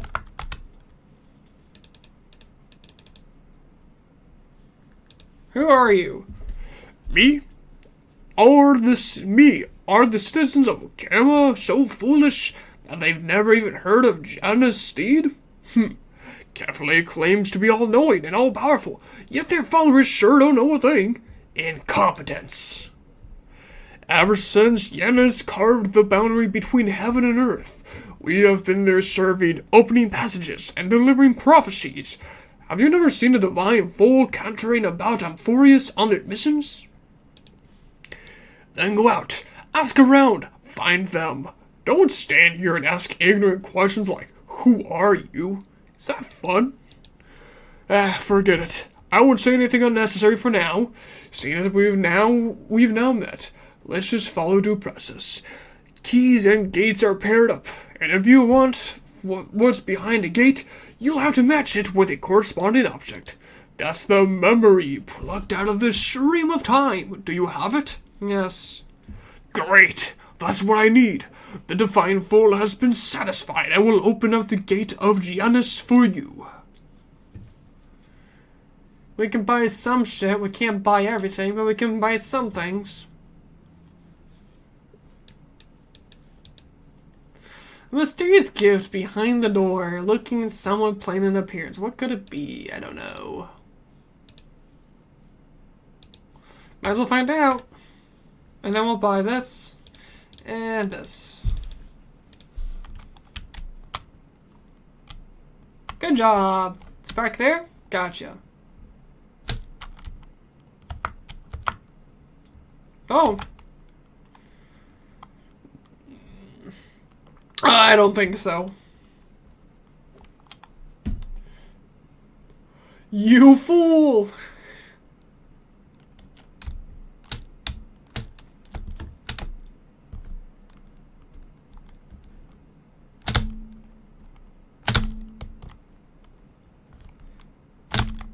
R.I.P. Bozo. It's all over. Bleh! I feel like the ground is spinning. I feel so sick. Carefully above, I am just an old man. The priest said that I would go through an ordeal when I was 884 years old. Could this be the day? Child, you have the wrong man. I am not the infamous spirit thief Bartholos. My name is Old Bart, a mere porter. I have come to move this chest on the orders of the Council of Elders. We do indeed look similar. I can understand how you could mistake us. Child, you do not believe me. I can understand that. Fortunately, we have plenty of time. If you have any questions, please feel free to ask. The truth is clear as day. I put my everything into my work, and you still give me an old man like me a hard time. Why don't you apologize to me and we'll call this settled? You're pretty alert, huh? But in this life we live, is there anyone that isn't lying? If Cavalier could talk, they'd be the biggest swindler of all. Take the chest. We'll meet again. Yay. Yay. Alright, good job, Numby. I had no clue that was even like that. There's another guy. It's alive! My fire is burning again! Look at the brilliant vitality within. It's all thanks to you. Let me think. In the past, before the mountains collapsed into countless pebbles, how would I have rewarded and praised you for your deeds? Of course, show your reverence and sincerity and the land will reciprocate. There you go.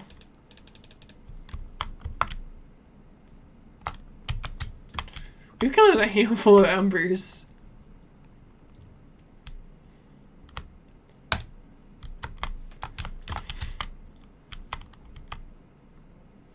Can we use this at all yet? Of course not.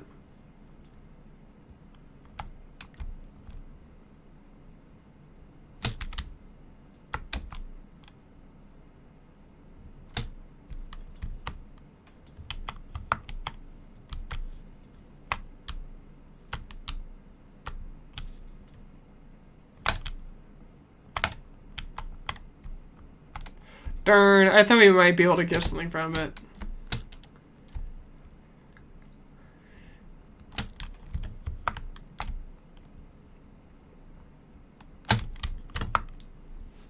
Alright, let's get a move on then.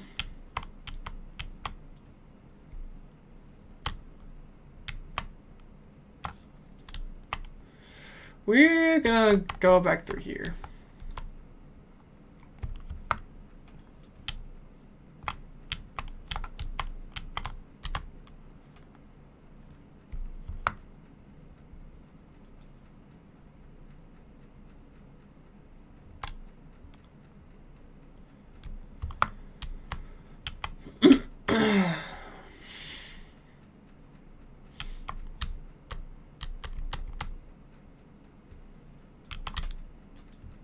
Where did you go? Oh, I would have never seen that either. Good job.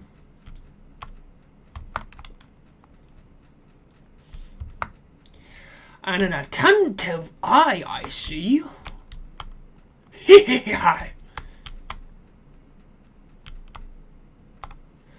Oh yeah, this place is open now too.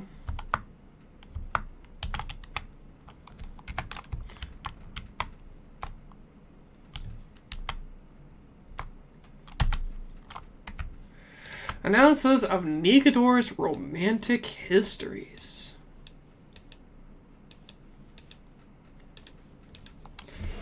Oh, this here's a little. Okay. The chrysalis of gold bestowed upon humanity the heart. Wait, what? The crystals of gold bestowed upon humanity the heart to pursue love, allowing us to passionately listen to those romantic tribulations of the Titans. Among the Titans, Negador, scorned as the savage god, is highly favored among poets and dramatists. This piece focuses on the brief analysis of the many love stories circulating among folklore. It dissects the complete emotions that humans have on this Titan and Castrum Crumnos. Negador and Bepsis. Bogus Binted. It is said that Bepsis was born in Nestia's temple and personally blessed by the chrysalis of gold, giving her golden hair and eyes. Even her nursemaid, who carried her almost swooned at her sheer beauty. Bepsis' beauty only became even more outstanding as she matured. To stem her endless stream of suitors, Bepsis' usurper father declared that only those who dueled his 3 sons and emerged victorious would win her hand. Her 3 armor-clad brothers were unmatched in the arena. Those who came forth to court her were either beaten to a pulp or fled before they even unsheathed their blades. Bepsis' beauty also attracted Negador's attention. They transformed into a young man and boldly issued a challenge to her brothers. The trio, unwitting to the truth, were defeated thoroughly and had no choice but to betroth her to Negador. The man arranged for Bepsis to meet at the edge of the highest peak outside the city on the night of the 3rd day, where he would take away his lover. When that night came, Bepsis came to the appointed spot, but only saw a towering giant. Thinking her lover had been slain and fearing her purity ruined by this giant, she leaped off the cliff in a fit of sorrow, thus ending this love that had not even begun. Unlike the myths, Bepsis' father and 3 brothers met their deaths in battle against Castrum Cremnos in real life.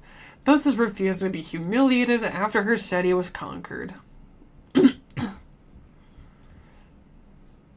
Chose to take her own life in the end. Negador, triumphing over her brothers, revealing their terrifying visage, and forcing the maiden to end her own life are indubitably metaphors in this tale.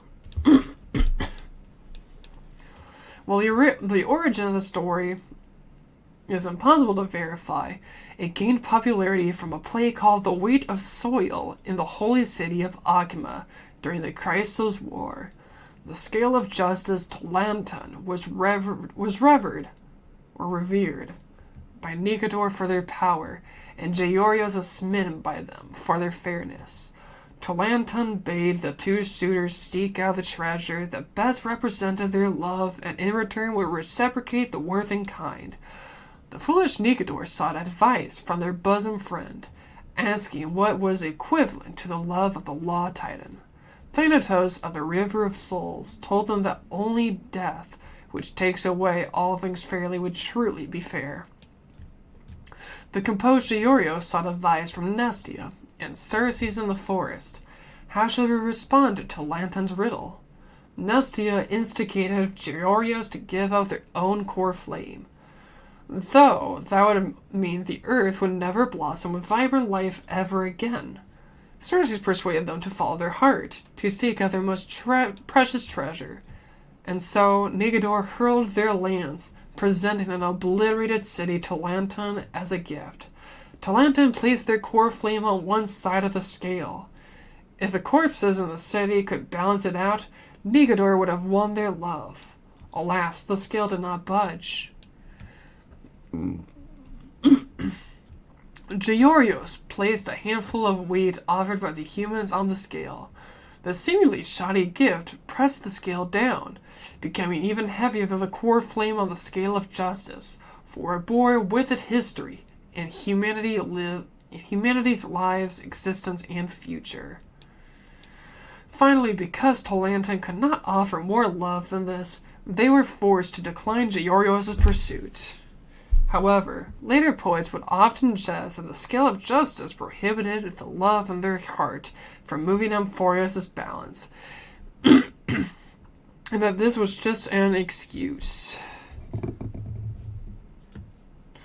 In this story, the portrayal of the foolish, brutal Negador clearly vilifies the Titans. The educational and political undertones contained within also indirectly portray war's influence on Occam's theatrical creativity. Rather than saying people enjoyed making up Negador's romantic history, one could as well say that they reveled in receiving the feelings of the Titan in love. In a certain sense, this reflects the discrimination and animosity the various city-states held for Castor and Kremnos during the Crisis War. You just practicing? That's fair. Alright, I'm getting tired of talking. That's another butterfly. I think after a while of like doing so much writing, you just kind of get tired of it. You know?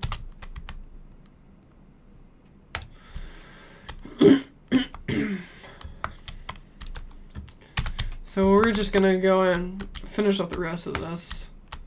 Break some shit. Try to find some more quests to take on. If we can't, we can't.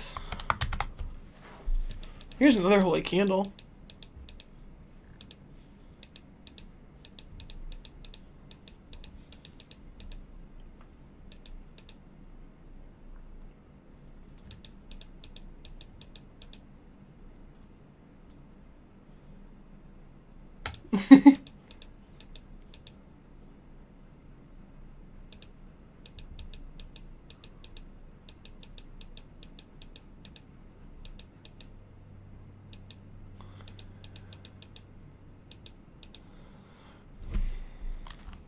Cool.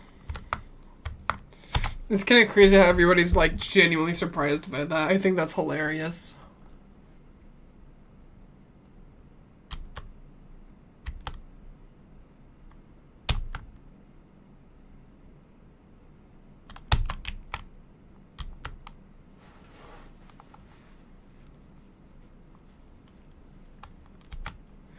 Oh, okay, that makes more sense now. So the number indicates not just like the time for when it comes alive, but it also indicates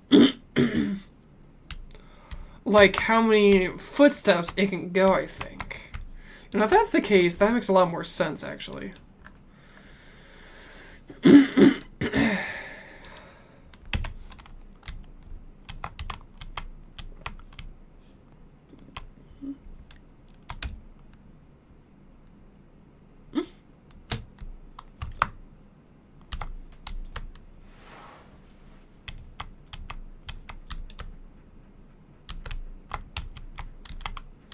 Can't really go anywhere there.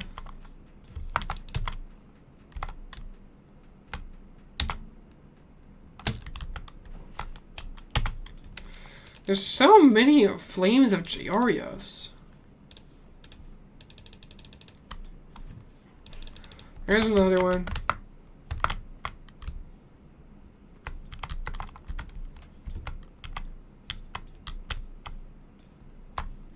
Sounds pretty peaceful.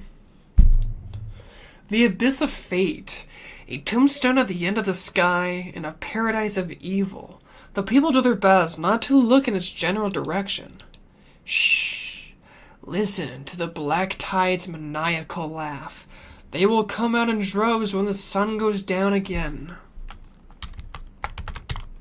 Spooky. Oh, that's pretty. She gets to play music? Yo!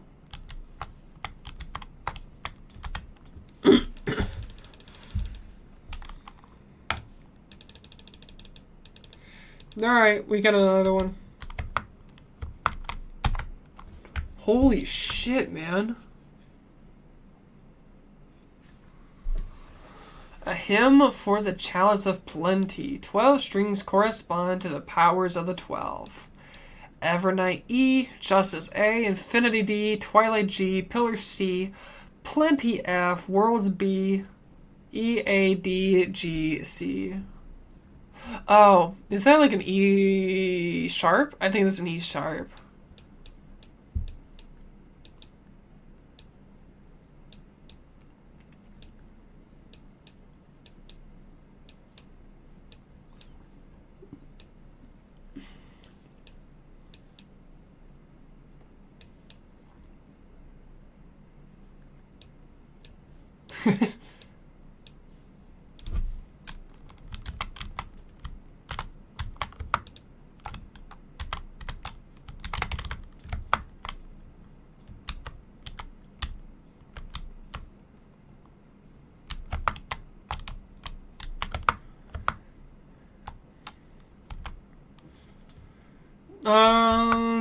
I don't know if I'm gonna go there just yet, actually. We've already been here. We went this way. We're gonna get Numby to look around quickly. Because this treasure whore is bound to find something. That's locked, so we can't do anything about that.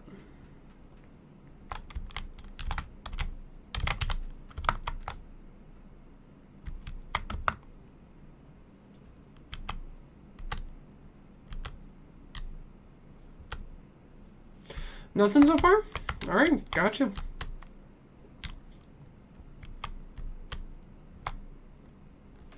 Of course you find something when we get to someplace new.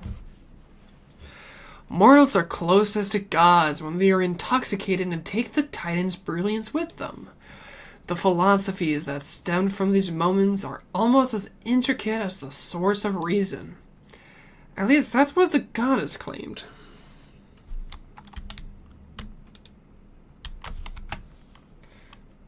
No, I had to find it for myself, Numby, sorry. Is it back here?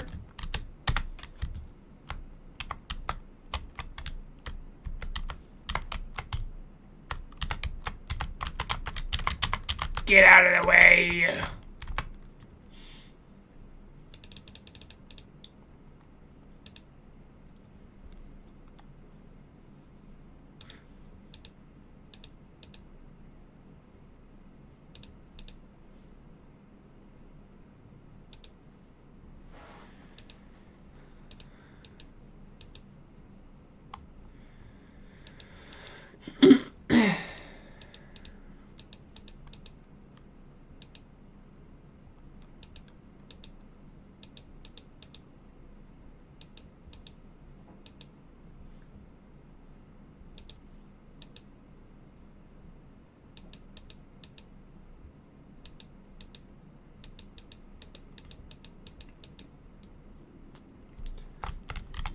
We're opening people's minds by just doing shit. It's crazy. Perfectly balanced as all things should be.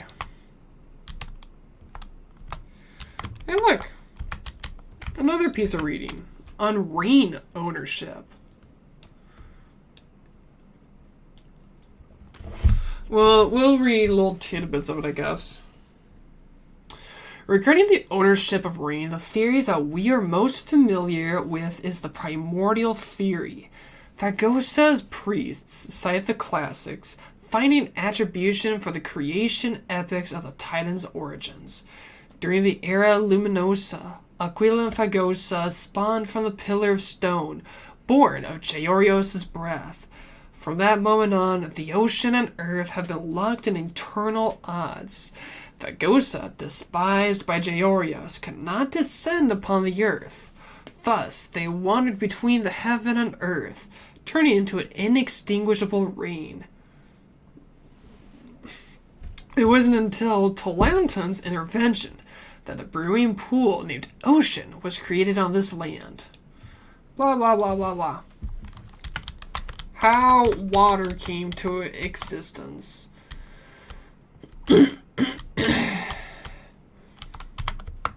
More magic of the gods. Cool. Come on.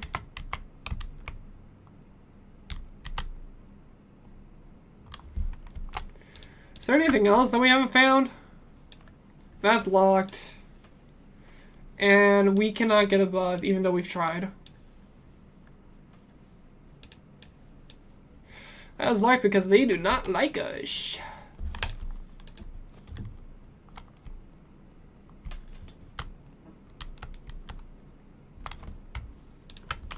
Actually, we'll do a treasure check. 35 of 39. We've collected a handful. We've done pretty good.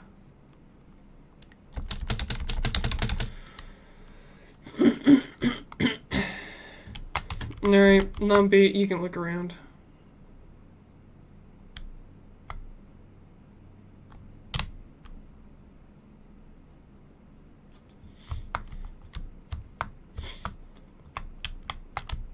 Oh, stop, stop, stop, stop! Stop it! Stop you in the name of the law! Stop you!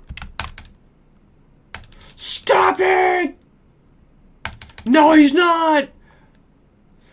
You're under arrest for slander! Stop in the order of the IPZ! You're that Kremnos punk! He's here! Die! Elias throws all his might into a massive punch, instantly knocking down the guard. Yo! Steal my necklace again, why don't you?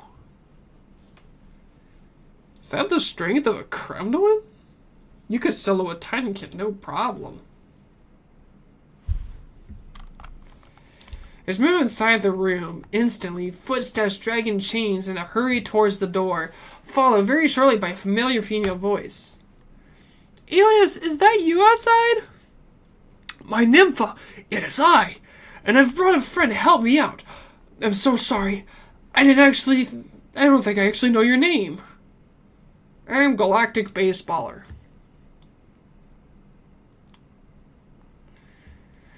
Thank you so much, you two.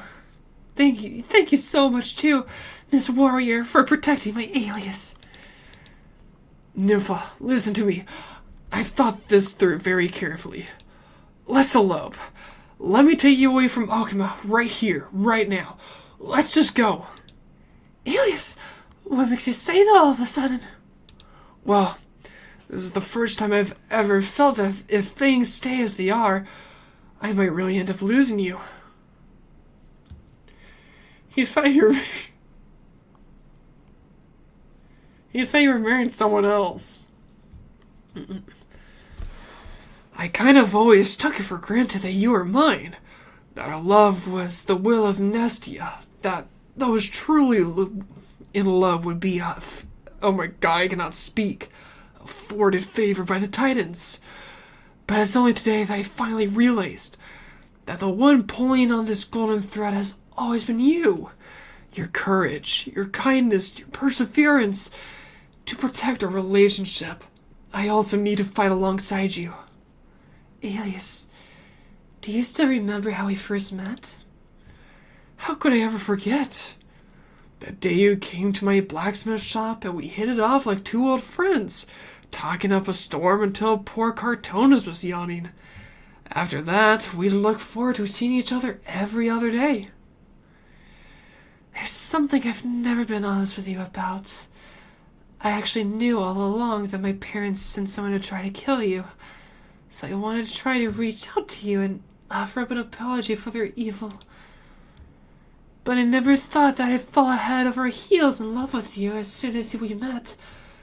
And when you introduced me to so many Outlander friends, you opened up my eyes to the bigger world outside.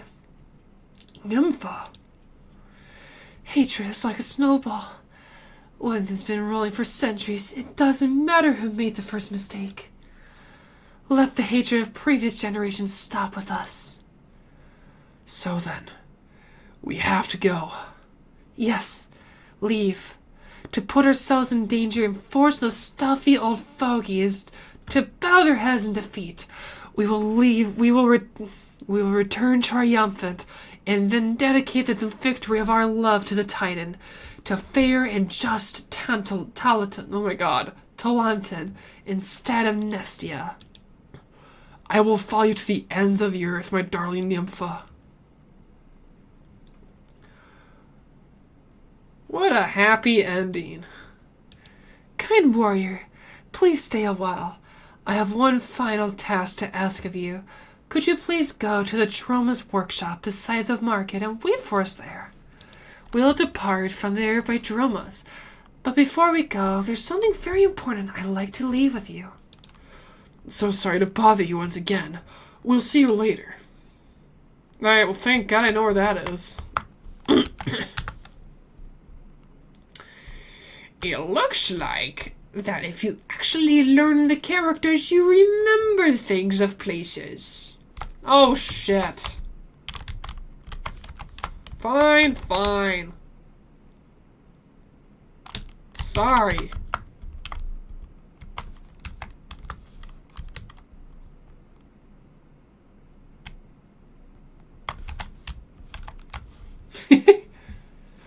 We'd like to leave this set of letters with you. We've just been frantically pulling this together. We must let Okima hear our story to avoid pesky interference from aristocrats like my parents. These letters form our best shot at providing evidence, and will recount justice and love in our stead. I want to give them to you, as someone who witnessed everything. When the time is right, please, can you publicize these letters? Or else, if anything should ever happen to us, at least let us serve as inspiration for playwrights out there. Oh, please don't joke about that. I can finally wear the eagle blood necklace that you gave me out in public. It feels so good not having to hide things anymore. Just like how happy you are. It's getting late. We have to hit the road before we get discovered. We'd better say goodbye now. Hope to see you again sometime in the future. For sure, stay out there. Stay safe out there. I will keep her safe. After all, now is just the beginning of our happiness together. Hey, nice. Ladders with Nympha.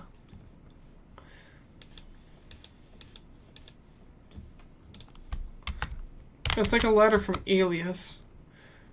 Casterus! Yeah, her name is Casterus. The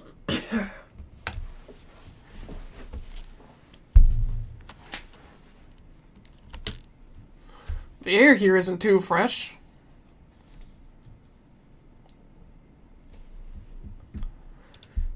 Speaking of which, is Miss Casterus also a crisis heir? My apologies. If you don't wish to talk about this topic, I'll stop myself here.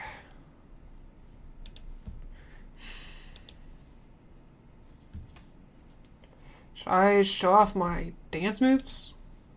No, thank you. Unless you wish to make things worse.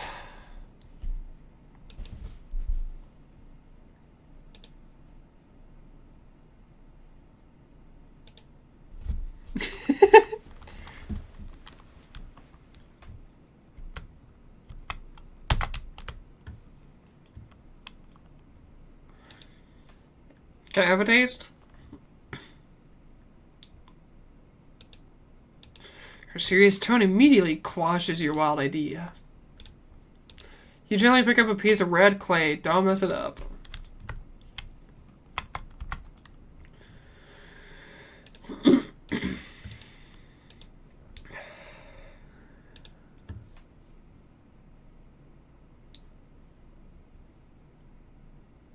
No, why would you do that? That'd be nice.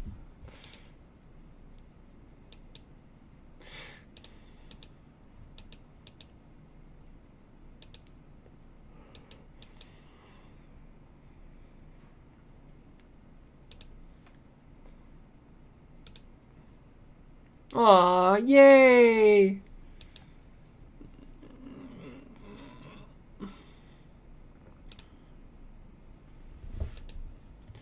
Don't you want to try pinning it as well?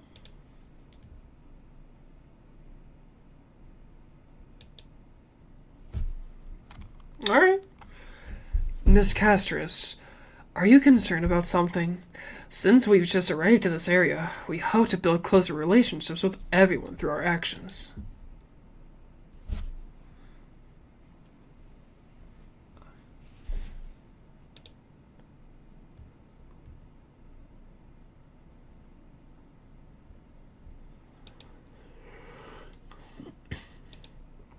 Alright.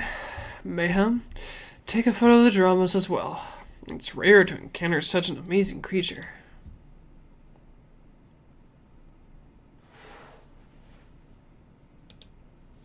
Do you enjoy taking photos? Alright then, thanks for your help.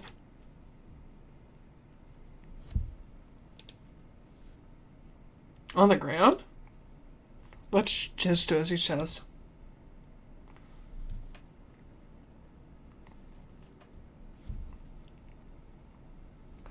I feel like Marge and Casters would get along.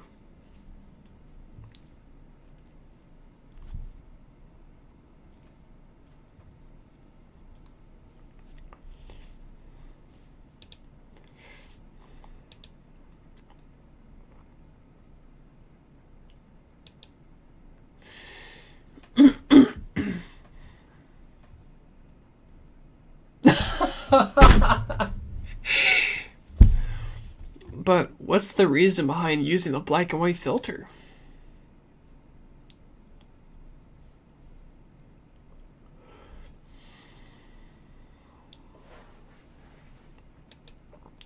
That won't be necessary. This is fine.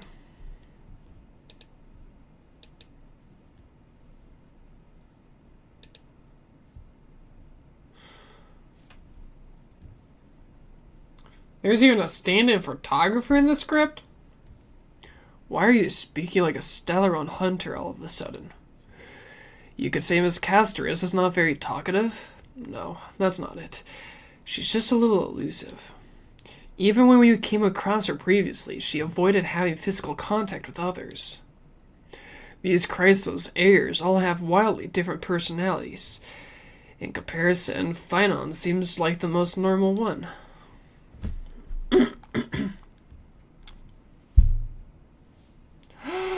Treby! We have wandered plenty.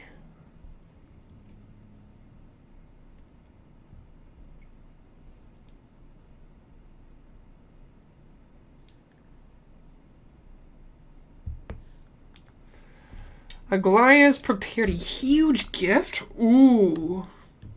Should we return to Memorial Palace? Or do you want to wander around a bit more? Nah, we're fine. You know what if the reward is like, we get to go to that new place? Hell yeah.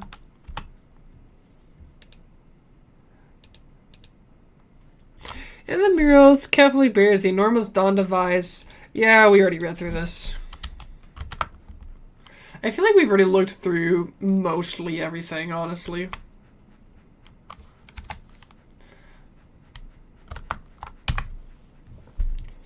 The strife of day and night birthed the all-knowing giant. Their feet measure the earth, and their backs carry the dawn and dusk. With the night as their curtain, they dreamt until they awoke. Only then did they realize, my perfection was born for creation. Gods, please hear my wish. Craft my likeness with fresh earth, and grant my intellect with your fruits. eliminate my emotions with the wings of a butterfly, and forge my fate with golden blood. The perfect gods created the very first humans, and the first humans created the first city. Okama, standing at the foot of the throne of worlds, your golden blood can be traced back to the very beginning. Though the black tide devours the ancient lands, the holy city will cross over to a new world. Cool. Anyway. Yo! Fino, what you doing?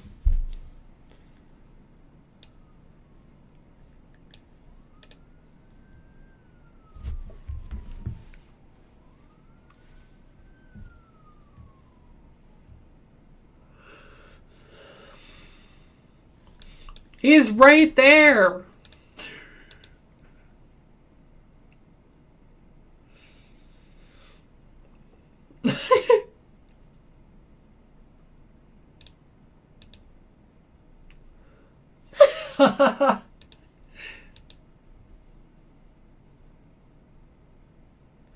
We can burn it. I never would have thought that Finon had such a hobby. He seems to be dealing with someone difficult right now. Let's leave him to it. Don't burn my heirloom. I never thought I'd see him burning someone's heirloom, to be honest. It's kind of funny, actually.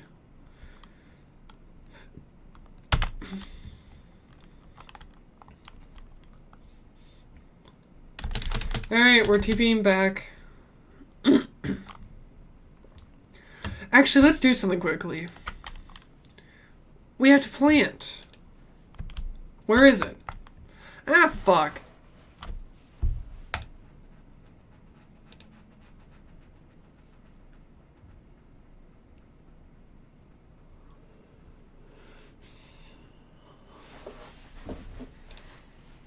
Rosie Celestial made him for him.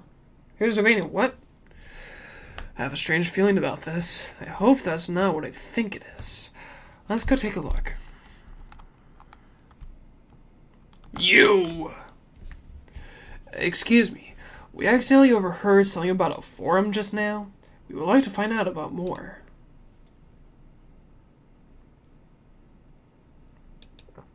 We're warriors from a foreign land who assist in the defense of Okama.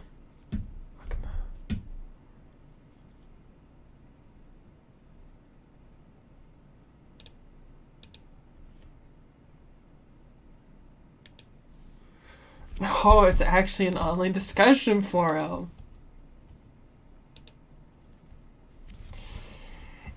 It was as I said. The Rosy Celestial Maiden doesn't resemble someone from Amphoreus no matter what. The Rosy Celestial Maiden.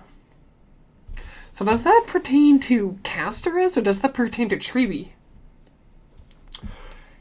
And there are so many wonders you won't see in Amphoreus in that photo stone. A world of snow, countless small boats in the sky, splendorous skyscrapers. The world beyond the sky is real. Oh, March!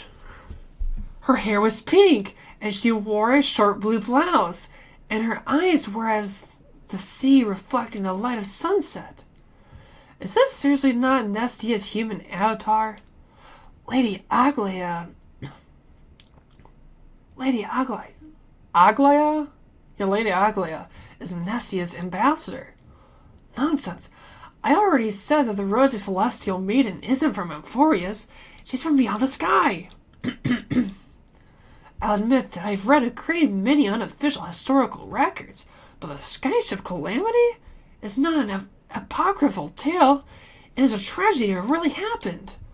No one can pass a sky dome while Aquila maintains their baleful gaze. After all, it's questionable if any world beyond the sky even exists.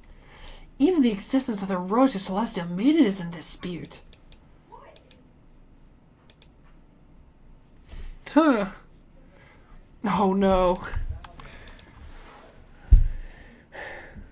That Damionius guy who took a photo for us. It must be him. He must have opened the album and saw the photos that March 7th previously took. She's become a celestial maiden. That's besides the point. There are more than 100 people in here. Although no one believes what Damionius is even saying right now. We don't know what he'll do next. The situation gets out of control. The consequences might be disastrous. Health of the crisis areas are too busy to surf the web. Quick, we have to find Damionius before things get worse. Wait a minute.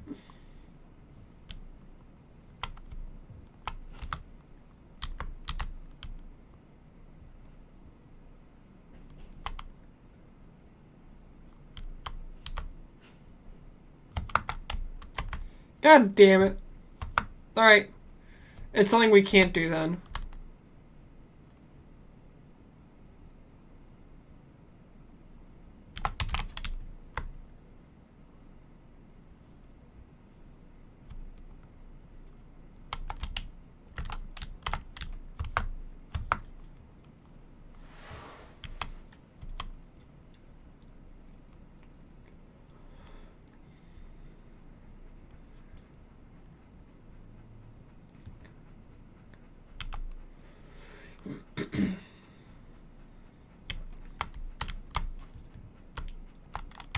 Oh, no. That's not what we're doing now. We're gonna have a fun little talk with Aglaya, most likely. There's so many people all of a sudden. At a time like this, why not ask around?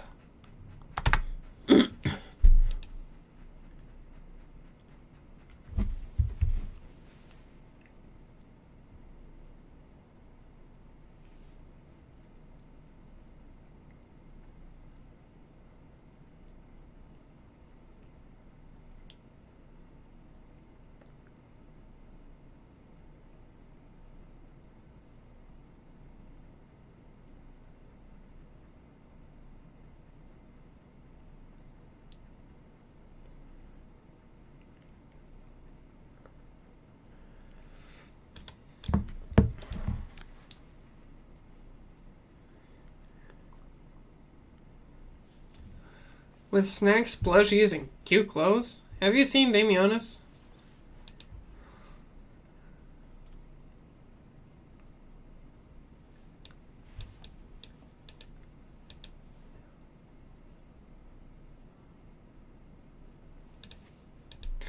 I wonder what he drank. Someone should calm him down. Let's go look elsewhere. Darn it!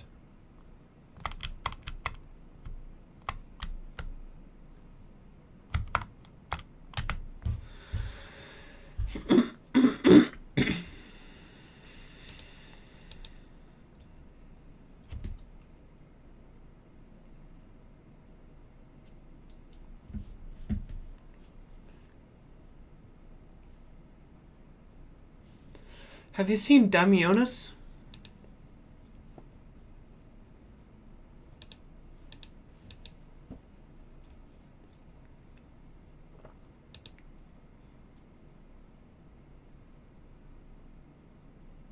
How did he get up there?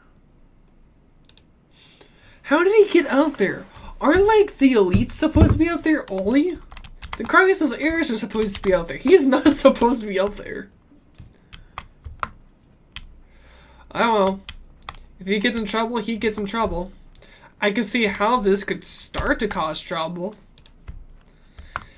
Ah, jeez.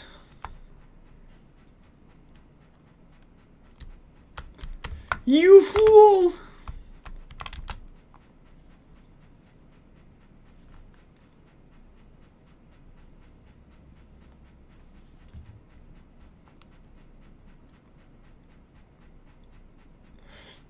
Well, the new area's been open. It's really Damionius. Let's give chase.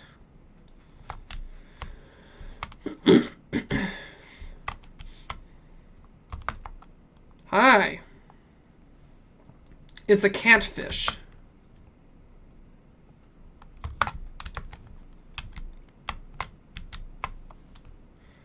better question is how?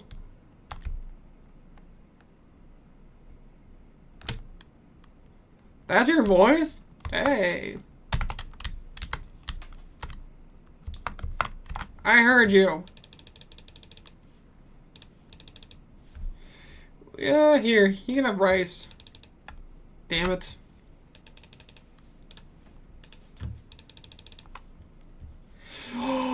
Feed him seeds. Virgin! It all makes sense now. It all ties back to Genshin. I should have known.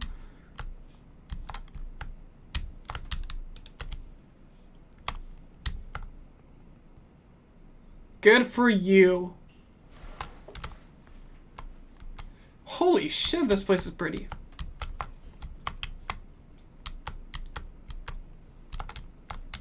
Oh my god, they're everywhere. The garment maker.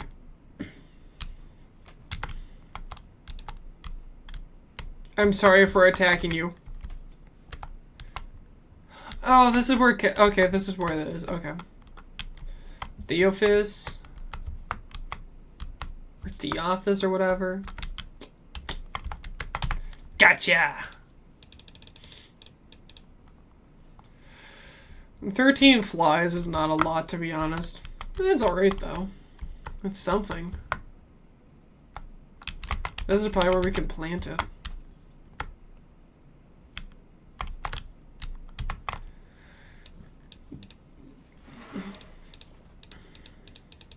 Sorry, I skimmed through that. That's my fault.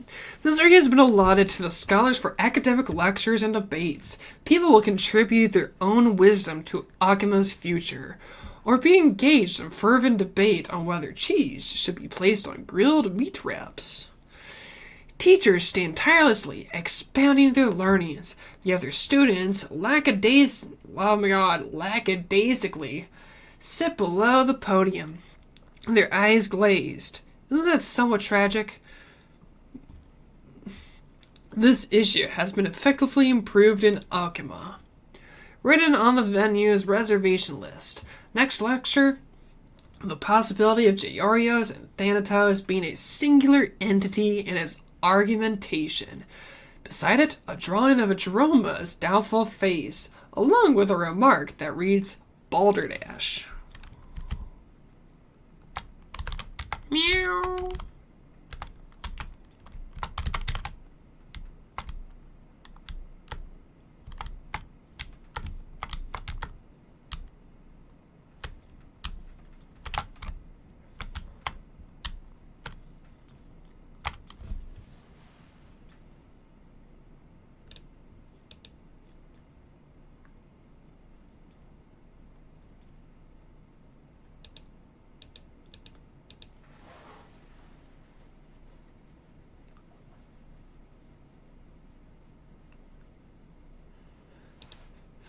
What is he trying to do? Let's get closer and take a look.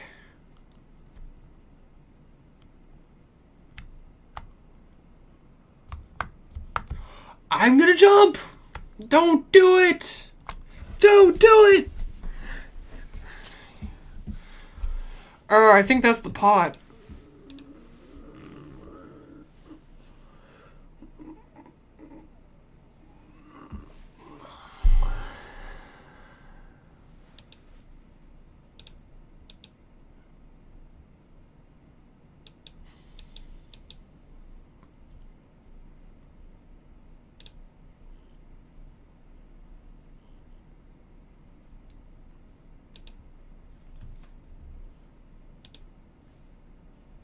Damn it. You think you can use a Pentaconian key to open an Amphorian lock? Ha! That's wishful thinking. Do you think he'll succeed? Obviously not. We can't stand by and watch him die. Let's go.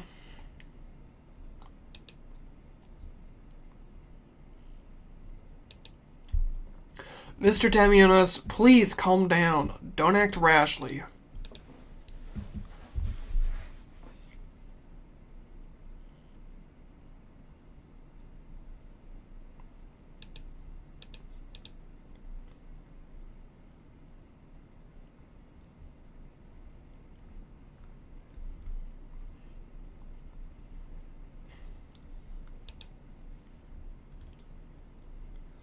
You've really misunderstood.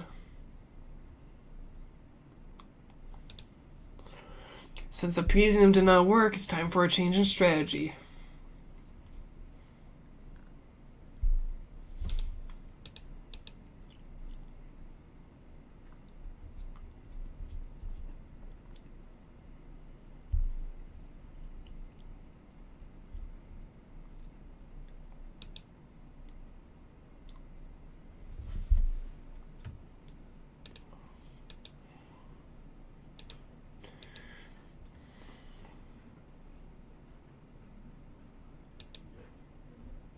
Why does he sound like Quinn Bennett?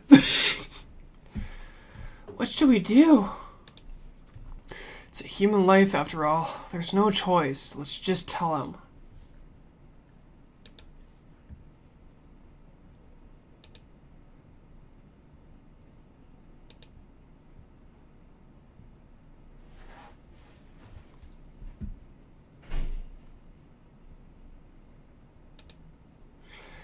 We are bound by a pact. I cannot reveal the truth to you.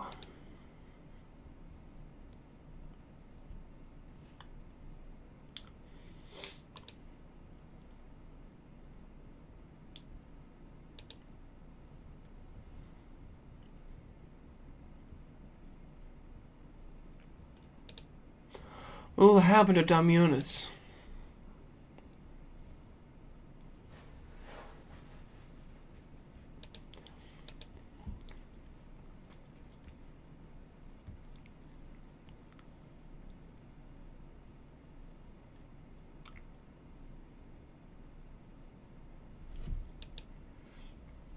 We're sorry for the trouble that we caused.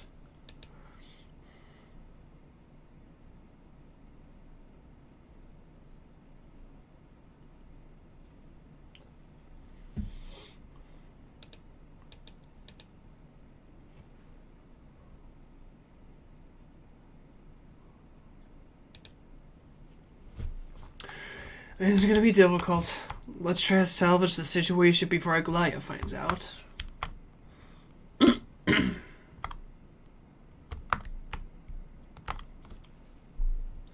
What's this? It looks like one of those mannequins in the clothing stores of Penacony. There's also a butterfly? Is that a fashion accessory? Now there's a warrior I've never seen before. Pretty cute, too. I like it. Baby, you are a talking butterfly.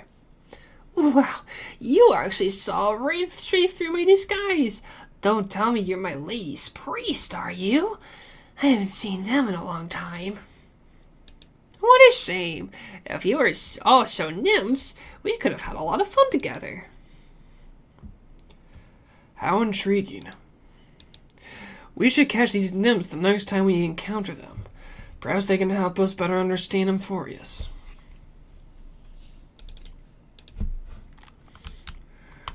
I think we can at least add a few.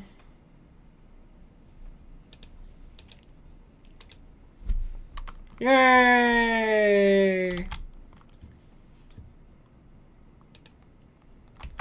We can also offer stuff, I guess.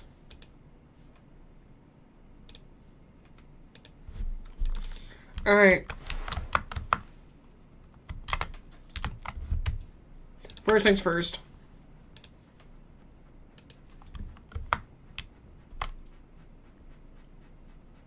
Oh, it's up on the slope.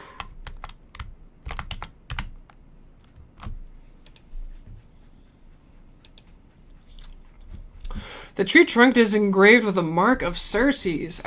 As so many years have passed, only a thin layer of the original engraving remains, making it hard to notice at first sight. Comparing the locations with the scroll script, you're certain that this is the location for the mysterious ceremony. There is something strange about the dirt beneath you. Perhaps the countless ceremonies performed here have hardened the earth. Here we go. As you were hit by a bizarre fluctuation of energy, your head feels a little faint.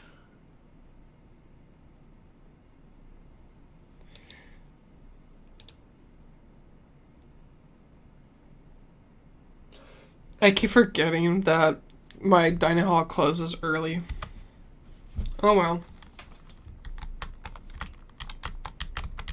I'm stuck! I'm stuck, actually.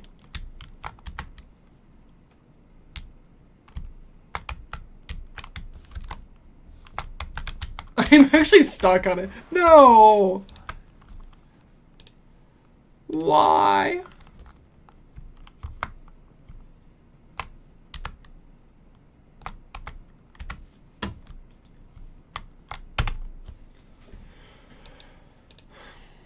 Ah, another follower bearing offerings in search of wisdom. You have brought the blessings of the three titans Georios, the soil that nurtures all living things, Fagosa, the ever-reaching springs that bring life. Seeds! Seeds of Sarces! Those will absorb all nutrients until they blossom and bear fruit. The golden fruit on the wisdom tree. We stand in its shelter, you and me. But where is the golden fruit, Circes? Why must you taunt your loyal disciples like this? Shh! Quiet! You must not disrespect the gods! I understand. I understand completely. This tree has grown too old. So old that it has come to the end of its life. We're gonna get this golden fruit. Long ago, the disciples of Circes would draw some kind of power from this tree. However, after countless ceremonies, even the tallest tree of the past grows old and unable to meet the demand of insatiable ceremonies. You have no idea how long it has been, but the ceremony was eventually either abandoned or forgotten, and the disciples of Circes very rarely attempted it again. That is, until your arrival. However, the tree no longer has anything to give you. The tree roots push a few items towards you, as if trying to leave them at your feet. As you raise your head to look at the tree, the painted eyes engraved on its trunk seem to be both looking at you and staring off at some broken alien vision. The rotten offerings you gave have also disappeared into thin air, as if they never even existed. There we go. We did it. Okay, now we can get out of here. You're what? A chimera lover. Oh, those are chimeras. Okay. Okay, that makes sense now.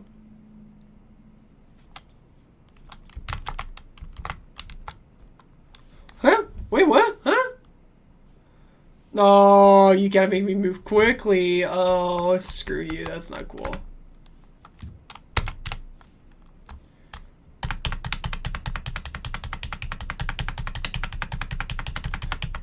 Ah, I was so close.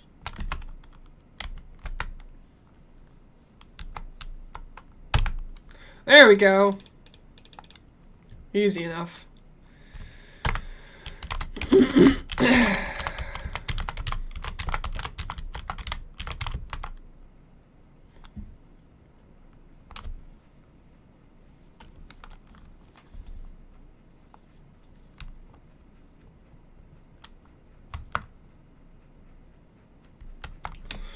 And they were knocked over again. SMH.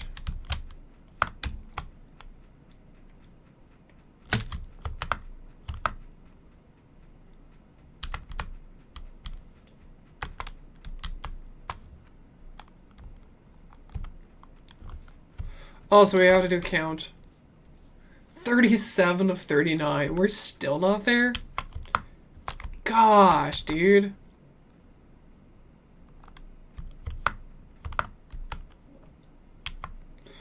Varix Leo should be nearby.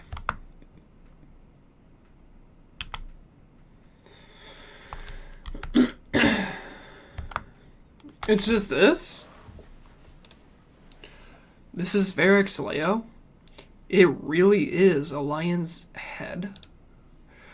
No matter how I look at it, it just looks like any other statue. How do we even interact with it?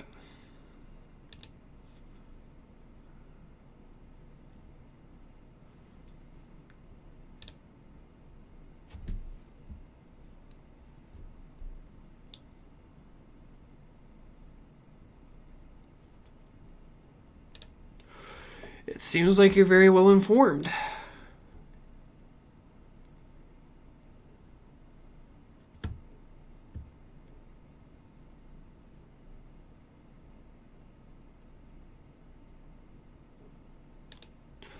We would like to request your help. Currently, rumors regarding the Rosy Celestial Maiden have spread throughout the Holy City.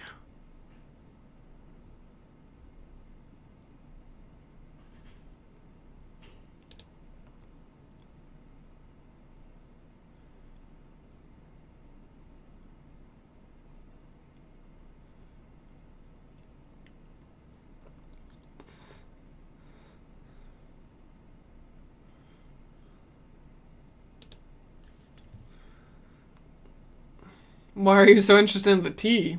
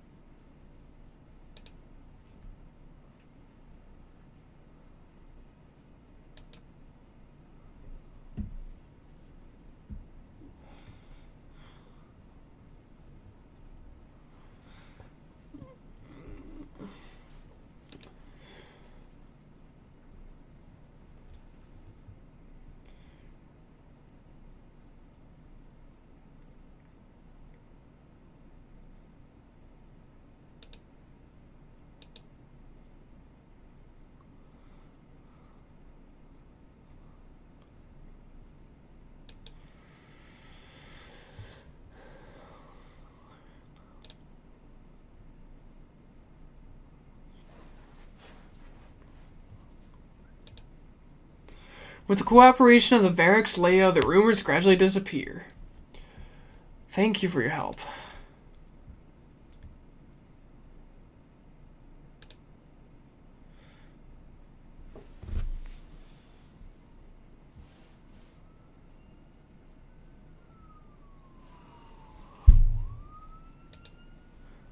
Disposed of?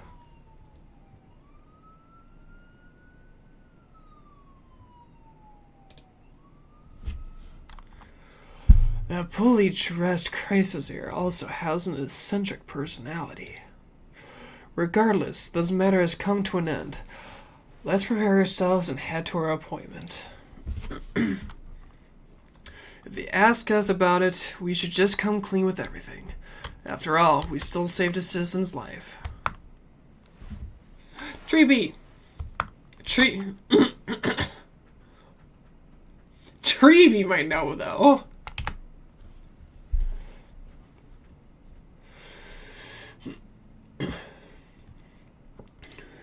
We've encountered some trouble, but thankfully everything has been resolved. Treeby, do you surf the web?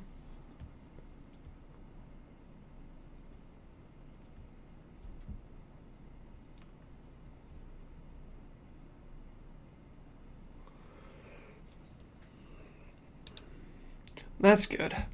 Surfing the web isn't a good habit to have.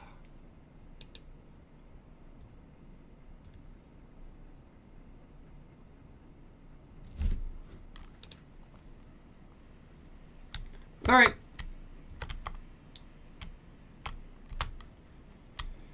What a stupid thing to say. No, you're not. I am taller than Kathleen. Fools.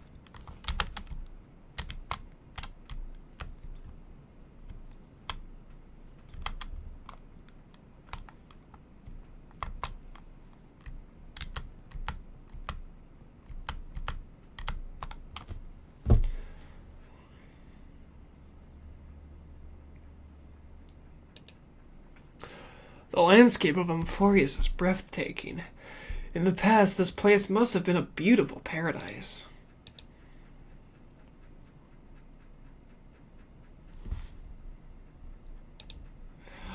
The past cannot be recreated, but it clearly showed us Ronix's miracle before.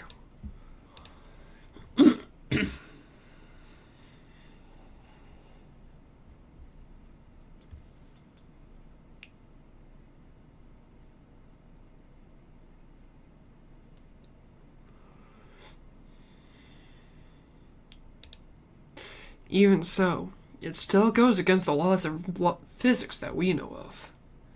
It's not even surprising considering that there are also gods in this world. Even gods have to obey the underlying laws of the world. I'm still trying to understand Amphoreus' laws. We'll take photos later.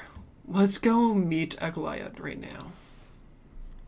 No!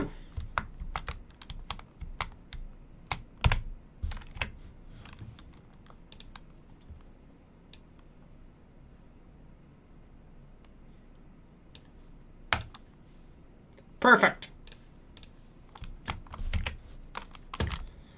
That was for you, March. I know you probably don't want to see a picture of Topaz, but who cares? Easy, Brad. Is the door unlocked? Oh, Aglaia's right here. Hey!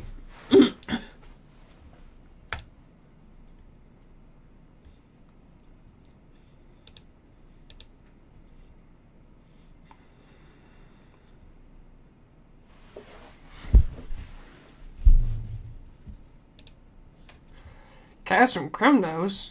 Where is that? Mighty has mentioned that place before.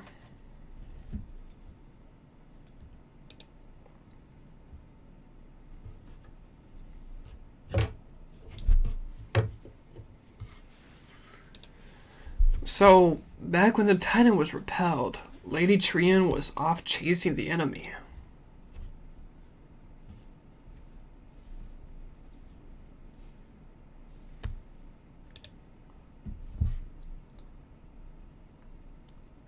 The gift's gonna be like a beating.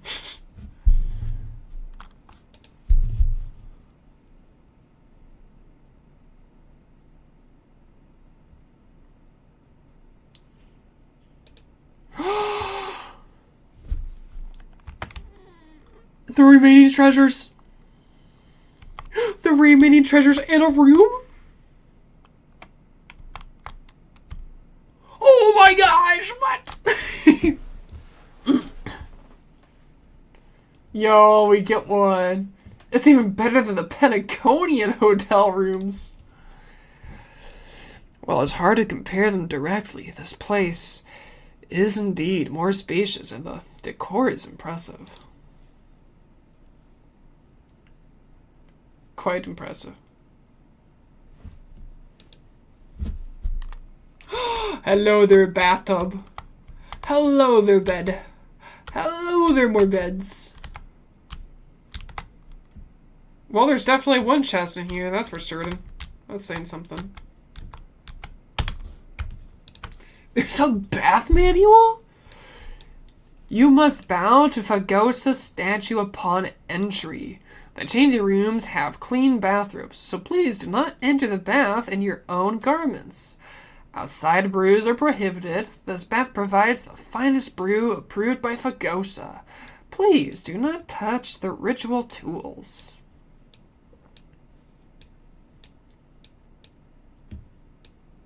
There's bathwater benefits, there's bath features. Please refrain from eating or drinking in the main pool as a sign of respect to Fagosa. Wow-wee. There's a lot of stuff in here. That's crazy.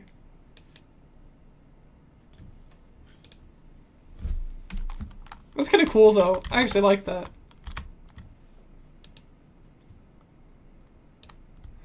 I love her voice.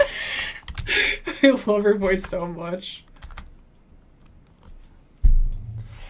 This looks like a suitable place to put the mysterious object you bought from the wooden horse. Though you still have no idea what is inside this crate. Do you want to tear it open and see? With great anticipation, you tear open the crate and find a giant sea doll. Alright. You recall someone referring to this species as the defying beasts of Fagosa. Maybe placing a doll of a divine image in your room will bring good things your way. I think it's cute. Aren't you going to test the water's temperature? Don Hung dips... Oh my god. Don Hung dips 2 fingers into the bath to check the water temperature. It's lukewarm. Great. You think silently in your mind, trying not hard not to let him see your schadenfreude.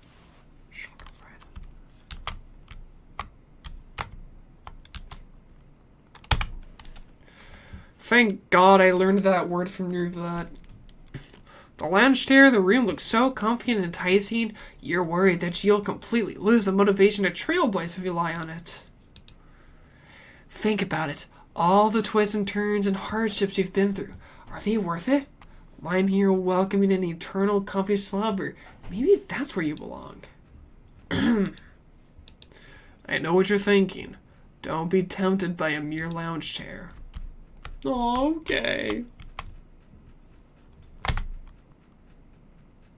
No, not again.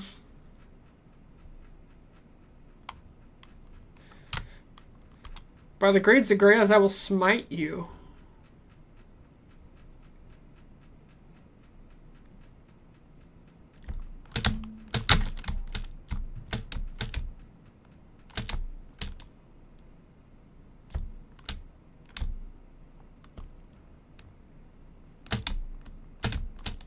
No, I let go by accident. Fuck.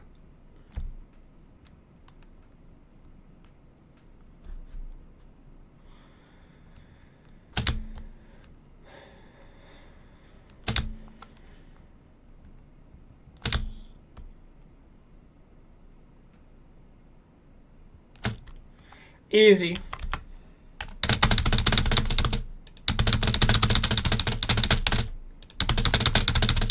Give me your shit. Oh, we actually have to fight him?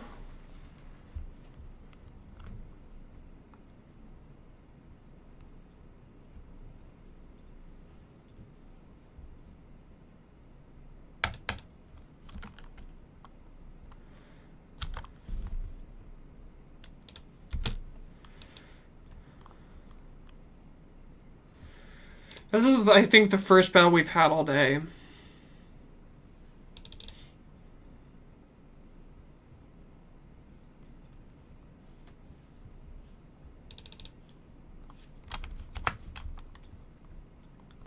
Alright.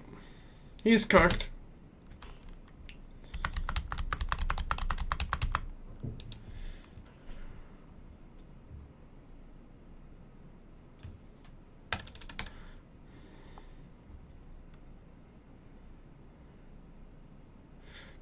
Nice.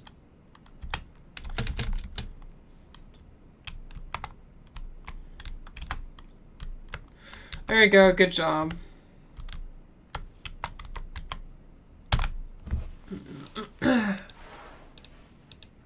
Got a really pretty view, honestly.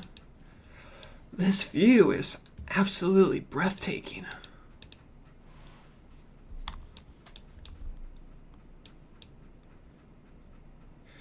A German dungeon chamber.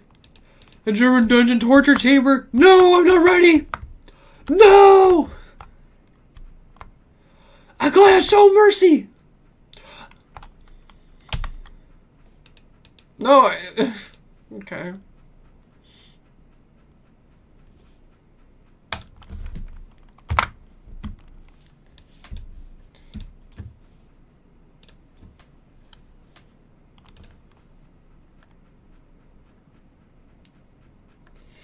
I had to put this in my Stell appreciation posts.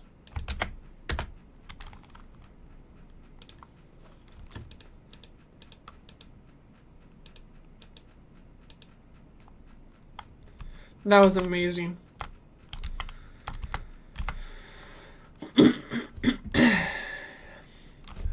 Is this a basin? It looks like something used for rituals. I feel like I've seen it in a movie before. Is this a mini dream pool?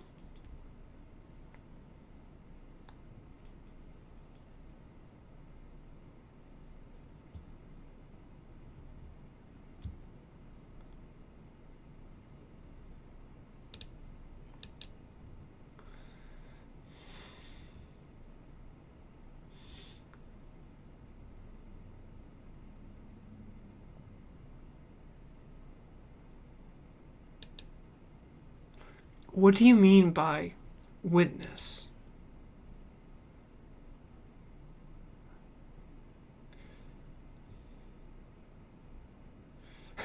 So he actually nailed its name. That's awesome.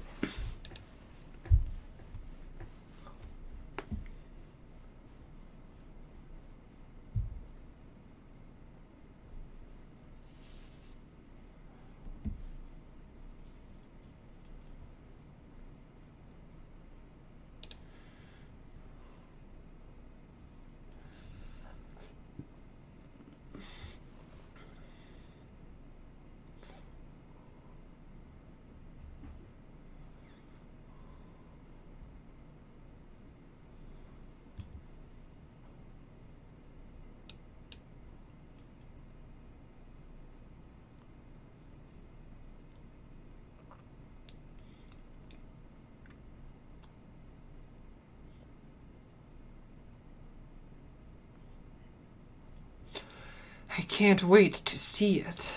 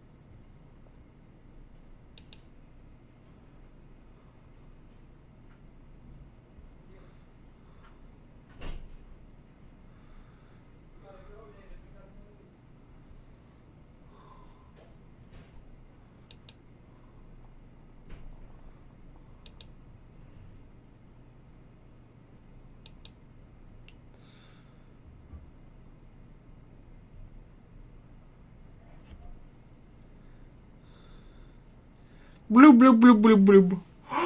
Whoa!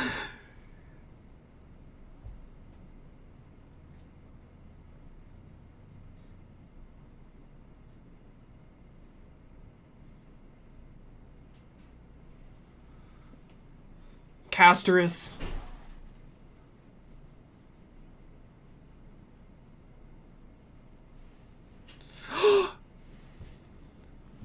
What is the meaning of this?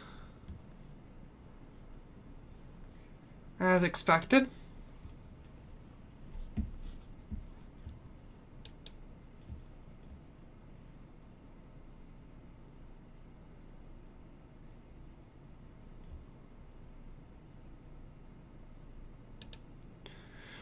So you are indeed aware of our transgression. However, we only did so to save a life.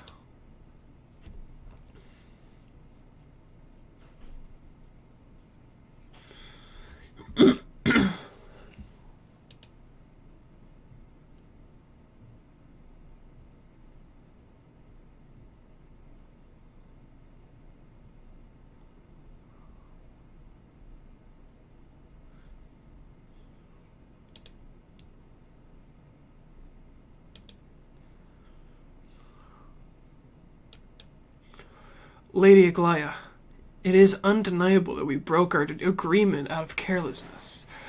However, you never explained to us how revealing that a world beyond the sky exists would lead to dire consequences. What I want to know is, exactly how grave a crime have we committed?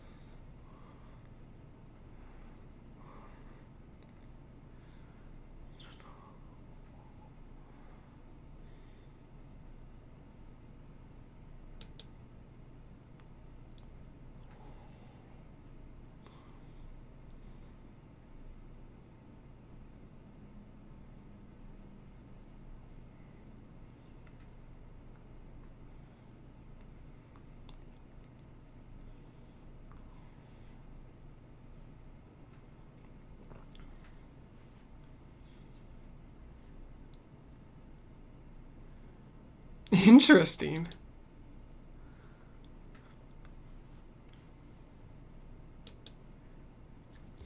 So you're saying that it's better to pretend it doesn't exist instead.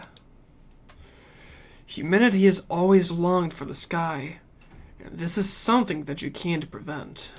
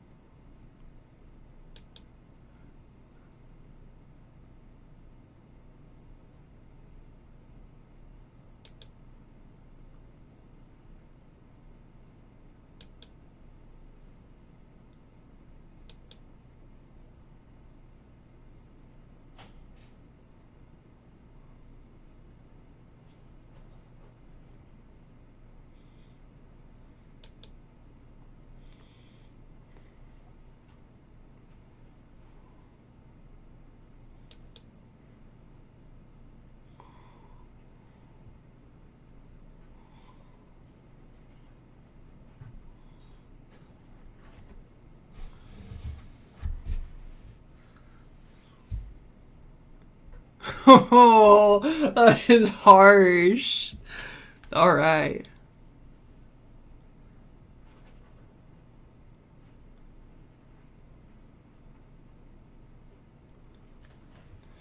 There's no need for such guarantees.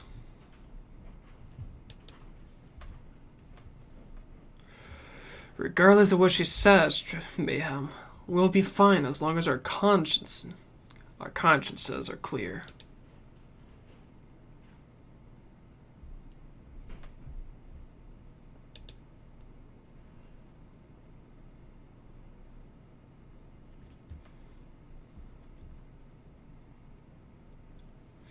To solve the problems plaguing this world.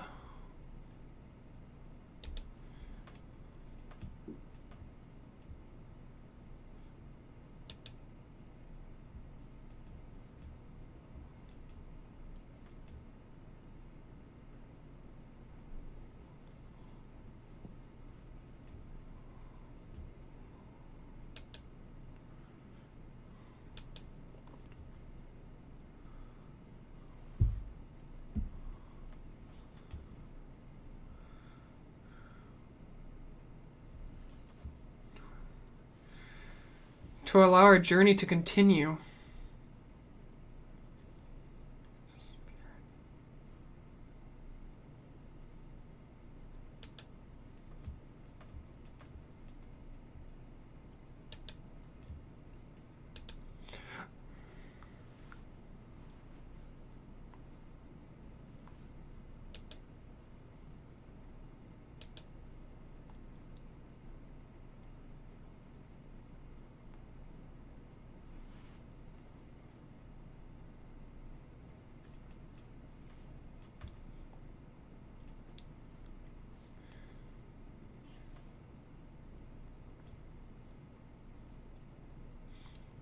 I can't make any guarantees.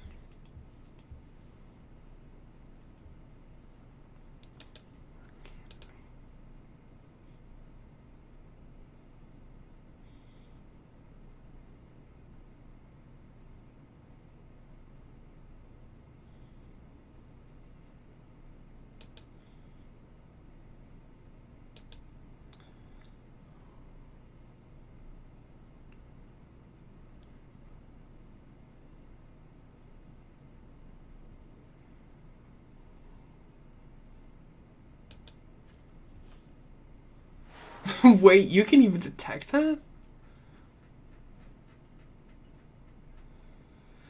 It's one of the destruction seas of disaster. Be careful, it might backfire.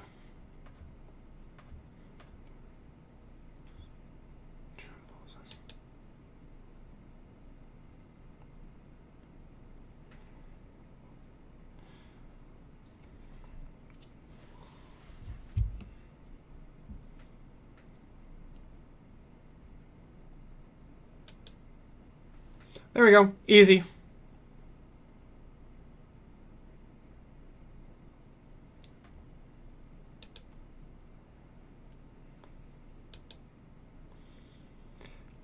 God!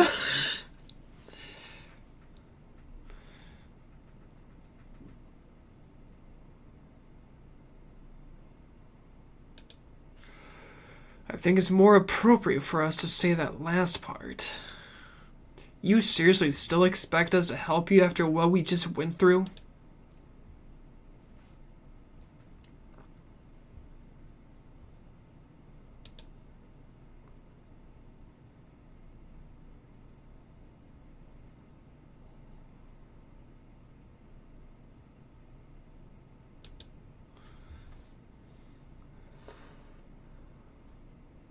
If we stay, will you continue to monitor us?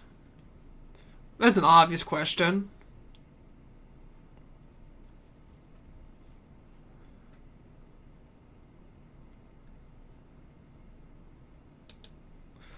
Forgive us, but I'm afraid our cooperation cannot continue under these conditions.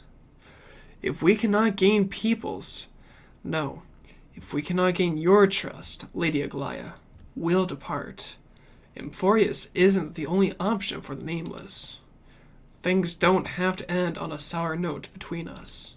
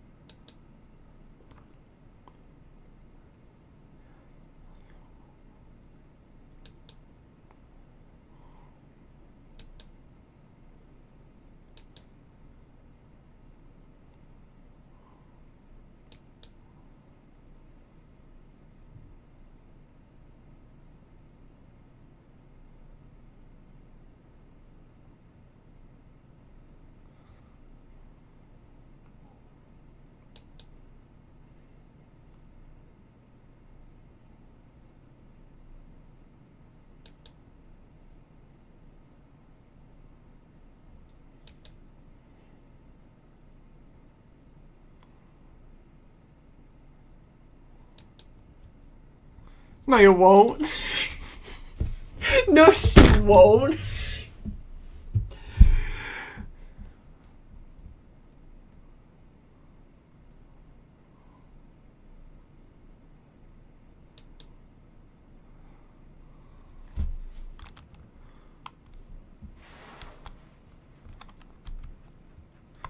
No, I want to look around this place. Plus, we were nearly killed just a moment ago. We deserve a moment of peace. No, there's a chest here. Huh.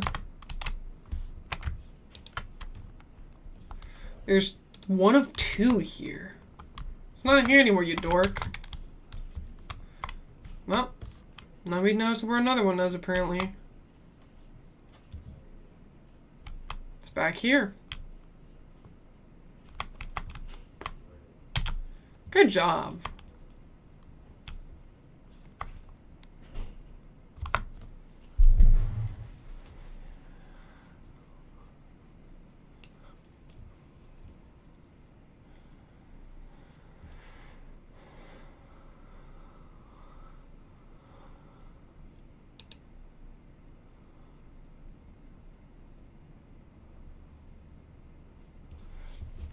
But she didn't even apologize.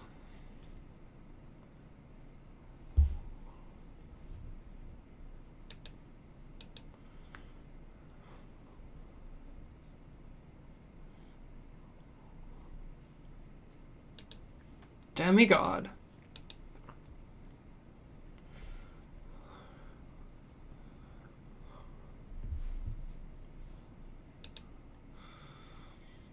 There they all are.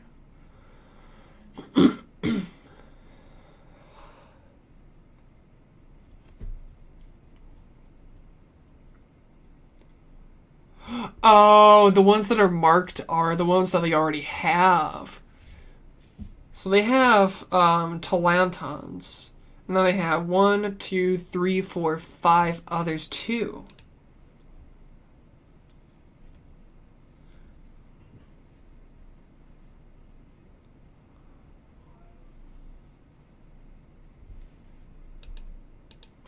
There are 6 restored core flames.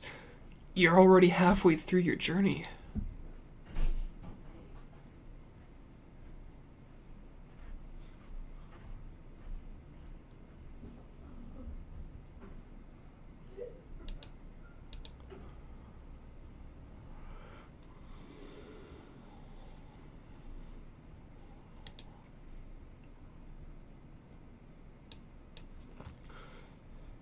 Shouldn't it be the only 4?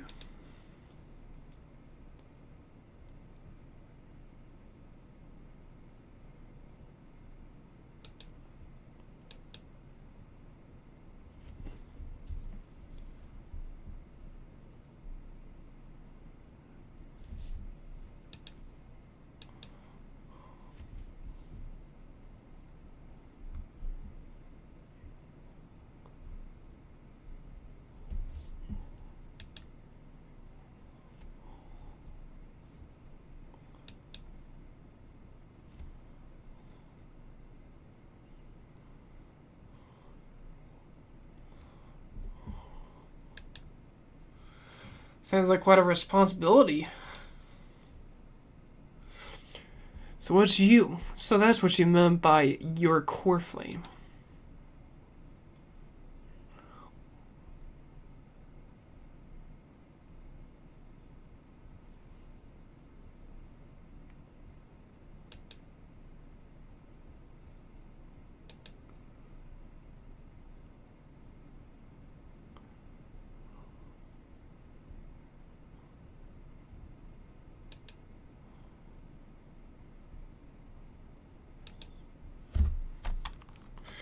Listening to the voices of the constellations. Is that really possible?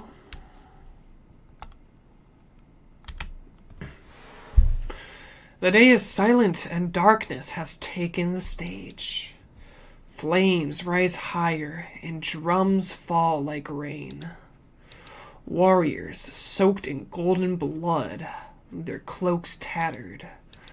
Bronze shields you and brass echoes my sorrow.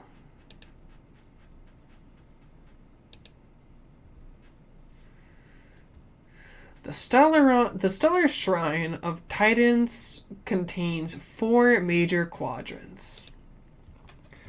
Click to switch to the next quadrant. Click to peek into the secrets of the Titans, like Nigador.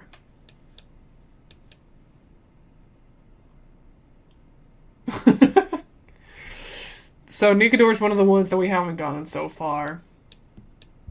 Strife and competition. According to the mythology, they declared war on the gods and cast the world into endless strife. However, battle also took its toll on the war god, as the divine corpus was corroded by the black tide.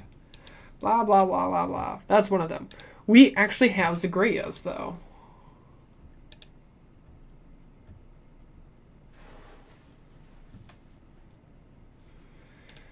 This is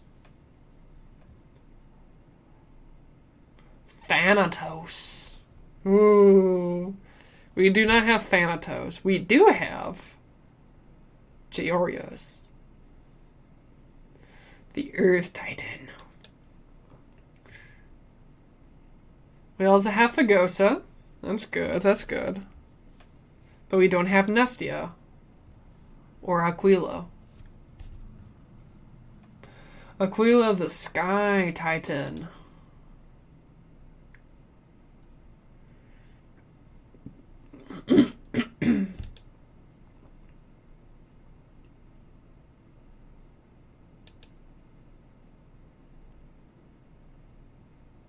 Cersei's.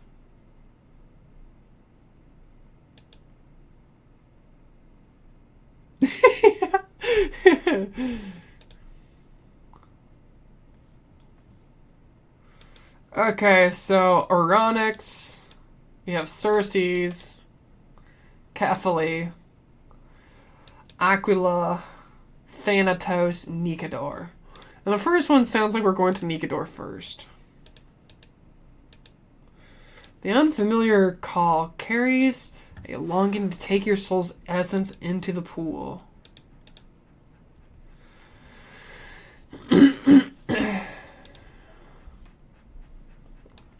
In the exploration of Amphoreus, celestial ambrosia can be obtained through various means, such as completing trailblaze missions, adventure missions, world missions, obtaining treasures, blah blah blah blah blah.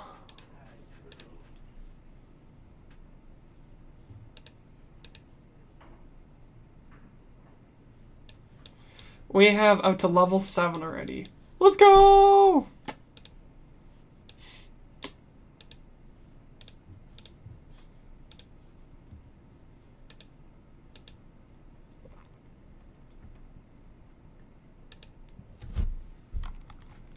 Alright, I'm done. Let's go. Yeah.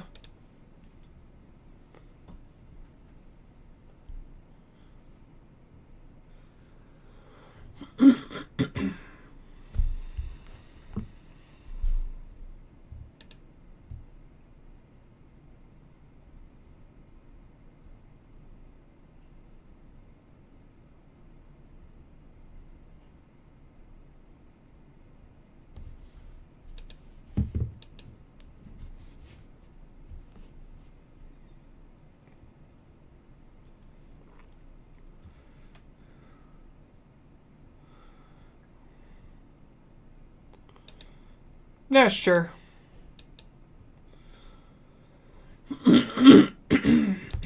Pardon me.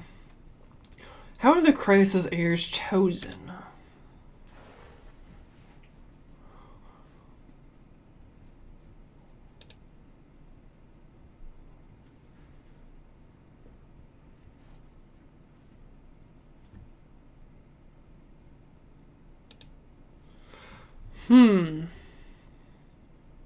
Where are the other crisis heirs in the world?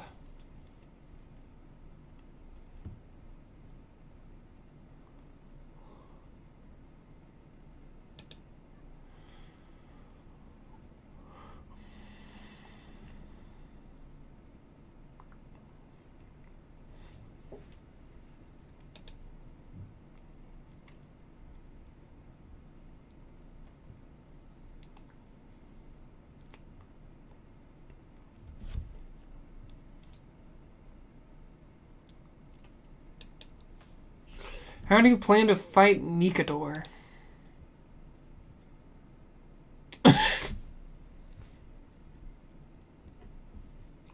Oh, duh. Because that's the mobile group that's backed up by Nicodor.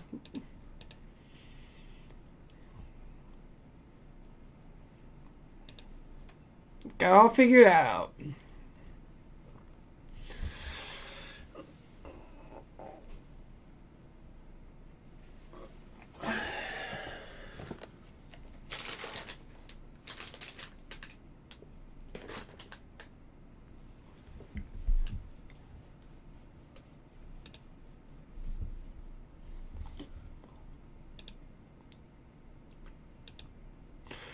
Ma'am, I'll leave the final decision to you. You're letting me make the decision? Seriously? I trust your judgment more on matters like this.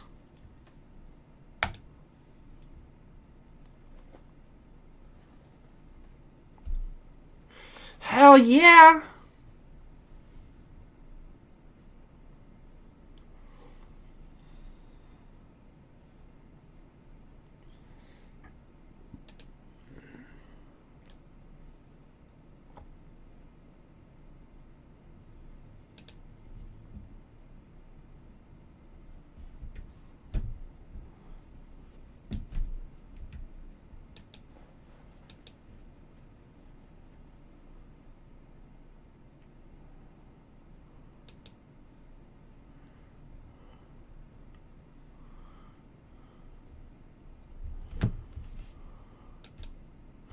Alright. Well, that was a lot of trauma for one day. Let's go. With finance guarantee, we can at least take a moment to rest without any worries. I kind of feel like we might have forgotten something. We forgot to take a photo of this place for March 7th. I almost forgot. Good thing you still remembered that. Let's capture the spectacle of the Vortex of Genesis.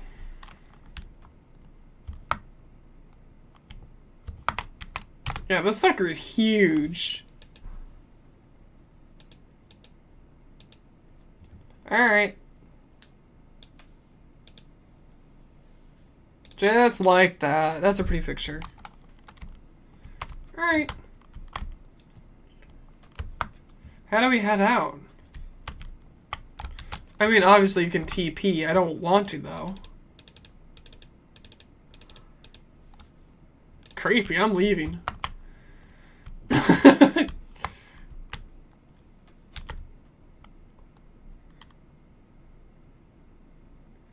Oh, maybe there isn't a way out. Maybe you quite literally just have to TP back.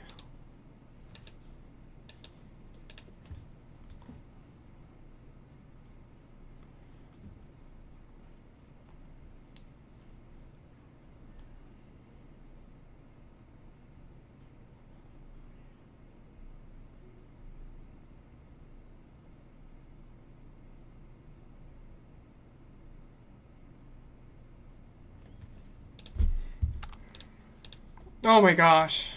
There's more dialogue. No more! Thank you. Alright. I will TP here then.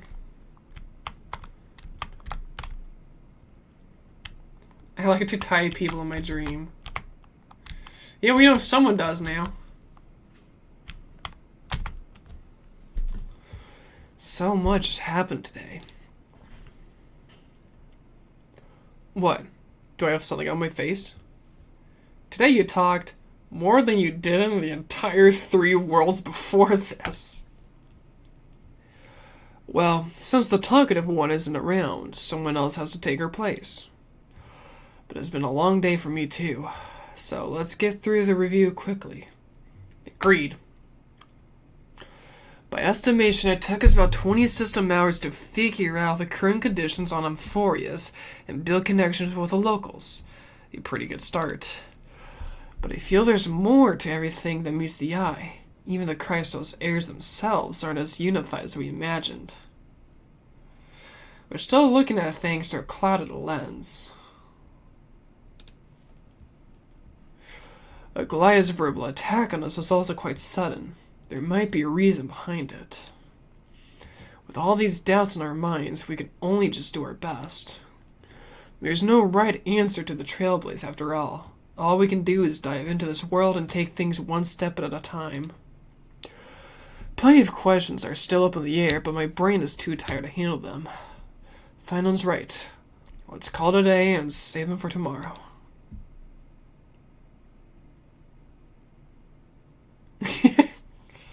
Good old bed. In the meantime...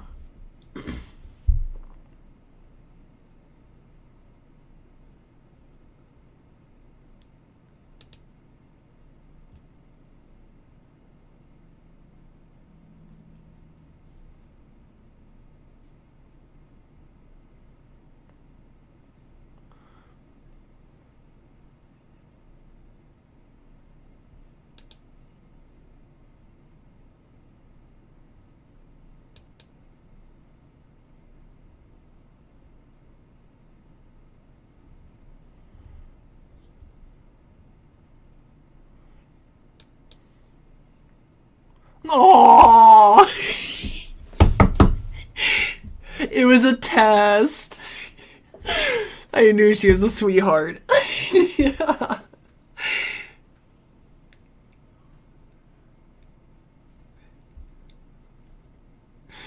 Oh, she's such a sweetheart. They both are. Fuck.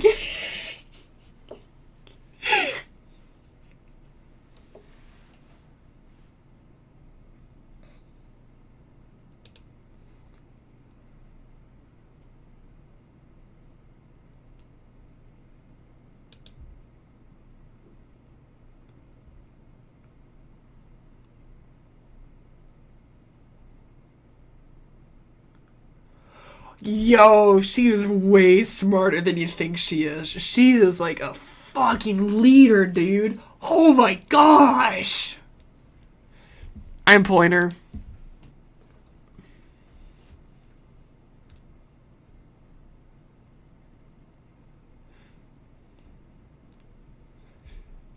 Yo, that's so fucked up. But this means we have 5 Crisis heirs already. That's crazy. The more that you think about it, that's kind of crazy, actually. Because we have Maide, we have Phynon, there's Castorus, Aglaya, and there's Treeby. That's a ton! And there's clearly more as well.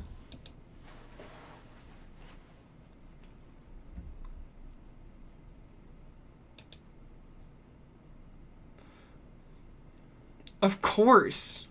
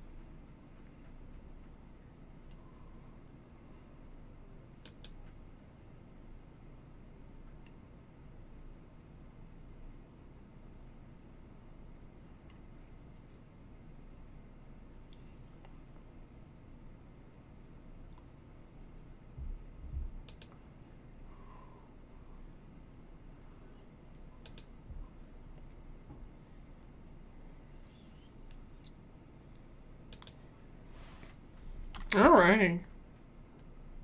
It's March. What's that sound?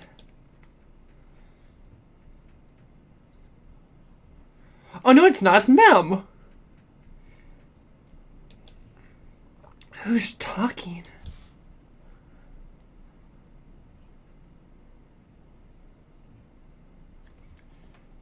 Is that you, Stellaron?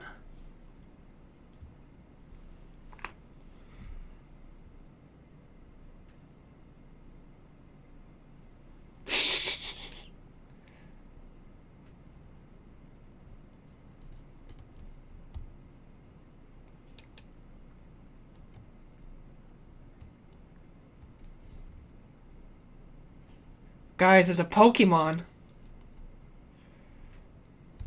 Pikachu? Am I dreaming? Feels like there's been a voice talking in my head all night.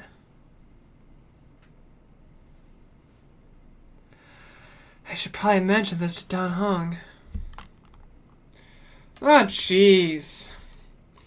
It keeps going, man. Ah! There's a flower. There's a butterfly. Get out. Leave or forever be punished.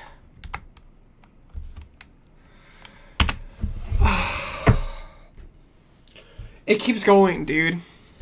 The story keeps going. We've been at this for 6 hours.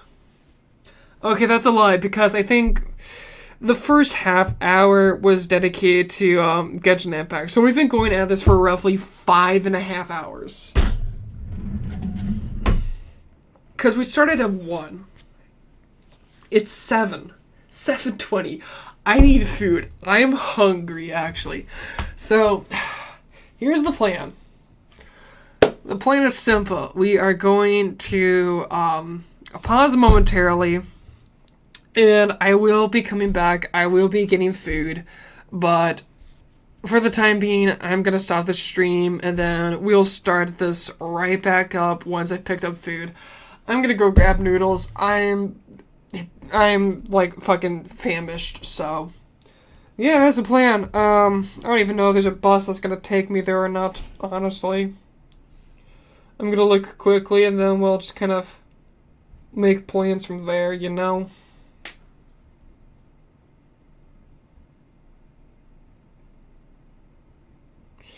There's a bus showing up in like 8 or 9 minutes. Fine, fuck it. I'll wait for 31. Alright.